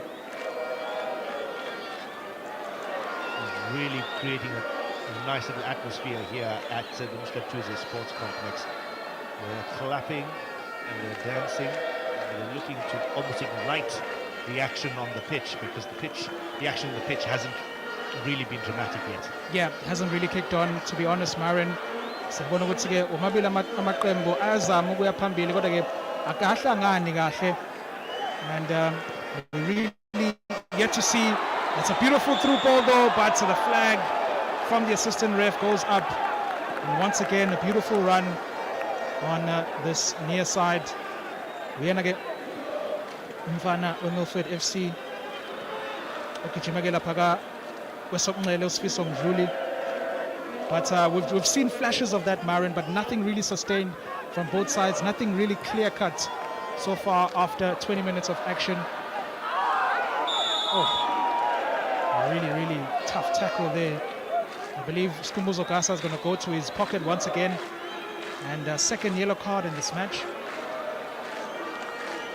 Skumbuzo Gasa flashing out that yellow card.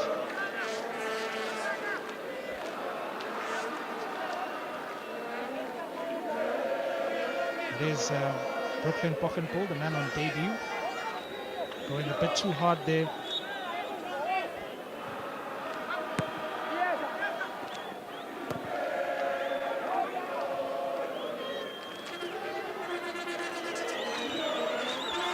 You mentioned referee Skumbuzo Gasa going to his pocket there, second yellow card.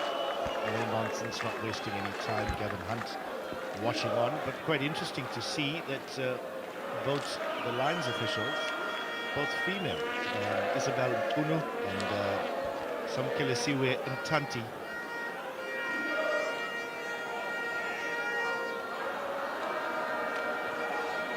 oh, here's a chance here. It's broken here for Durban City, and they can really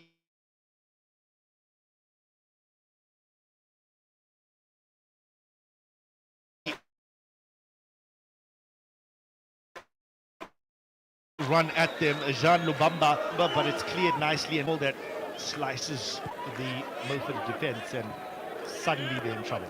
Yeah, Milford really tidy in their defending with the likes of Upengu and Ngongo in that defense, really keeping things tight, not really allowing Durban City any space in attack for the likes of Upokhenpool, no Hashim Domingo, no Samkelo Maseka Bakonage, as Maseka receives the ball here on this near side.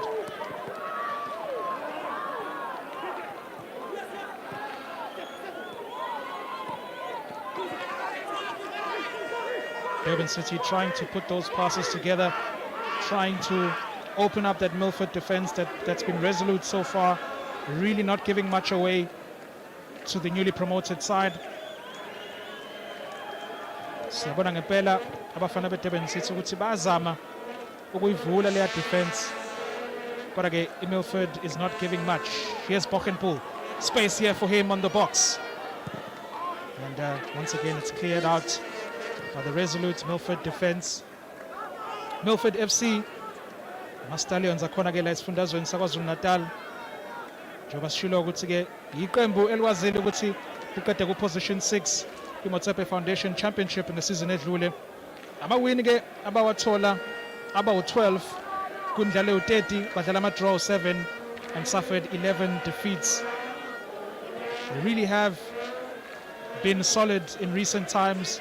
Sababona futhi bezama ukuthi bathole i-promotion ngesizini edlule, kodwa ke kwagcina kungenzekanga as they taper off towards the end. Nangoke Samkelo Maseko, skillful on this left-hand side, goes inside, looks for more options.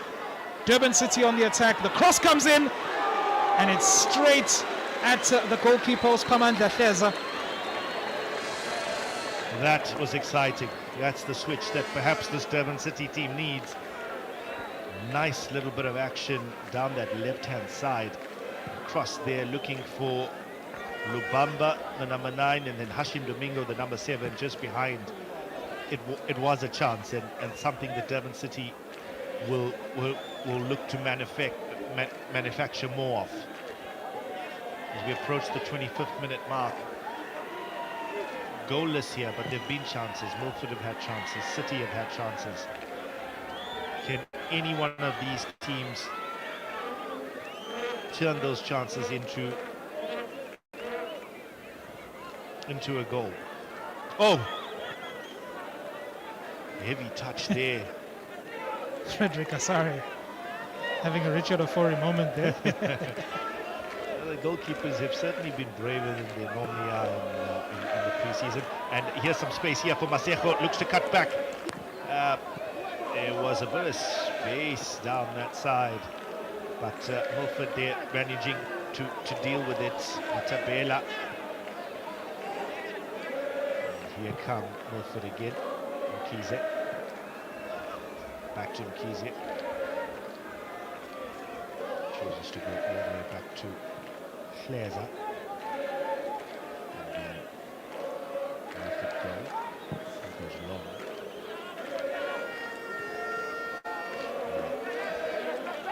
Out towards Khatebe, who goes back inside towards Nduli, but no luck, and City can capitalize. Maseko just stayed on side and goes for the 1-2 with Lubamba. He doesn't have much support in. That is strong challenge. Another yellow card. Skumbuso Gasa, referee Skumbuso Gasa not holding back. It's a tough challenge by Njabulise Mkhize, and the referee does not hold back, going into his pocket and dishing out a yellow card. It's Atini Jodwana that hit the deck. Yeah, another yellow card for Milford FC, a second one, as you see the replay there. Really came in hard. It's a really tough tackle. Referees had no other option. Milford FC isina yellow card amabili after Bulelani Skomoshe also got into the referee's book. Nakuhlangothi Durban City uBrooklyn Bochenpool naye ke ungenile encwadini zika referee uSkhumbuzo Gasa.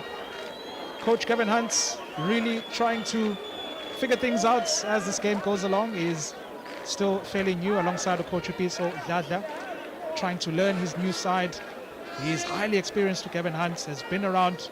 Rowan Fernandez as well, the goalkeeper coach, alongside him. So an experienced technical team as well, Myron. Not only just bringing in his expertise, but also putting together a technical team of highly experienced individuals. Yeah, it really takes a big team to do this. And you know how the modern game has moved. Ball in here. Durban City looking to make inroads. Milford deal with it. Back in towards Bochenpoel, who tries to loop one in. Milford deal with it. And they come out through Khatebe. Back towards City. Can they build? Can they build? Oh, nice little bit of skill into the box. It goes. Georgia! Oh, Masejo is the man, but he was offside. He was offside. Swissem Bluli. All the way back to his goalkeeper. Masejo lurking. I'm just coming back to that conversation. We know that the modern game is a lot more detailed, and it requires big resources. And Gavin is obviously coming into this team saying, I need X, Y, and Z. And not just from a player personnel, but from a technical point of view. You can see that people with experience have come in, people with experience have come in and joined this team. Obviously being in the team, right? Previously, Rowan Fernandez, a wonderful servant at Kaizer Chiefs, Bafana goalkeeper, comes with plenty of experience.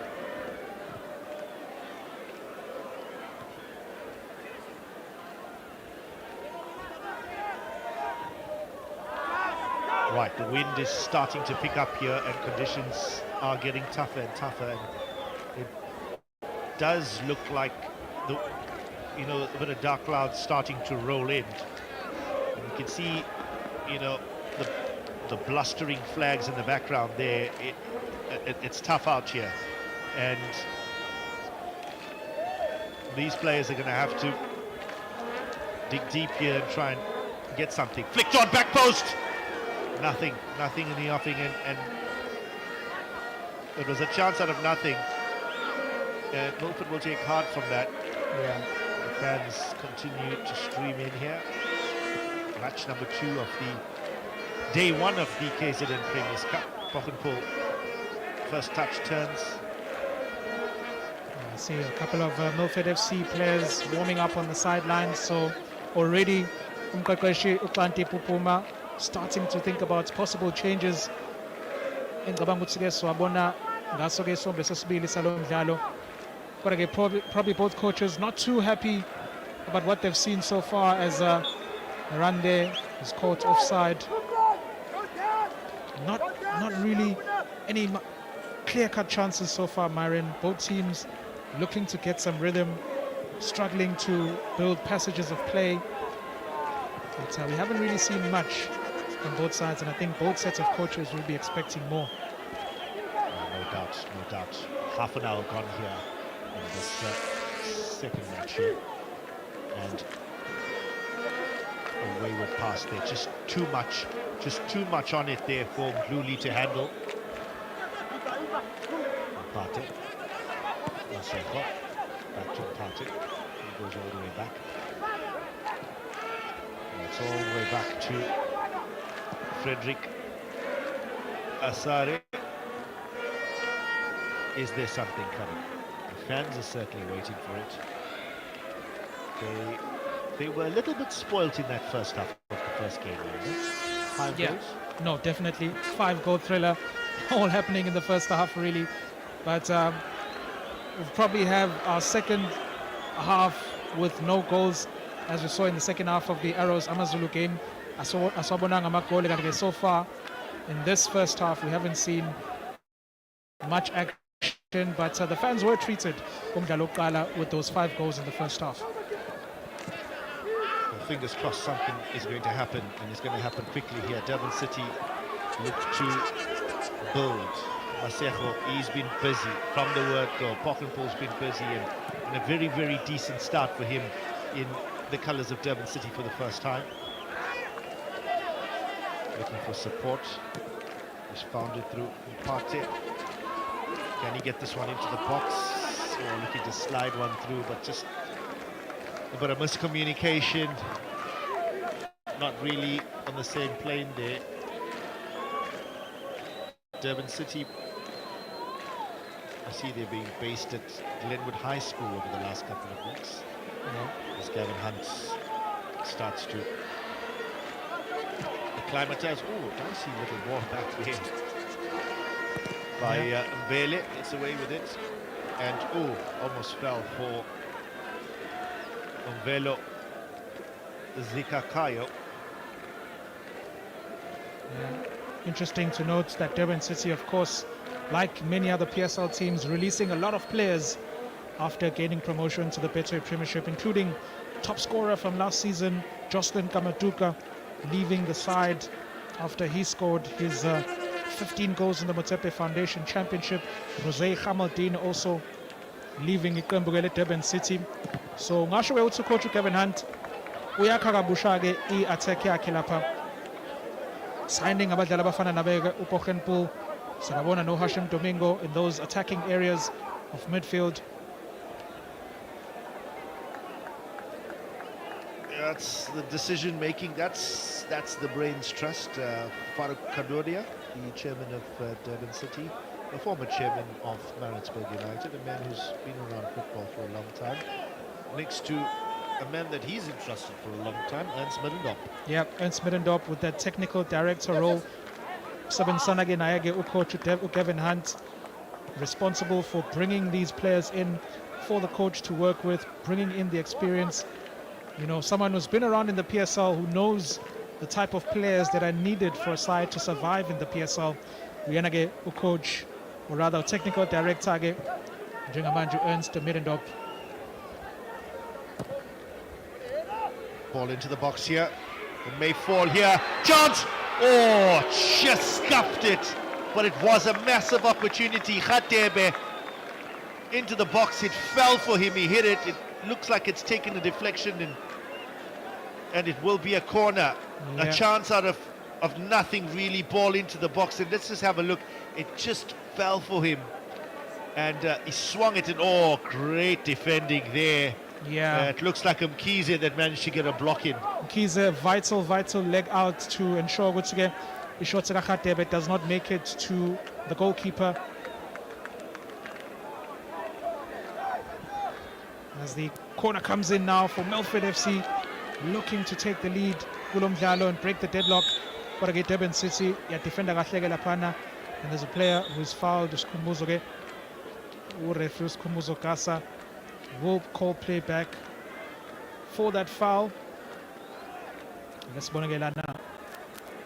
Vienage Mfana Ukanyisane Khatebe, who conceded the foul. Bochenpool looking really comfortable in his first match for Durban City FC. One of the new signings in the club, alongside abadlali abafana naye kuThabo Nodata, Darren Keat, Hashim Domingo coming through. Kusona isquad is at Durban City FC. Njengoba sazi ukuthi ke bazogijima kwi-Betway Premiership ngesizini ezayo. Asibona ke lapha Samkelo Maseko with the skill. He's brought down, but the referee doesn't have much to say about that. Maseko stays down, but again, obuyisa kumdlalo Skhumbuzo Gasa. Maseko was caught there after a lovely bit of skill.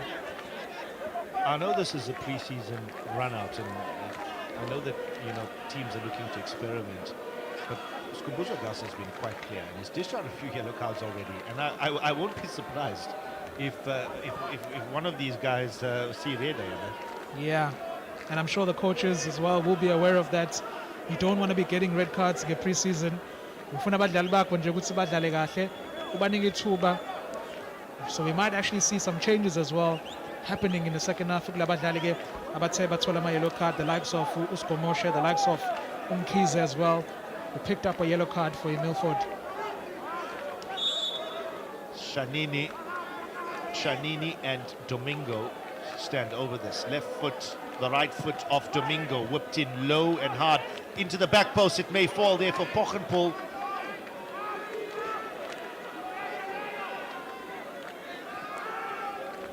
Durban City just not happening for them, and Milford can look to capitalise with a quick throw in, and they do. Nice turn, there's space out here on the left hand side, and down they go through Khatepe, off the bar and into the goal. It's crossed the line. It's Khatepe, beautiful ball over the top. He took it with a great first touch and he hit it well and through. It hits the top, it hits the bar and bounces in and just crosses the line. The lineswoman on the far side was very quick to put her flag up, and it is Khanisani Khatepe who had a chance or two a little bit earlier. Let's have a look at that replay. What a finish, I have done. Yeah, what a finish by Khanisani Khatepe. Clearly went over the line there. His first time shot, defense of Durban City was wide open, lobbed it over the goalkeeper, and it clearly crossed the line. Elihle goal like uKhanyisani waka Khatepe wenza isiqiniseko sokuthi ke abafana bamaStallion bayithatha ilidi kulo mdlalo, and he goes to celebrate with his coach and owner uXanti Pupuma, who appreciates the efforts from uKhanyisani Khatepe, who puts the Stallions in the lead.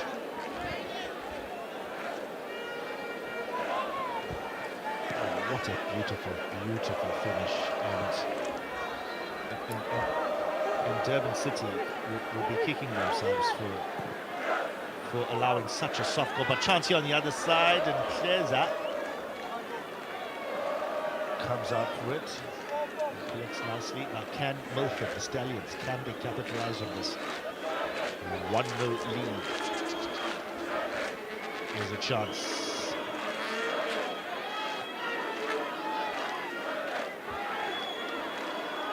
Yeah, Coach Kevin Hunt now will be looking for a response from Itimiake as we approach the last 5 minutes of the first half. Milford FC hamba phambili ke njengamanje by a goal to nil. Sibonile ukuthi ke both sides did get a couple of opportunities, kodwa ke Milford ekwazile ukuthi ke ilivalele enethini. Khanyisani Khatepe ushaya ke igoli for ama-Stallions. Now Coach Kevin Hunt will be looking for his side to respond before the conclusion of this first half.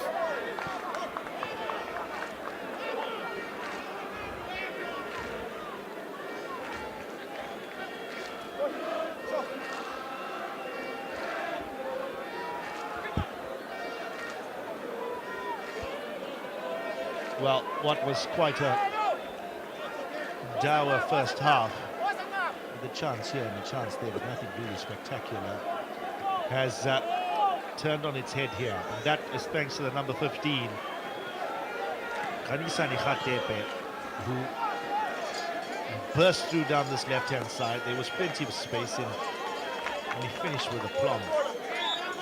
And it's Milford who lead the Betway Premiership debutants, Durban City, by a goal to nil. 5 minutes remaining in this first half. Yeah, as I've mentioned, Marin, Milford did win the last meeting between these two sides in the Motsepe Foundation Championship. Bahluleke Durban City at Chatsworth Stadium by 2-1. So iqembu leli elikwaziyo ukudlala against Durban City, nelikwaziyo futhi ukuthi linqobe against abafana baKevin Hunt. Bakwenza ngesizini edlule, an important win for them, a win that could have potentially derailed Durban City. Kodwa ke sabona ukuthi baqhubeka ke bakwazi ukuthi bayiwine iMotsepe Foundation Championship as they go forward once again. Bochenpool with the pass, but it's intercepted as Milford look to break.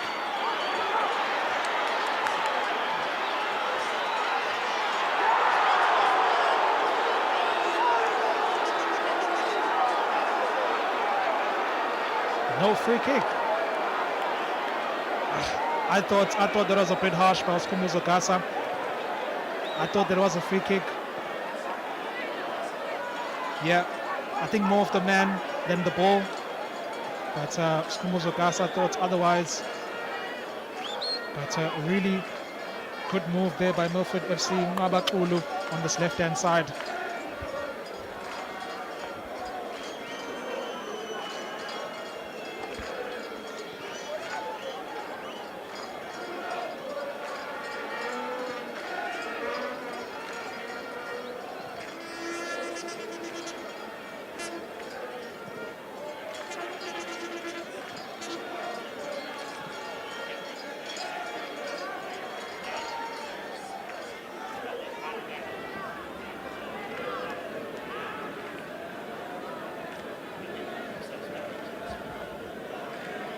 Yeah, I think we've seen a really patient approach from Durban City. They're not panicking as yet after going a goal down. Ngabangutike ukhombisa sona ke isipiliyoni sakhe ucoach Kevin Hunt. Uyabona ke isikhathi sasiningi kakhulu ukuthi iqembu lakhe libuye kulo mdlalo, so it's not a frantic response as yet. They're trying to be patient about the way they are coming back in this match.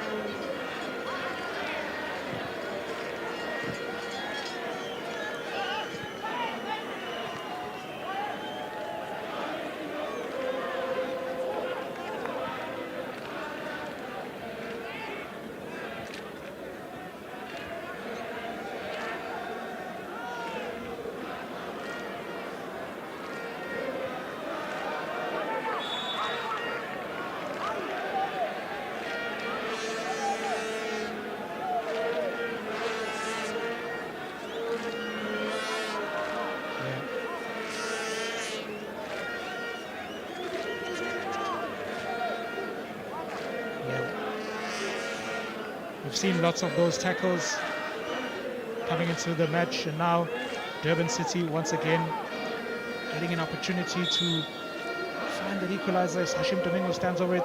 The cross comes in, and the far post is still alive for Durban City, but another wasted opportunity. He couldn't really make anything of that set piece, and another disappointing passage of play for abafana be-Durban City. But again, ngicabanga ukuthi siyela ngakhona-ke ekupheleni kwesombe sokuqala. We're going to see how much the referee is going to be adding on to this first half. Just under 30 seconds left of mandatory time. Mpate has got the ball in his hands. He'll throw it back to him, and another free kick. And it's Pokenpool who just got caught there. He's claiming it was an elbow to his ear, but a free kick. Well, that answers your question, and that's going to be just 1 minute, not too many breakages in play. Hashim Domingo is the man who stands over this one, and he's going to have to be precise. Napate is the other guy standing over this, so options now. It's going to be Domingo who's going to whip this one in towards the box, and Milford can deal with it. Will it come back in? It does. The keeper should deal with that. Ooh, and caught there by Domingo. Caught by Domingo is Frederick Asare, and he's gone down, and he may be in a bit of trouble. Let's see exactly what happens here. Yes, Commander Sheza was caught there. Yeah. Keeper in the air, already had the ball. It's Milford FC now as we approach the end of the first half.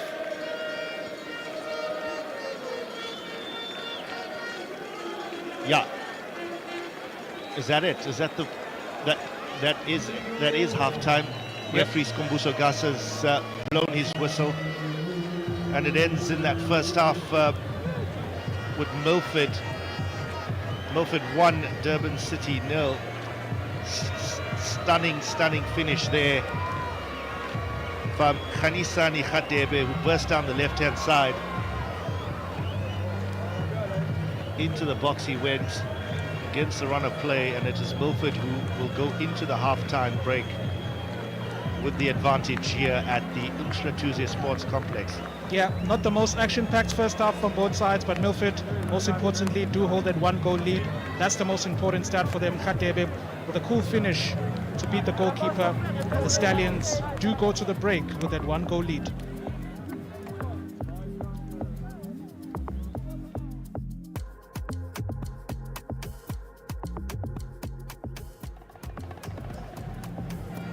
Action from the first half.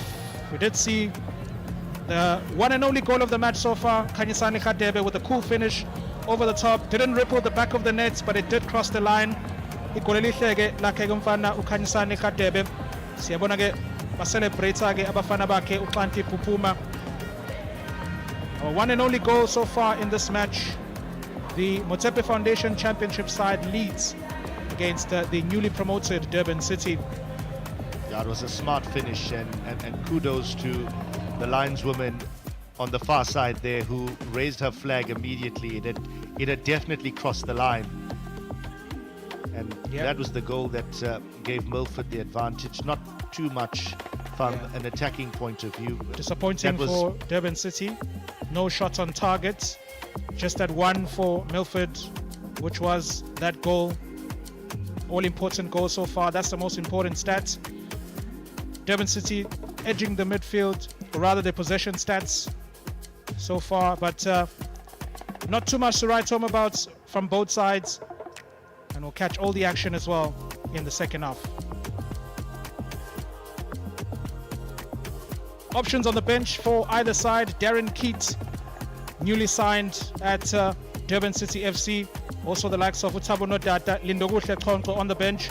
On the side of Milford FC is Pamandla Mhlongo.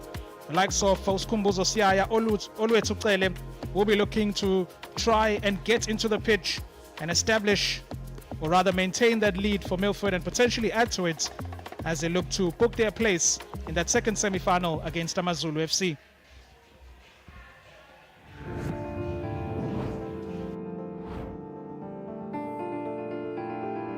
Giving back to the community for AmaZulu isn't just a tick box exercise. They want to make meaningful contributions to society. Their recent campaign in partnership with the Hollywood Bets Foundation was full of heart and purpose. The club headed to the former school of the late Bongi Nkosi Ntuli in a bid to honor him and support learners from his community. The striker passed away in November 2023 after a short illness, but his memories continue to live on. Pankobile High School is one of the best performing schools in the area of Cater Ridge, and as such, they couldn't be more deserving of this campaign. It's the first time being here, so it's a bit of a sensitive moment, but we're here and I am very grateful that the team chose the school, and I think Nabala School will appreciate a lot. Most footballers come from rough backgrounds, you know. It's Emakaya basically, and Ubongi was a great influence to us, you know, because when I first arrived, warm welcome, great person, you know. We used to work out a lot, you know. After every session, he'd call me. So I think a lot of us look up to him as an older brother, and to come back in areas like this, you know, I think he would have loved this. Right, must be the hey, man! Let us copy better than to serve your Baba. That's the main food. Hey, man!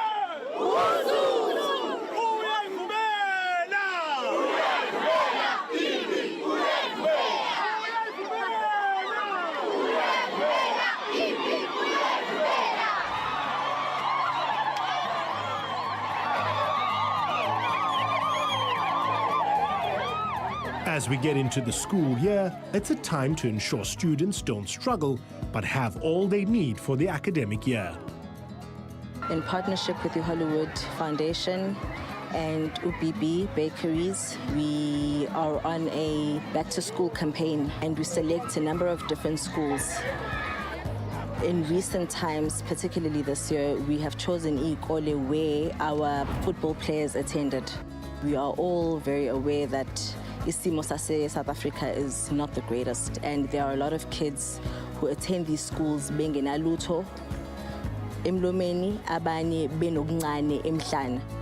School principal Mr. Kzn Premier'S feels a lot of assistance is needed, especially with issues affecting rural schools.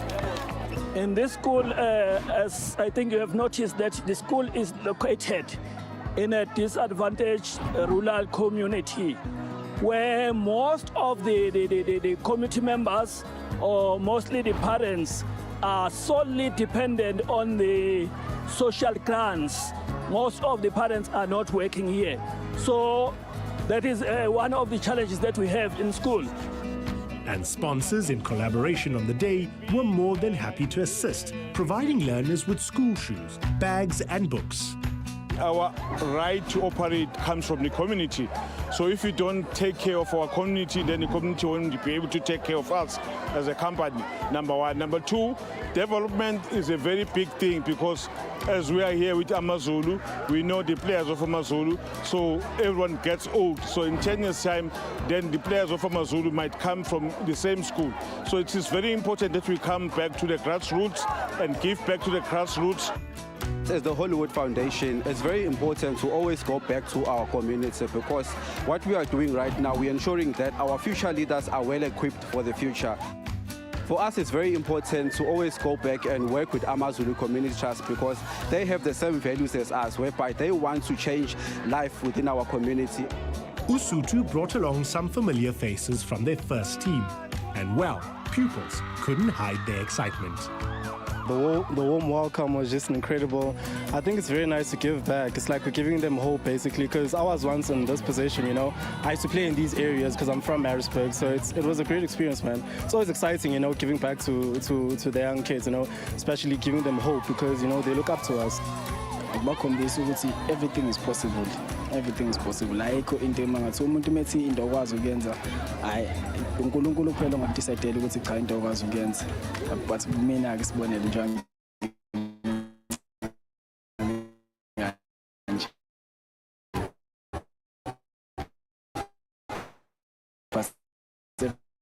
Everything is possible.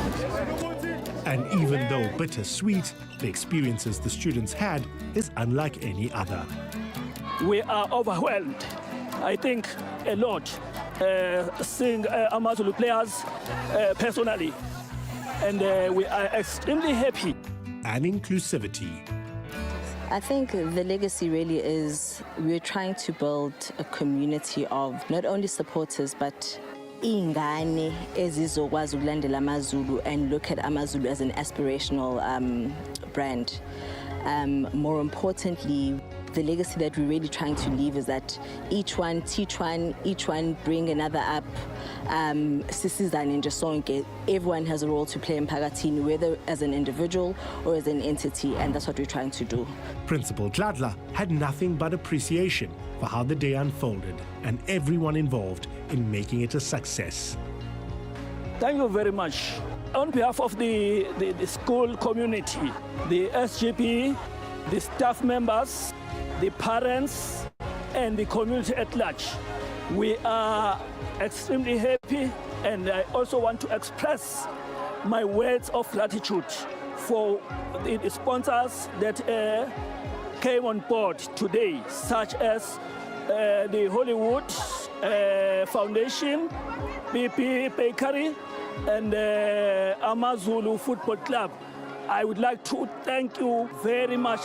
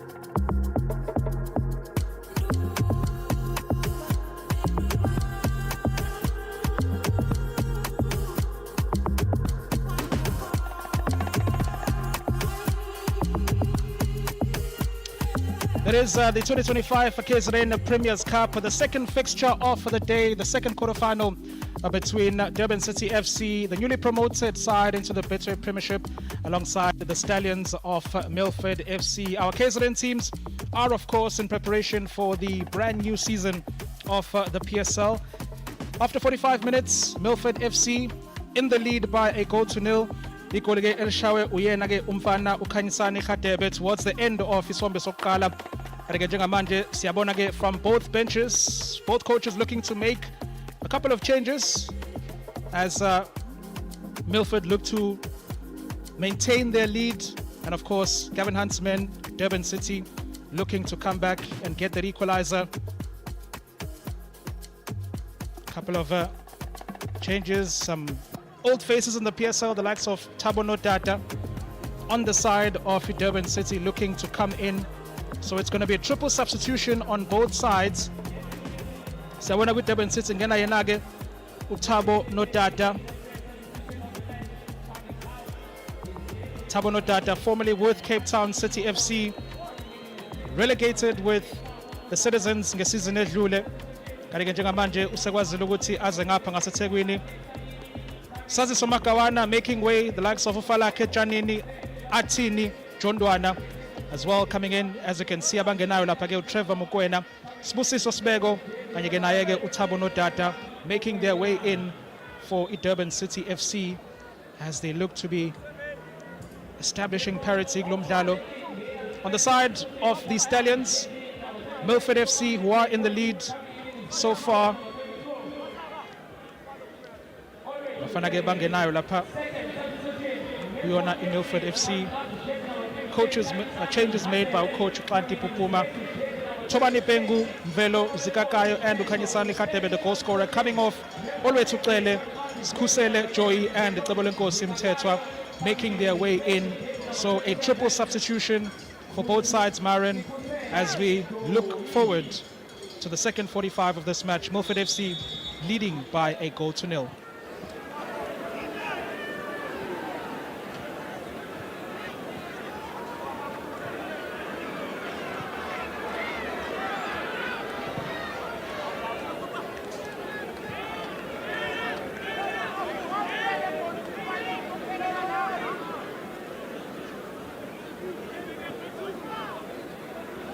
Right, what can we expect from this second half with Durban City and Milford? It is Milford who have the advantage. They lead by a goal to nil.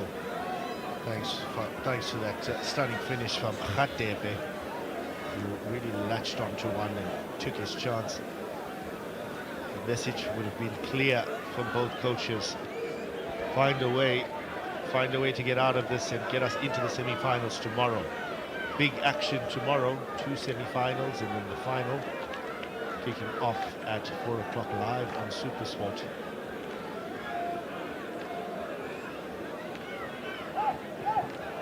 A couple of changes, and it's going to be interesting to see what we can expect from this change in system here. Down on the left-hand side, Sibeko for Durban City.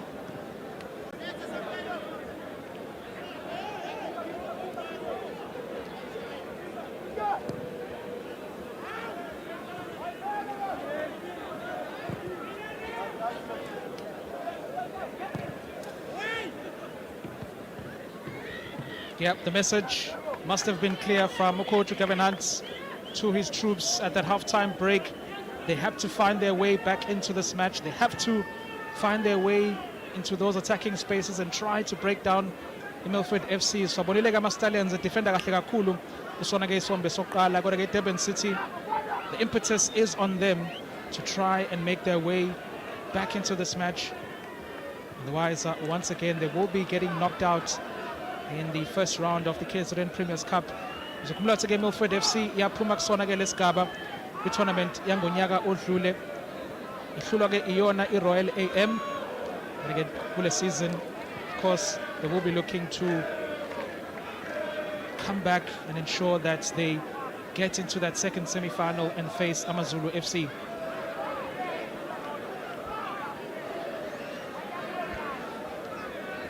For 10 years the tournament has been going, for a decade of the Kzn Premier'S Cup. It's it's really evolved into one of the top pre-season tournaments in the country. There's a look at Richards Bay. They finished 8th last season. Coach Ronnie Gabriel, the man in charge there, after fighting relegation for a large part of the first half of the season. They really fought back and finished in 8th position to secure a spot in the MTN 8 where they will face Mamelodi Sundowns. They are through to the semi-finals tomorrow by way of the draw. So if you're wondering how some teams sneak into the semi-finals, like Midlands Wanderers and Richards Bay FC, it's down to the draw. And the 4 teams who were drawn to play in the quarterfinals were Golden Arrows and Zulu, and the 2 teams that you see in front of you. The floodlights are on at the far right-hand side, and a new feature here at the stadium. Yeah, obviously conditions are overcast, so it might get a bit dark as the hours tick on in the day.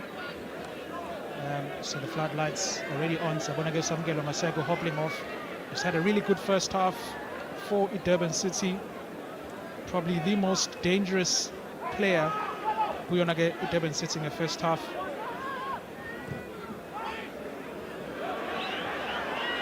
There's a chance here for Durban City. It's a loose ball. Hashim Domingo with the chance, and a shot sails over the bar. It was a decent opportunity for Durban City. Ball was a bit loose lapha ke eboxini, kodwa ke uHashim Domingo uyena othole ithuba lapha ekugcineni, ahluleka ukuthi ke alivalele nethini. Goalkeeper ukwazile ke naye ukuyivala iengelo uSiphamandla Hleza to keep the score at 1-0 as we see the replay there. Opportunity. Phuma ke goalkeeper uSiphamandla Hleza was blocked the first time, and Hashim Domingo couldn't really muster up some space to take the second shot into goal. What a chance that was for Durban City. Not clear-cut, but definitely a chance. And Domingo was the man who latched onto it. Gavin Hunt and Vladla look on. Ron Fernandez in that dugout as well. They'll be encouraged by that start, and they'll know that this is certainly a group of players that can certainly launch a comeback. Milford looking to build from the back again. Ball out wide. Nothing much, and Durban City can deal with it. Lubamba, he's stripped. Jean Lubamba brought down. Durban City are looking to get on with things really, but their man, Jean Lubamba, is down. And another yellow card, this time for Ntabela. Yellow card for Rutimuzi Ntabela.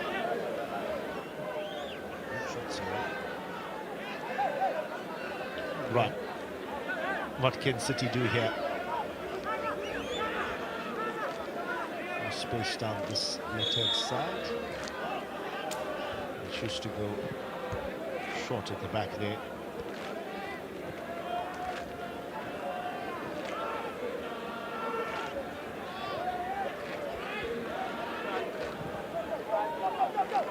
Down towards this left-hand side, some space. He decides to go long out towards Lubamba, who does very well to control that, but the offside flag is up. And the referee hasn't seen that, and now he has.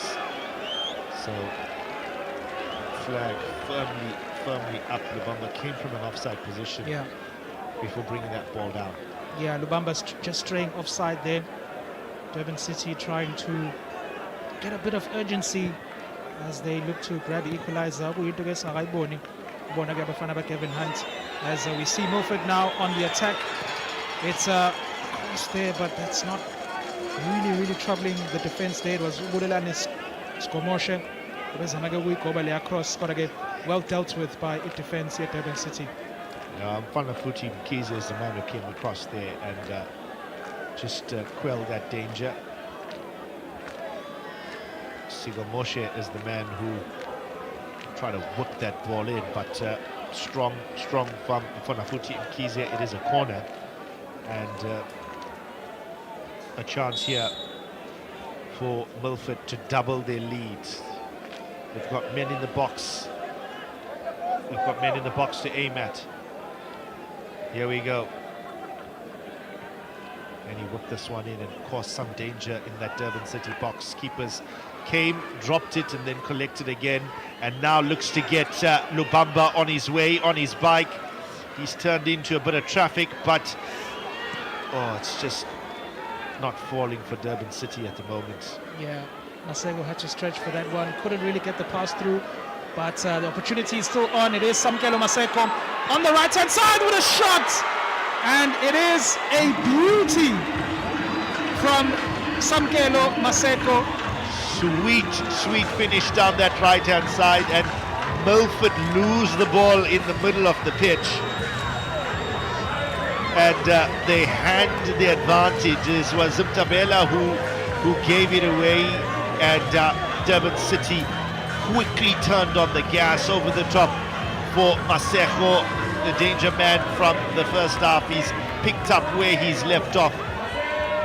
He took it nicely into the box. Have a look at this. Nicely, one touch, two touch, boom, down into that bottom left-hand corner. Keeper, not much of a chance. Have a look at this for a finish. Sweet finish. No chance for Spamandla Hleza, absolutely no chance. The danger man for Durban City FC, 10 goals in the Motsepe Foundation Championship ngesizini edlule. And of course, he will be looking to continue with Leo form in the Betway Premiership, showing glimpses of what he can do in those attacking areas.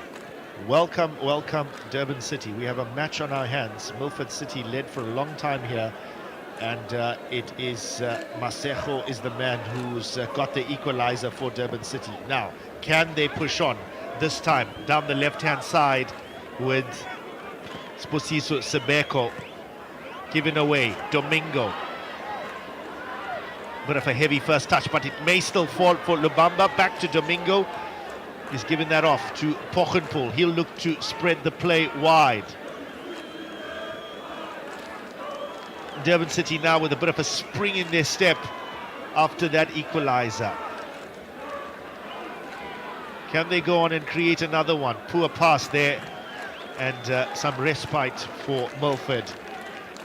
Yeah, some respite for Milford. Durban City coming out strong after a slow-ish start in the first 5 minutes of the second half, but Coach Gavenant will be happy ngakubona ukuthi team yakhe njengamanje njengoba isikwazile ukuthi ibuye kulo mdlalo. But another foul in the middle of the park. We've seen a lot of them kulo mdlalo. Coach ureferee uSkhumbuzo Gasa usekhiphe nje ama yellow card awu4 kulo mdlalo, kukhombisa kona ukuthi as much as kuyona i-pre-season, but there is still that bite and that fight from the KZN outfits. Yeah, no doubt. It has been tough from the word go, and I've lost count, and I think it's Gasa's dished out 5 or 6 yellow cards already. Yep. Skhumbuzo Gasa, obviously one of the top referees abaqhamuka kusona ke isifundazwe sethu saKwaZulu-Natal. Insizwa yangapha ke South Coast, umfoko kaGasa odume kakhulu ke lapha ke kwibhola le-PSL, is one of the top referees in South African football. Oh, nice little back heel there by Vusimusi Mtabela. He certainly looked exciting. Some nice cool turns, nice touches, and definitely one to watch in that Milford midfield. Yeah, definitely Mtabela in that midfield alongside Mkhize, running things, making sure the ball ticks on for the Stallions. They are on the back foot at the moment at Durban City. Msila Yaboge Pezulu after getting that equalizer. But Milford are still in the match. Remember, if we do end up like this, Umdlaluzo are straight to a penalty shootout to determine a team ezobhekana again amaZulu kwi-semi-final lesibili kusasa.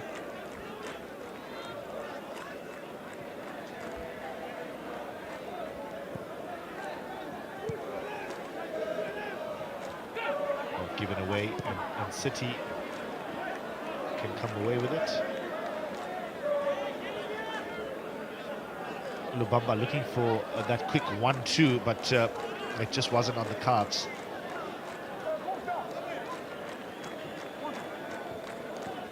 Kwele's throw was handed possession back in. Domingo's ball into the box. Can't really reach his destination, or he was clipped. He was clipped and he felt it. That's Ngaba Kulu, who is on the floor rolling around. It looked like he was clipped at the back of his heel. And down he went. There you go. Tough tackle there from Kzn. Yeah, Kzn with quite a tough tackle there. Ulu is in a bit of pain. Nice camaraderie shown there by Bamba. He's hobbling. Looks like he's going to run it out.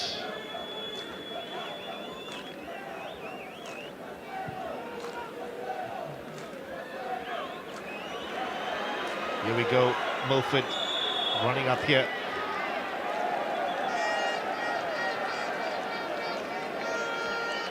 Another yellow card dished out by Skumbuso Gasa. This time it is Mfanafuti Mkhize who goes into the referee's book. And it's starting to quieten down a little bit here. Is there something that can reignite this? It was the equalizer that initially did so.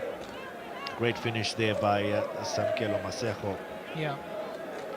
It has quietened down Myron. I think also we're seeing a clash between two teams. We do know South African fans love to be in song and dance, but we haven't really seen much from these two sets of fans compared to what we saw, of course, with game of Kala between Amazulu and Bafana Bastende. These lots just like to observe and see what's going on in the match. Into the box it goes. Chance! Oh, half a chance really. Got up nicely and got that header in. Was Ngaba Kulu, number 7 for Milford. Half a chance, and it looks very likely that substitutions are on their way. Half an hour gone here at the Mshlatuze. Sorry, an hour rather. An hour gone here at the Mshlatuze Sports Complex in Richards Bay. Durban City 1, Milford 1. Nice ball up towards Lubamba, who looks to play in Sposiso Sebeko, but Milford defends wise to that. Space here for Pochenpo. Milford quickly onto him. Poor pass that. And Pochenpo, he won't be happy with that. His first outing in the colours of Durban City. He could very well be related to Shane Pochenpo. I'm not too sure. Yeah, not too sure. But it is that one, Myron. It was a popular surname in the league a few years ago. Definitely a popular surname in South African football.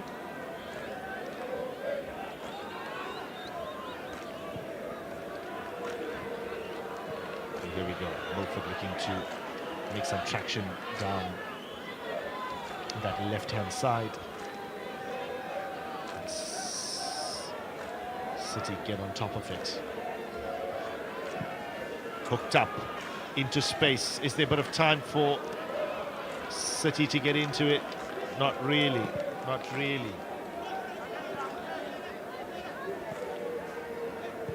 This is going to require a big moment. It's going to require a nice bit of skill there from Domingo to Lubamba to Pochenpo.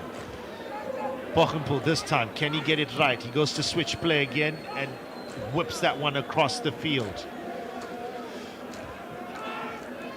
City have had moments where they've looked the part, but only in patches. Yeah, only in patches, Myron. Haven't really been able to sustain the quality that we've seen from them at times, but a good cross there, an opportunity, and Pochenpo with the follow-up, which is blocked by the Milford defense. And once again there, Siawonage, the chances that they create showing us what they can do, but it hasn't been really sustained from the Durban City FC side. Coach Gavin Hunt will be looking for more from Iqembelake, especially Lapage in the attacking areas as they try again. Domingo with the flick on. It's a chance. It is a brilliant finish.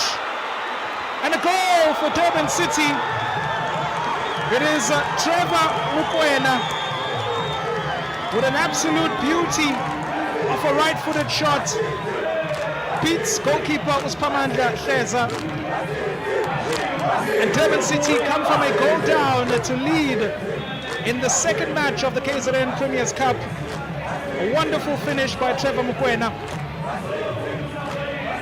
It came from another good passage of play, and we mentioned a little bit earlier Durban City playing in patches. And have a look at this. Nice turn, pass and go back into the box and whip again. Bang across the face of goal, very similar to the finish, the first goal. Oh, what a pass and, by Domingo. Beautiful from Hashim Domingo. And that's why a player like Domingo has been brought in by Gavin Hunt, because he has that ability to knit play like that, and boom, what a finish, 2-1. What a finish by Trevor Mokoena. But equally so, a beautiful assist from Hashim Domingo. Milford FC once again making those changes and immediately responding. Sabonage Ungabakulu, Naege, Umjablis Mkize, Bayapuma. Uganayage Uchablile, Agoshe, Ongenage alongside Unande Jotwana. Immediate response from Coach Kanti Pupuma as they go behind in this match. Durban City have turned the tables on this tide. They were down for a long time in this game, but managed to find an equalizer, and now have gone one goal ahead in this KZN Premier's Cup fixture. Of course, we know City preparing for their debut season in the Betway Premiership. Wouldn't want to go down to a Milford team. No disrespect to Milford, of course, but wouldn't want to go down on day one of the Premier's Cup as they prepare for the top flight. Yeah, it really is just a difference in quality in matches like this, Myron. Things are very tight. When defenses are really good, the quality has to shine through, and we did see that quality from Durban City FC. Hashim Domingo with the flick, as well as Trevor with the beautiful finish. Two beautiful goals from Durban City FC. Sesifuna ukubona ke manje ukuthi ke abafana bamaStallion bazoresponda kanjani ke, having gone a goal down now after having the lead.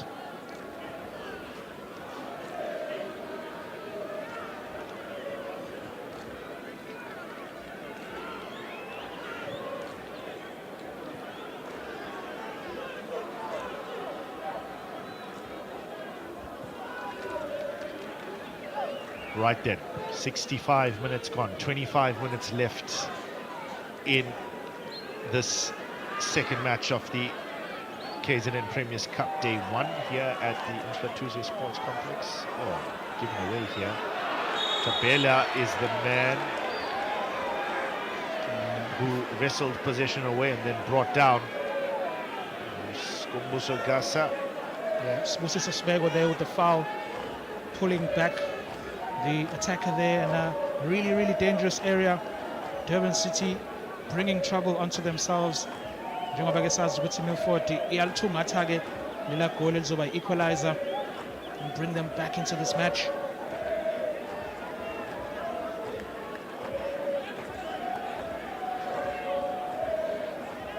Right then, there's a bit of a council going on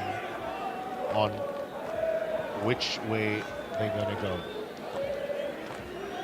Do they whip this in and cause trouble in the box, or is there an opportunity here for Mdluli to perhaps go for goal? Mdluli stands over it alongside Ngabakulu.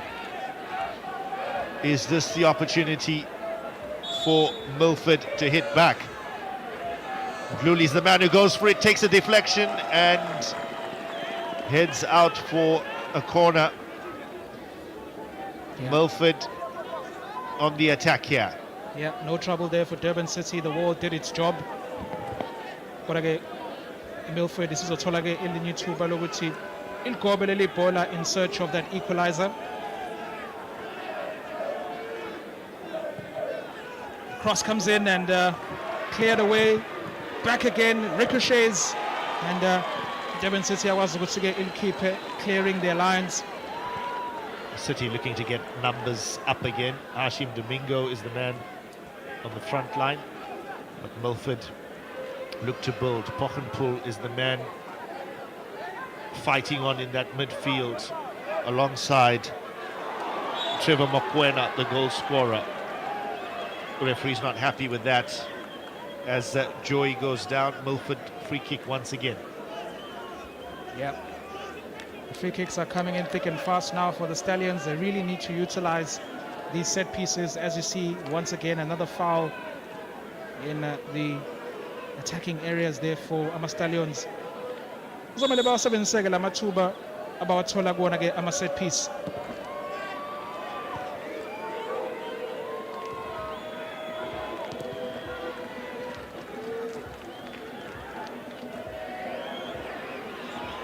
Oh, just a bit untidy. Just a bit untidy in the midfield there. You know, there would be a bit of a few tired legs. I mean, Yeah. I know we're 2 weeks away from the start of the league, but players are still getting their numbers up. Yeah, still getting their fitness up. As you can see there in the middle of the park. We've seen so much of that this afternoon. Coach Gavin Hunt applauding, perhaps in frustration as well, or rather in happiness. Gavin Hunt would be really happy by what he's seen in the second half of his team, with the quality they've shown, especially in the final third, to score those 2 goals. Yeah, no doubt. I mean, they may have not dominated and perhaps not played according to plan completely. But when they've gone forward, and we saw in the 2 opportunities they took through Mokoena and Maseko, that they were able to capitalize, and that will definitely please him. Who's to say they don't go on and score another here, because the quality is quite clear. The other issues in terms of flow and the development of their play will come in time, but there's definitely something exciting about this Durban City team. Yeah, the quality and the squad is really seemingly gelling together now, as Coach Gavin Hunt does have the challenge of gelling in players who were part of a team that got promoted, and also the new guys coming in. So umsebenzi onzima kakhulu ke lo for Coach Gavin Hunt ukuthi ke ahlanganise isquad sakhe ngokukhulu ukushesha ngaphambi kokuba ke baqale imidlalo ye-Betway Premiership. Down Milford, City go down that left-hand side into the box. Chance dealt with, and dealt with well. It'll be another corner. Milford not going away easily here. Yeah, great defensive play by Atini Jotwana with the clearance. Milford once again looking to bring the ball into the box, but the defense at Durban City stands tall, stands firm, as they look to avoid conceding another goal in this match.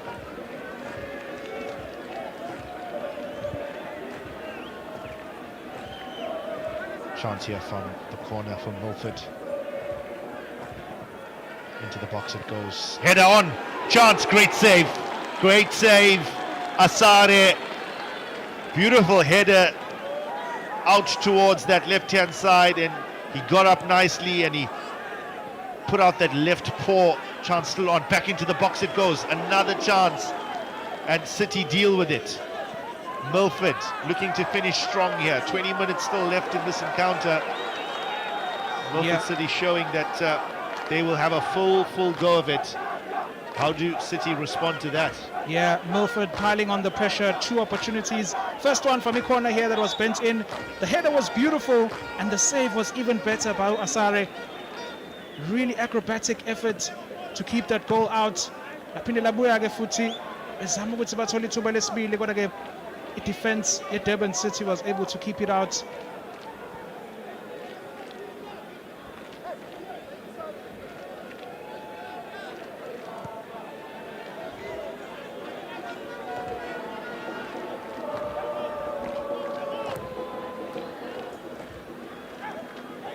Domingo keeps it in. Lubamba with a nice touch. Pochenpo again. Down he goes to spread the play. And City looking to stretch midfield, but they give it away to Milford. And here go the Stallions through Bengu. Keeps it, doesn't really have enough support, but he's got a second bite at this. And gives it on to Tabela. Bengu can't really get it into the box though. And Asare comes across to prevent it from going out for a corner kick, but just not falling in the way for Milford. Asare looks to kickstart things. He's got Matejo down that right-hand side for Durban City. Yeah, Milford really a bit scrappy in their build-up play. The passes are not really coming off. Siyabona ukuthi yini abazama ukuyenza going forward, kodwa ke lama pasi ayabashaya kwamanje. So they really need to find a way to get into that Durban City defense, as we've seen in the last couple of minutes with those set pieces, those opportunities coming by, testing the goalkeeper Asare. City on the attack again. Blocked. No way out for Milford. Back into the box. Lubamba. Oh, bit of an acrobatic attempt there. He brought it down in his chest nicely. Perhaps the idea was more in his mind than what was really practically possible. But good intent shown nonetheless. Yeah, bit too ambitious there with the acrobatic attempt. Didn't get his angles right. As you can see, the acrobatic effort here goes wide at goal. But a chance on the other side as Milford FC looked to hit on the counter-attack. It was a great opportunity there, but it did hit the side netting. I believe it is a corner for the Stallions.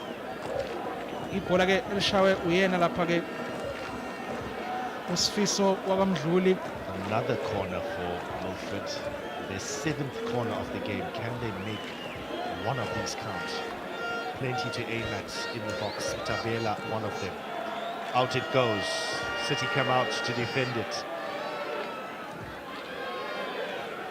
Bamba is quite the target man for City, but Tabela can bring it back in. Into the box it goes. Nice little touch there, but just left it short. And City can deal with it. And Tabela will have another go, and again, can't beat that first defender. This time goes for a cute little ball over the top. Gasa doesn't buy that one, but Milford still have possession. Yeah, it's just that final ball for Milford FC, decision making in the final third. Iona ke ebashaya okwamanje njengoba sibona ke umfana ke wakamdluli olele lapha for Milford FC. Uyena ke okade zama ukuthi ahlasele njengoba sibona ke i-replay ukuthi uthe wathinteka laphana ishawa uyena ke. He may have had a case there because the City player did go through the back of him there. Swisum Gray. Look happy. Gasa's come all the way across now. Game restarts through captain Palamani Mwongo. It's been solid at the back. He goes out wide. Quite keep it in. Maybe more changes coming. Yeah, Anti Pupuma will be expecting a little bit more quality from team yakhe masibheka lapha ke final third. Bayakwazi ukuthi bafike phambili kodwa ke inkinga iba sekuthenini the final pass, does it come off? That is where they've been falling short.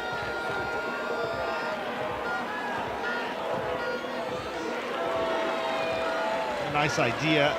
He went one way, went the other way, and then looked to whip one in. Did Jabulile Nakoshe, but straight into the hands of Frederick Asare, who's been solid. Nice first touch. Dominion gives it away. And back Milford come again.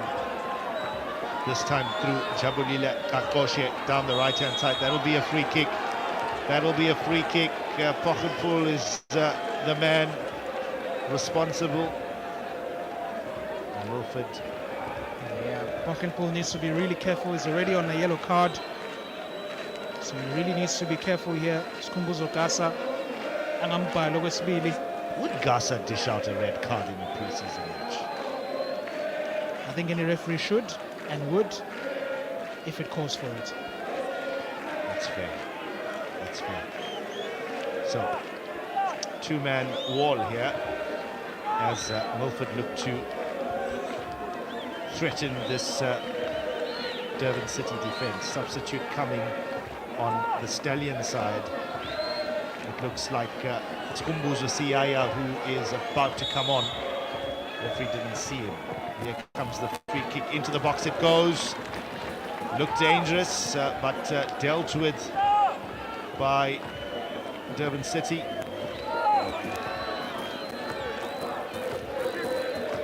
Corner number 8.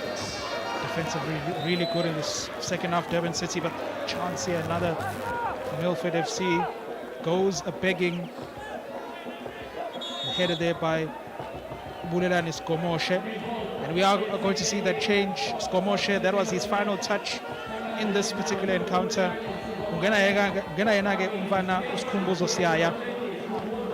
As Anti-Pupuma's men continue to search for that equalizer that could potentially take the second quarterfinal of the Premier's Cup into a penalty shootout.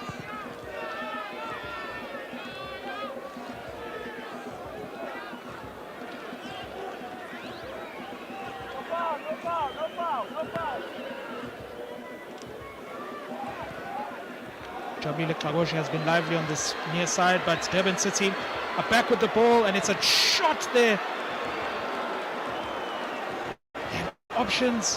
He had options, but he opted to go for that shot on goal. The big man, the big number 9 for Durban City, Ujan Lubamba. And on the other side, Milford FC on the attack once again. A bit of a seesaw end to this match. One side attacks the other, goes immediately after. Bafana bamaStallion balifuna ngempela ke manje igoli le-equalizer. Kodwa ke iDurban City iyala uma sibheka lapha ke kwindlela abadefenda ngayo.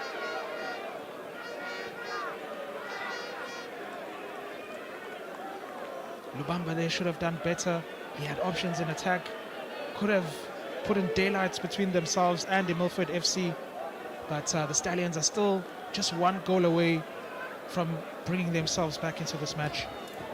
Yeah, he had options to the left, he had options to the right, and you know, potentially the toughest option was, you know, to shoot himself, and you know, that's the one he went with. But also encouraging to see that he's hungry and he wants to go for it, and he's had a very decent second half, to be fair. He's worked really hard up front. Oh, nice little turn there, and on come Milford through the Koshe down this right-hand side. Siaya back for Kagoshe, into the box it goes. Pochenpoel gets a touch. 10 minutes to go in this encounter, match number 2, day 1 of the KZN Premier'S Cup, and Lubamba gets away with that one. Doesn't have too much in front of him, but still somehow manages to hold on to possession, and then wins a free kick to the dismay of the Milford fans in the grandstand. Yeah. But Lubamba strong there in the challenge. 3-4 guys over him. Look at that, staying up. Oh, really strong ball carry there from Lubamba. Legs are still strong towards the dying minutes of this match, and he's won a free kick, an important free kick for his side to relieve the pressure off them. There's a card there that I'm not sure who, someone on the bench it looks like, who has been sent off. I just caught the back end of Skumbuso Gasa putting his cards back in. Was it a red card? Was someone sent off? Yeah, I think it might be a red card in the Milford FC bench. I believe it's one of the players wearing a yellow bib on the bench. I think they probably were remonstrating after that tackle, or rather that foul on the Durban City attacker Lubamba. Now starting to heat up here with a few minutes to go in this encounter, and up Durban City go? Is there a goal left in this game? Will it be Milford who find an equalizer? Nice turn there. Strong in the challenge is Spusiso Sebeko, and the referee doesn't think so. Jabulile Kakoshe, and out comes another yellow card. Yeah, another yellow card. This time Spusiso Sebeko is the man who sees yellow. Milford choose to take that one short. Gasa's not happy. Yeah, Sebeko, third Durban City player to go into the referee's book. It's been a really hard tackling match. Tackles flying around. It has been quite a physical encounter here in the KZN Premier side. Both sides really taking it seriously. Changes coming here for Durban City. Odwa Lulu and Spanele Mtembu. It's Hashim Domingo.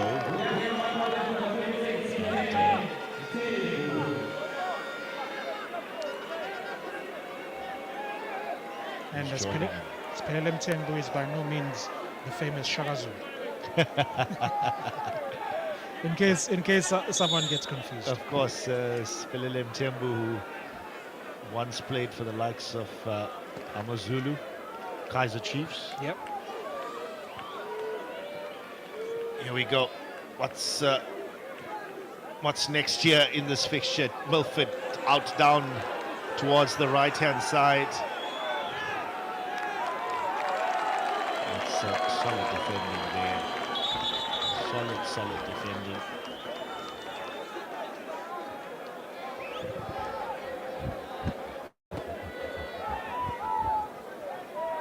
Spusiso Sebeko.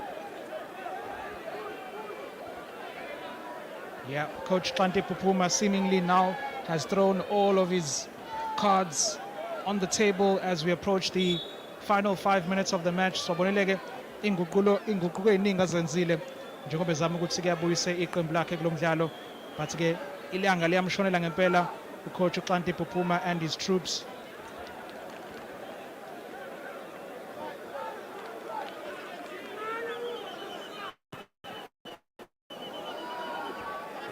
So confirmation, Nkululeko Buthelezi, the Milford assistant coach, is the man that saw red and had to head to the change room. Unfortunately, tough to see in what is a pre-season tournament.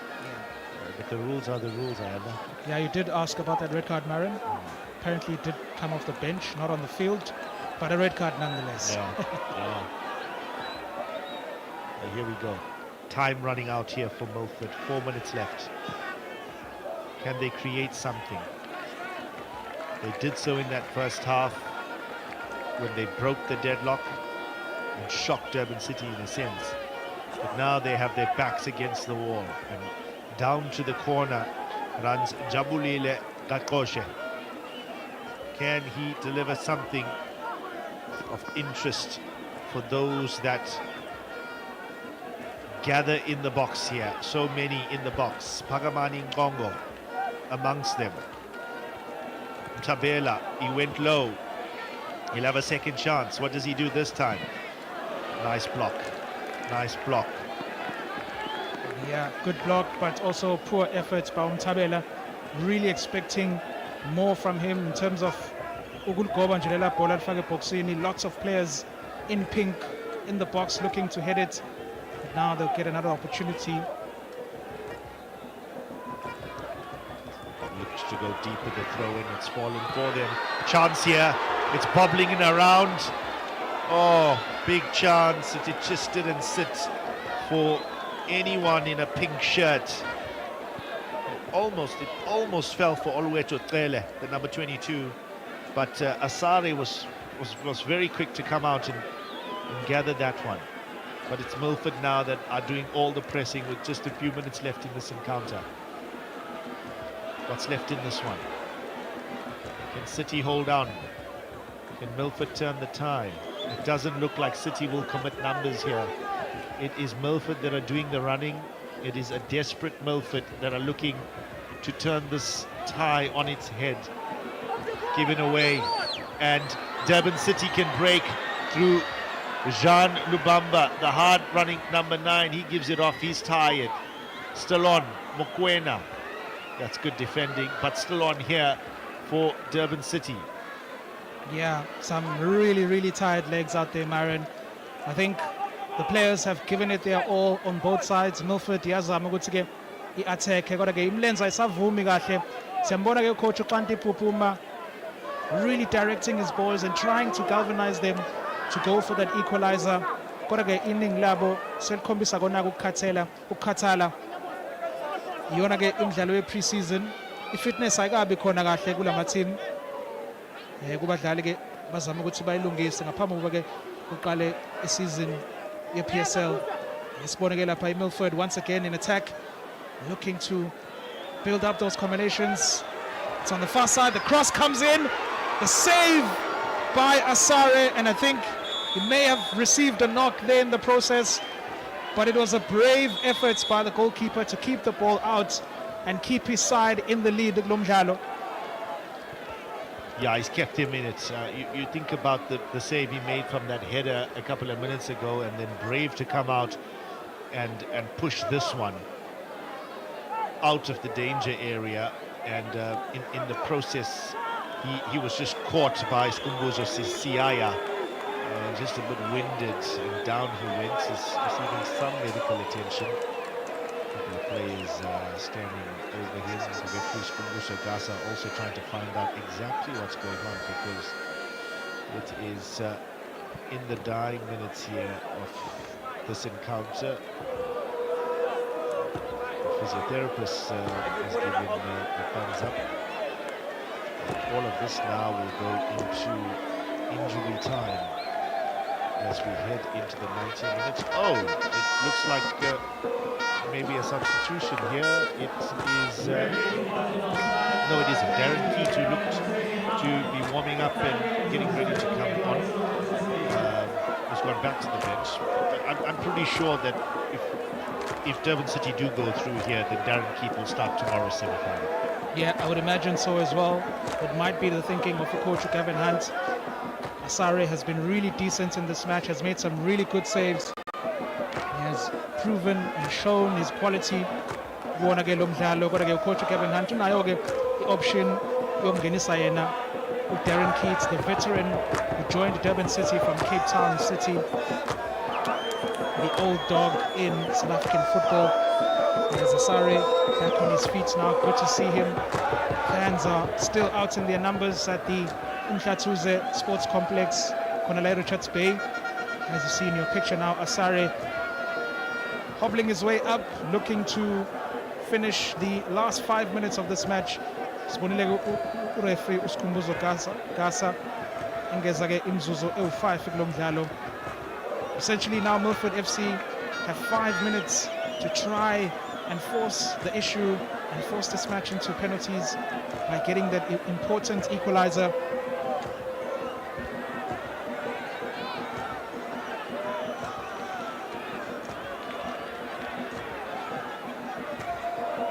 Three and a half minutes left here for Milford to try and disrupt proceedings here at the Mhlathuze Sports Complex. Nice turn, and City have front foot ball, not for long though. Milford come away with it and look to go wide with this space. Can they get into that attacking third? Nice ball whipped across the field. Into the box he goes. Keeper comes. Keeper doesn't gather, but he may have been pushed. Was he pushed? Milford coach didn't seem to think so. There's another man down close to the halfway stage. What he's done, I think Asare is really struggling after that initial knock he received. And he was down once again, as we saw. I-cross-gate kamwela ku-Milford FC ihlasela uphinde wathinteka-ke futhi yena-ke ugoalkeeper u-Asare. Ngenzeka-ke sibone Darren Keats engena kulo mdlalo kule mzuzwana esele kodwa-ke it looks like Asare will soldier on with the remaining 2.5 minutes.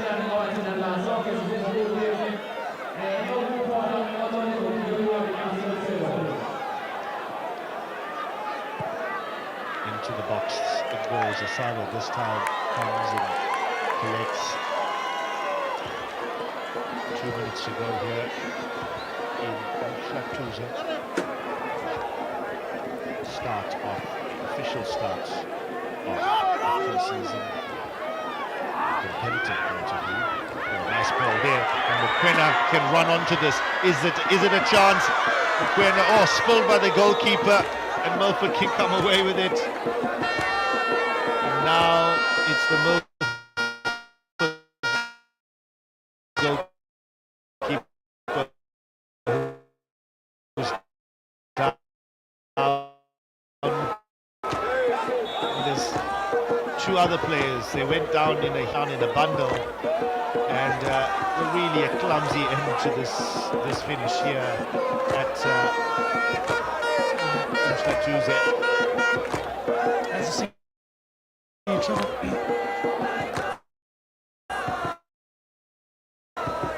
Trevor Mokoena there through on goal, overrunning the ball a little bit, but goalkeeper Commander Feza did get knocked there in the Feza, and Trevor Mokoena also down. I think we're also seeing some really tired legs, some cramping as well. Siphelile ngempela ke isikhathi for abafana bamaStalioni uma ke befuna ukugcina indawo yabo kuyona ke Kzn Premier'S Cup. It is the second fixture of day one. Iqembu ke elizowina lo mdlalo lizojoyina usuthu lwabheshampone amaZulu kwisemifanele yesibili ke ezobe ikusasa.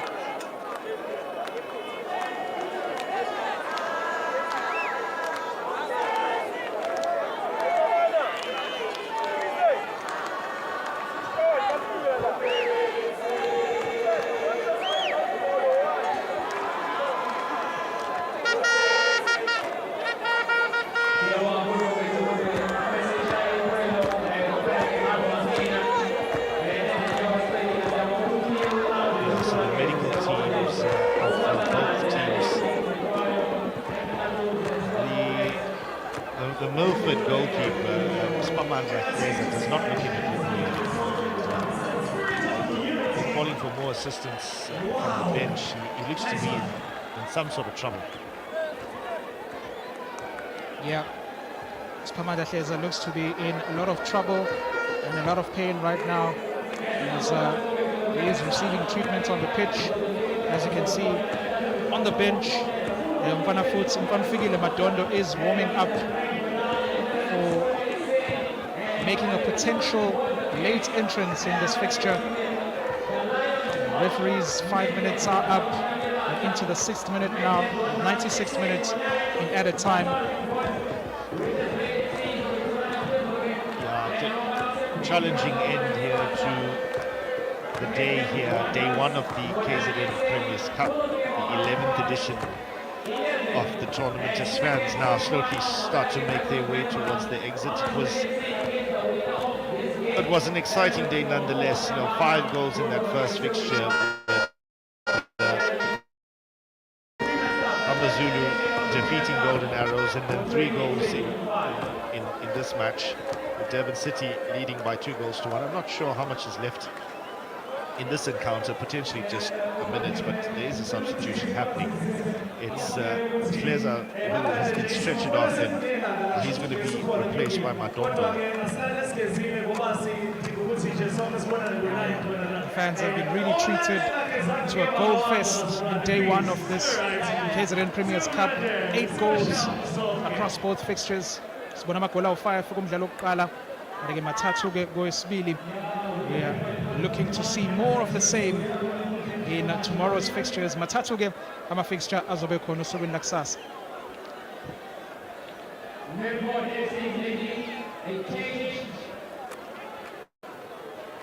Mina ke Mfanfikile Madondo uzongena endaweni kaSiphamandla Hleza othole nje ukuthinteka kancane nje lapha, and is receiving treatment on the sidelines. Not sure how much more time referee Skhumbuzo Gasa is going to be adding onto that because the injury to Hleza did eat up some of that injury time. A last throw of the dice for Milford. Can they get into this Durban City box and create some problems? Not that way. It's gone the opposite direction, and Durban City can gain possession. Is there anything left in this one? Up they go. City look to have dealt with it.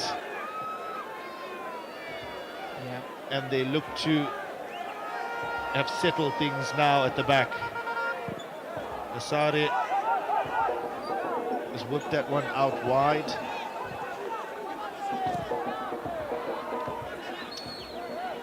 And this one now seems to just be petering out. Seconds remaining here in this second fixture of the day. Trevor Mokwena, one of the goal scorers. Ooh, he's offside. Right, is there any time left to get this ball into the box? They don't go long. Tabela, he's whipped this one across. There's space down that left-hand side. Can Milford? Oh, City have come away with it, and they go up country.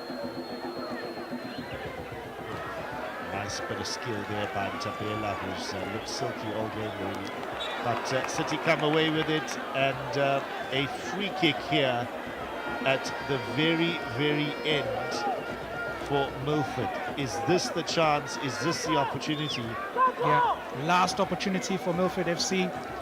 This is it. It's do or die for them. They have to make something of this opportunity. Otherwise, they will be heading home after just one fixture in the Kzn Premier'S Cup.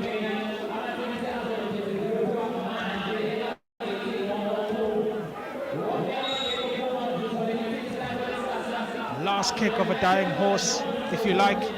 It's Milford FC. Ball into the box, headed away. Defended well by Durban City. They continue, and it'll go out for a throw-in. Not sure how much time is left in Lumdlalo. Referee Skhumbuzo Gasa looking at his watch right now. I think he also saw something. It may have been a foul for Durban City, and this just might be it for Milford, Myron. Yeah, that's pretty much it. This 5 minutes should go as Asare kicks this ball into the air. Up it goes, and that is that. A comeback victory for Durban City. They went down with Milford opening the scoring, but they fought back. A few really, really good moves, really tidy and smart up front from Durban City. Masejo and Mokwena get the goals as they responded to Milford going ahead. It ends here at Umhlatuze Sports Complex. Durban City 2, Milford 1. Yeah, really, really interesting match between these two sides. Two teams who are no stranger to each other. Njengoba-ke sazi ukuthi bagijime kwi-Motsepe Foundation Championship ngesizini edlule. Kodwa-ke i-Durban City ekwazile ukuthi inqobe namhlanje yazibekela-ke indawo kuma-semi-finals e-Kzn Premier'S Cup. Bazobuya-ke kusasa bezobhekana noSuthu Olumabheshankone AmaZulu FC in the second semi-final of the Kzn Premier'S Cup. A 2-1 victory for Durban City FC. Durban City FC winning the match by 2-0 and booking their place into the semi-finals of the Kzn Premier'S Cup, where they will face AmaZulu FC tomorrow.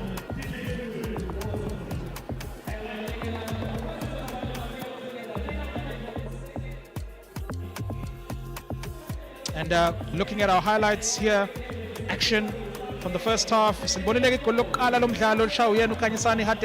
A really good finish, lobbed over the goalkeeper and across the line. Celebrated really well there by Milford FC. As you can see, not hitting the back of the net, but does crossing the line. And he celebrates with his coach, Uklanti Pupuma. Durban City kwazile ukubuya kusona ke sombe sesibili izoshaya igoli, and there's an opportunity here for Hashim Domingo that went begging as Durban City was scrambling and really trying to get themselves back into this match. Wanna get let Durban City.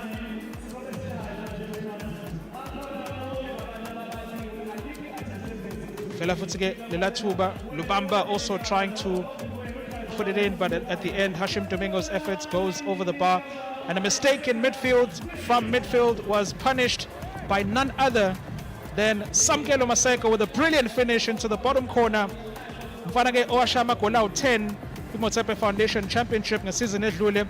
Akubeka la egcine khona, scoring, getting the equalizer for Gavin Hunt's men. A beautiful finish. Really, really great finish by Samkelo Maseko to restore parity for Kevin Hunt's men, and the celebration there from the speedy and skillful winger. And then came the winning goal for Durban City FC. Lovely ball by Hashim Domingo, and the finish was spectacular by Trevor Mukwena. Watholage i-winning goal for abafana baseThekwini abagijima eChatsworth Stadium. Bakwazi ukuthi-ke banqobe lo mdlalo. Once again, that beautiful pass by Domingo flicked on to Mukwena, who gave the goalkeeper Uhleza no chance.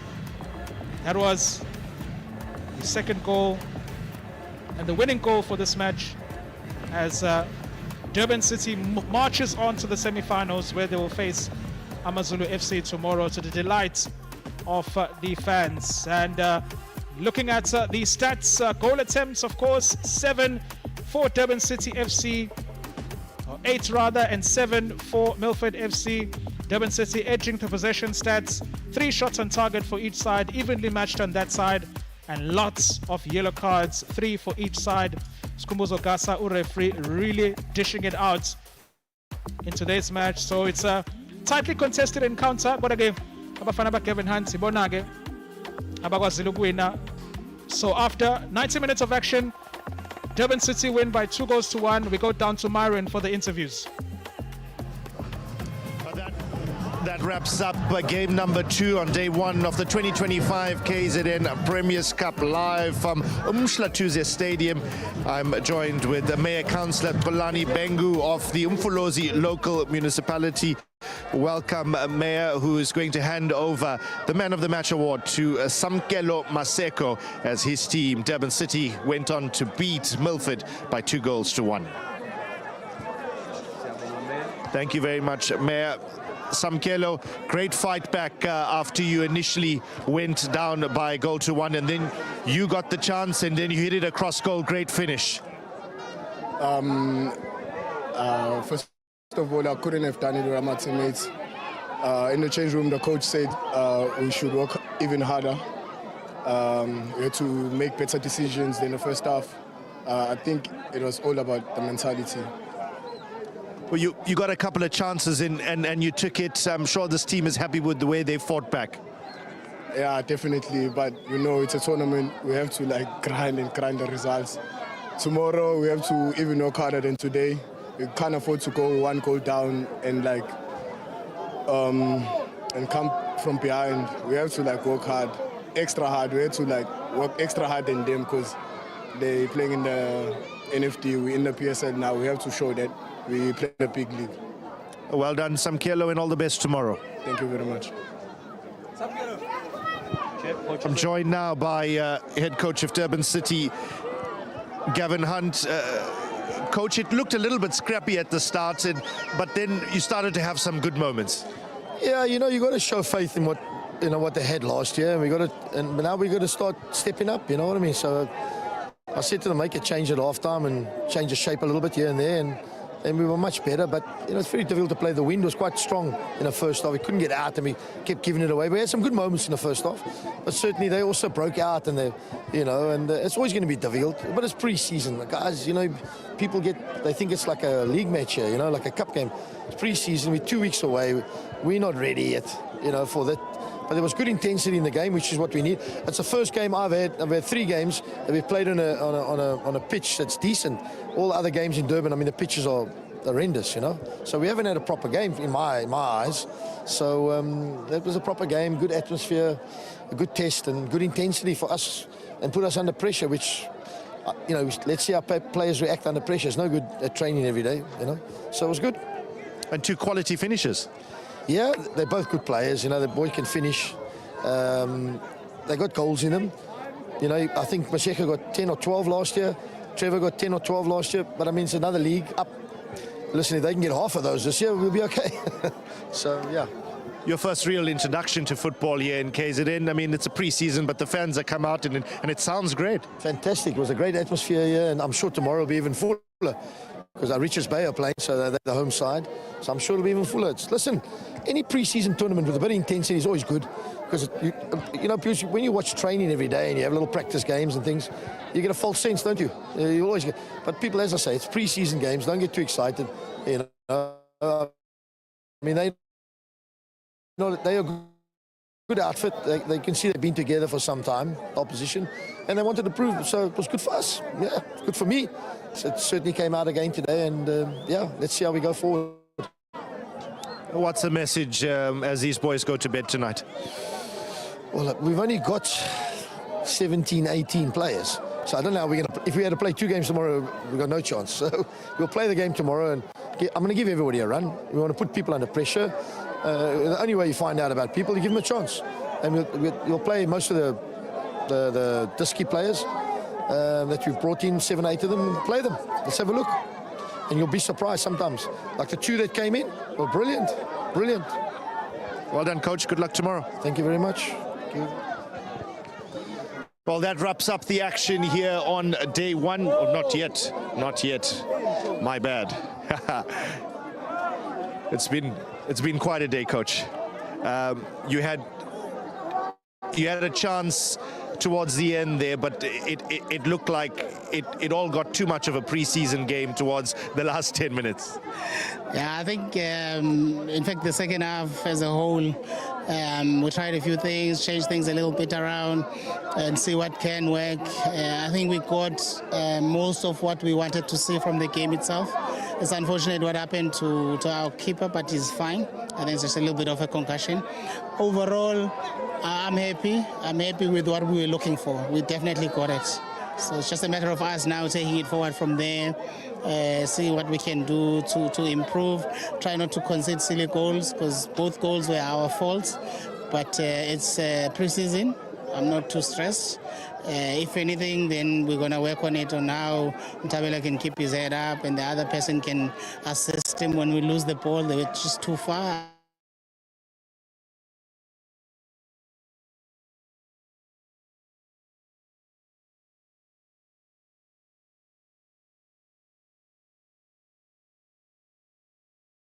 Our central mid and Sorat in there. And also the atmosphere out here at Mshlatuze. No, this is our home. This is how it's going to be if really we do get the opportunity to come back and play our games here. The intensity, it's at the level where it should be for us. We've only been training for 3 weeks.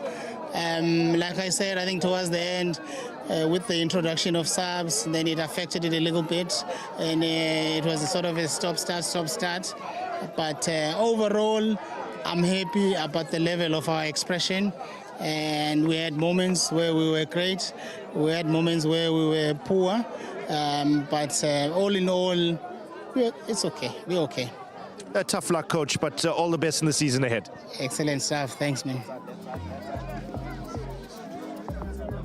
Right now it really is time to wrap up things. Let's have a look at how things unfolded today in that first match. AmaZulu grabbed the initiative. They won by 3-2 in a humdinger of the first half. 3-2 AmaZulu go through. Durban City came back from a goal and won 2-1. Durban City is the team that progresses along with AmaZulu. Let's look ahead at what we have in store for you tomorrow. Midlands Wanderers up against Richards Bay. Those are the 2 teams that went straight into the semi-finals and didn't play today. So they are standing by for kickoff at 9 a.m. And then the semi-final between AmaZulu and Durban City. Lots of action to come, and then the big final kicks off at 4 p.m. here at Mhlathuze Sports Complex. But what a day it was. Fantastic little finish. 8 goals on day 1 of the KZN Premier's Cup. We'll see you bright and early tomorrow.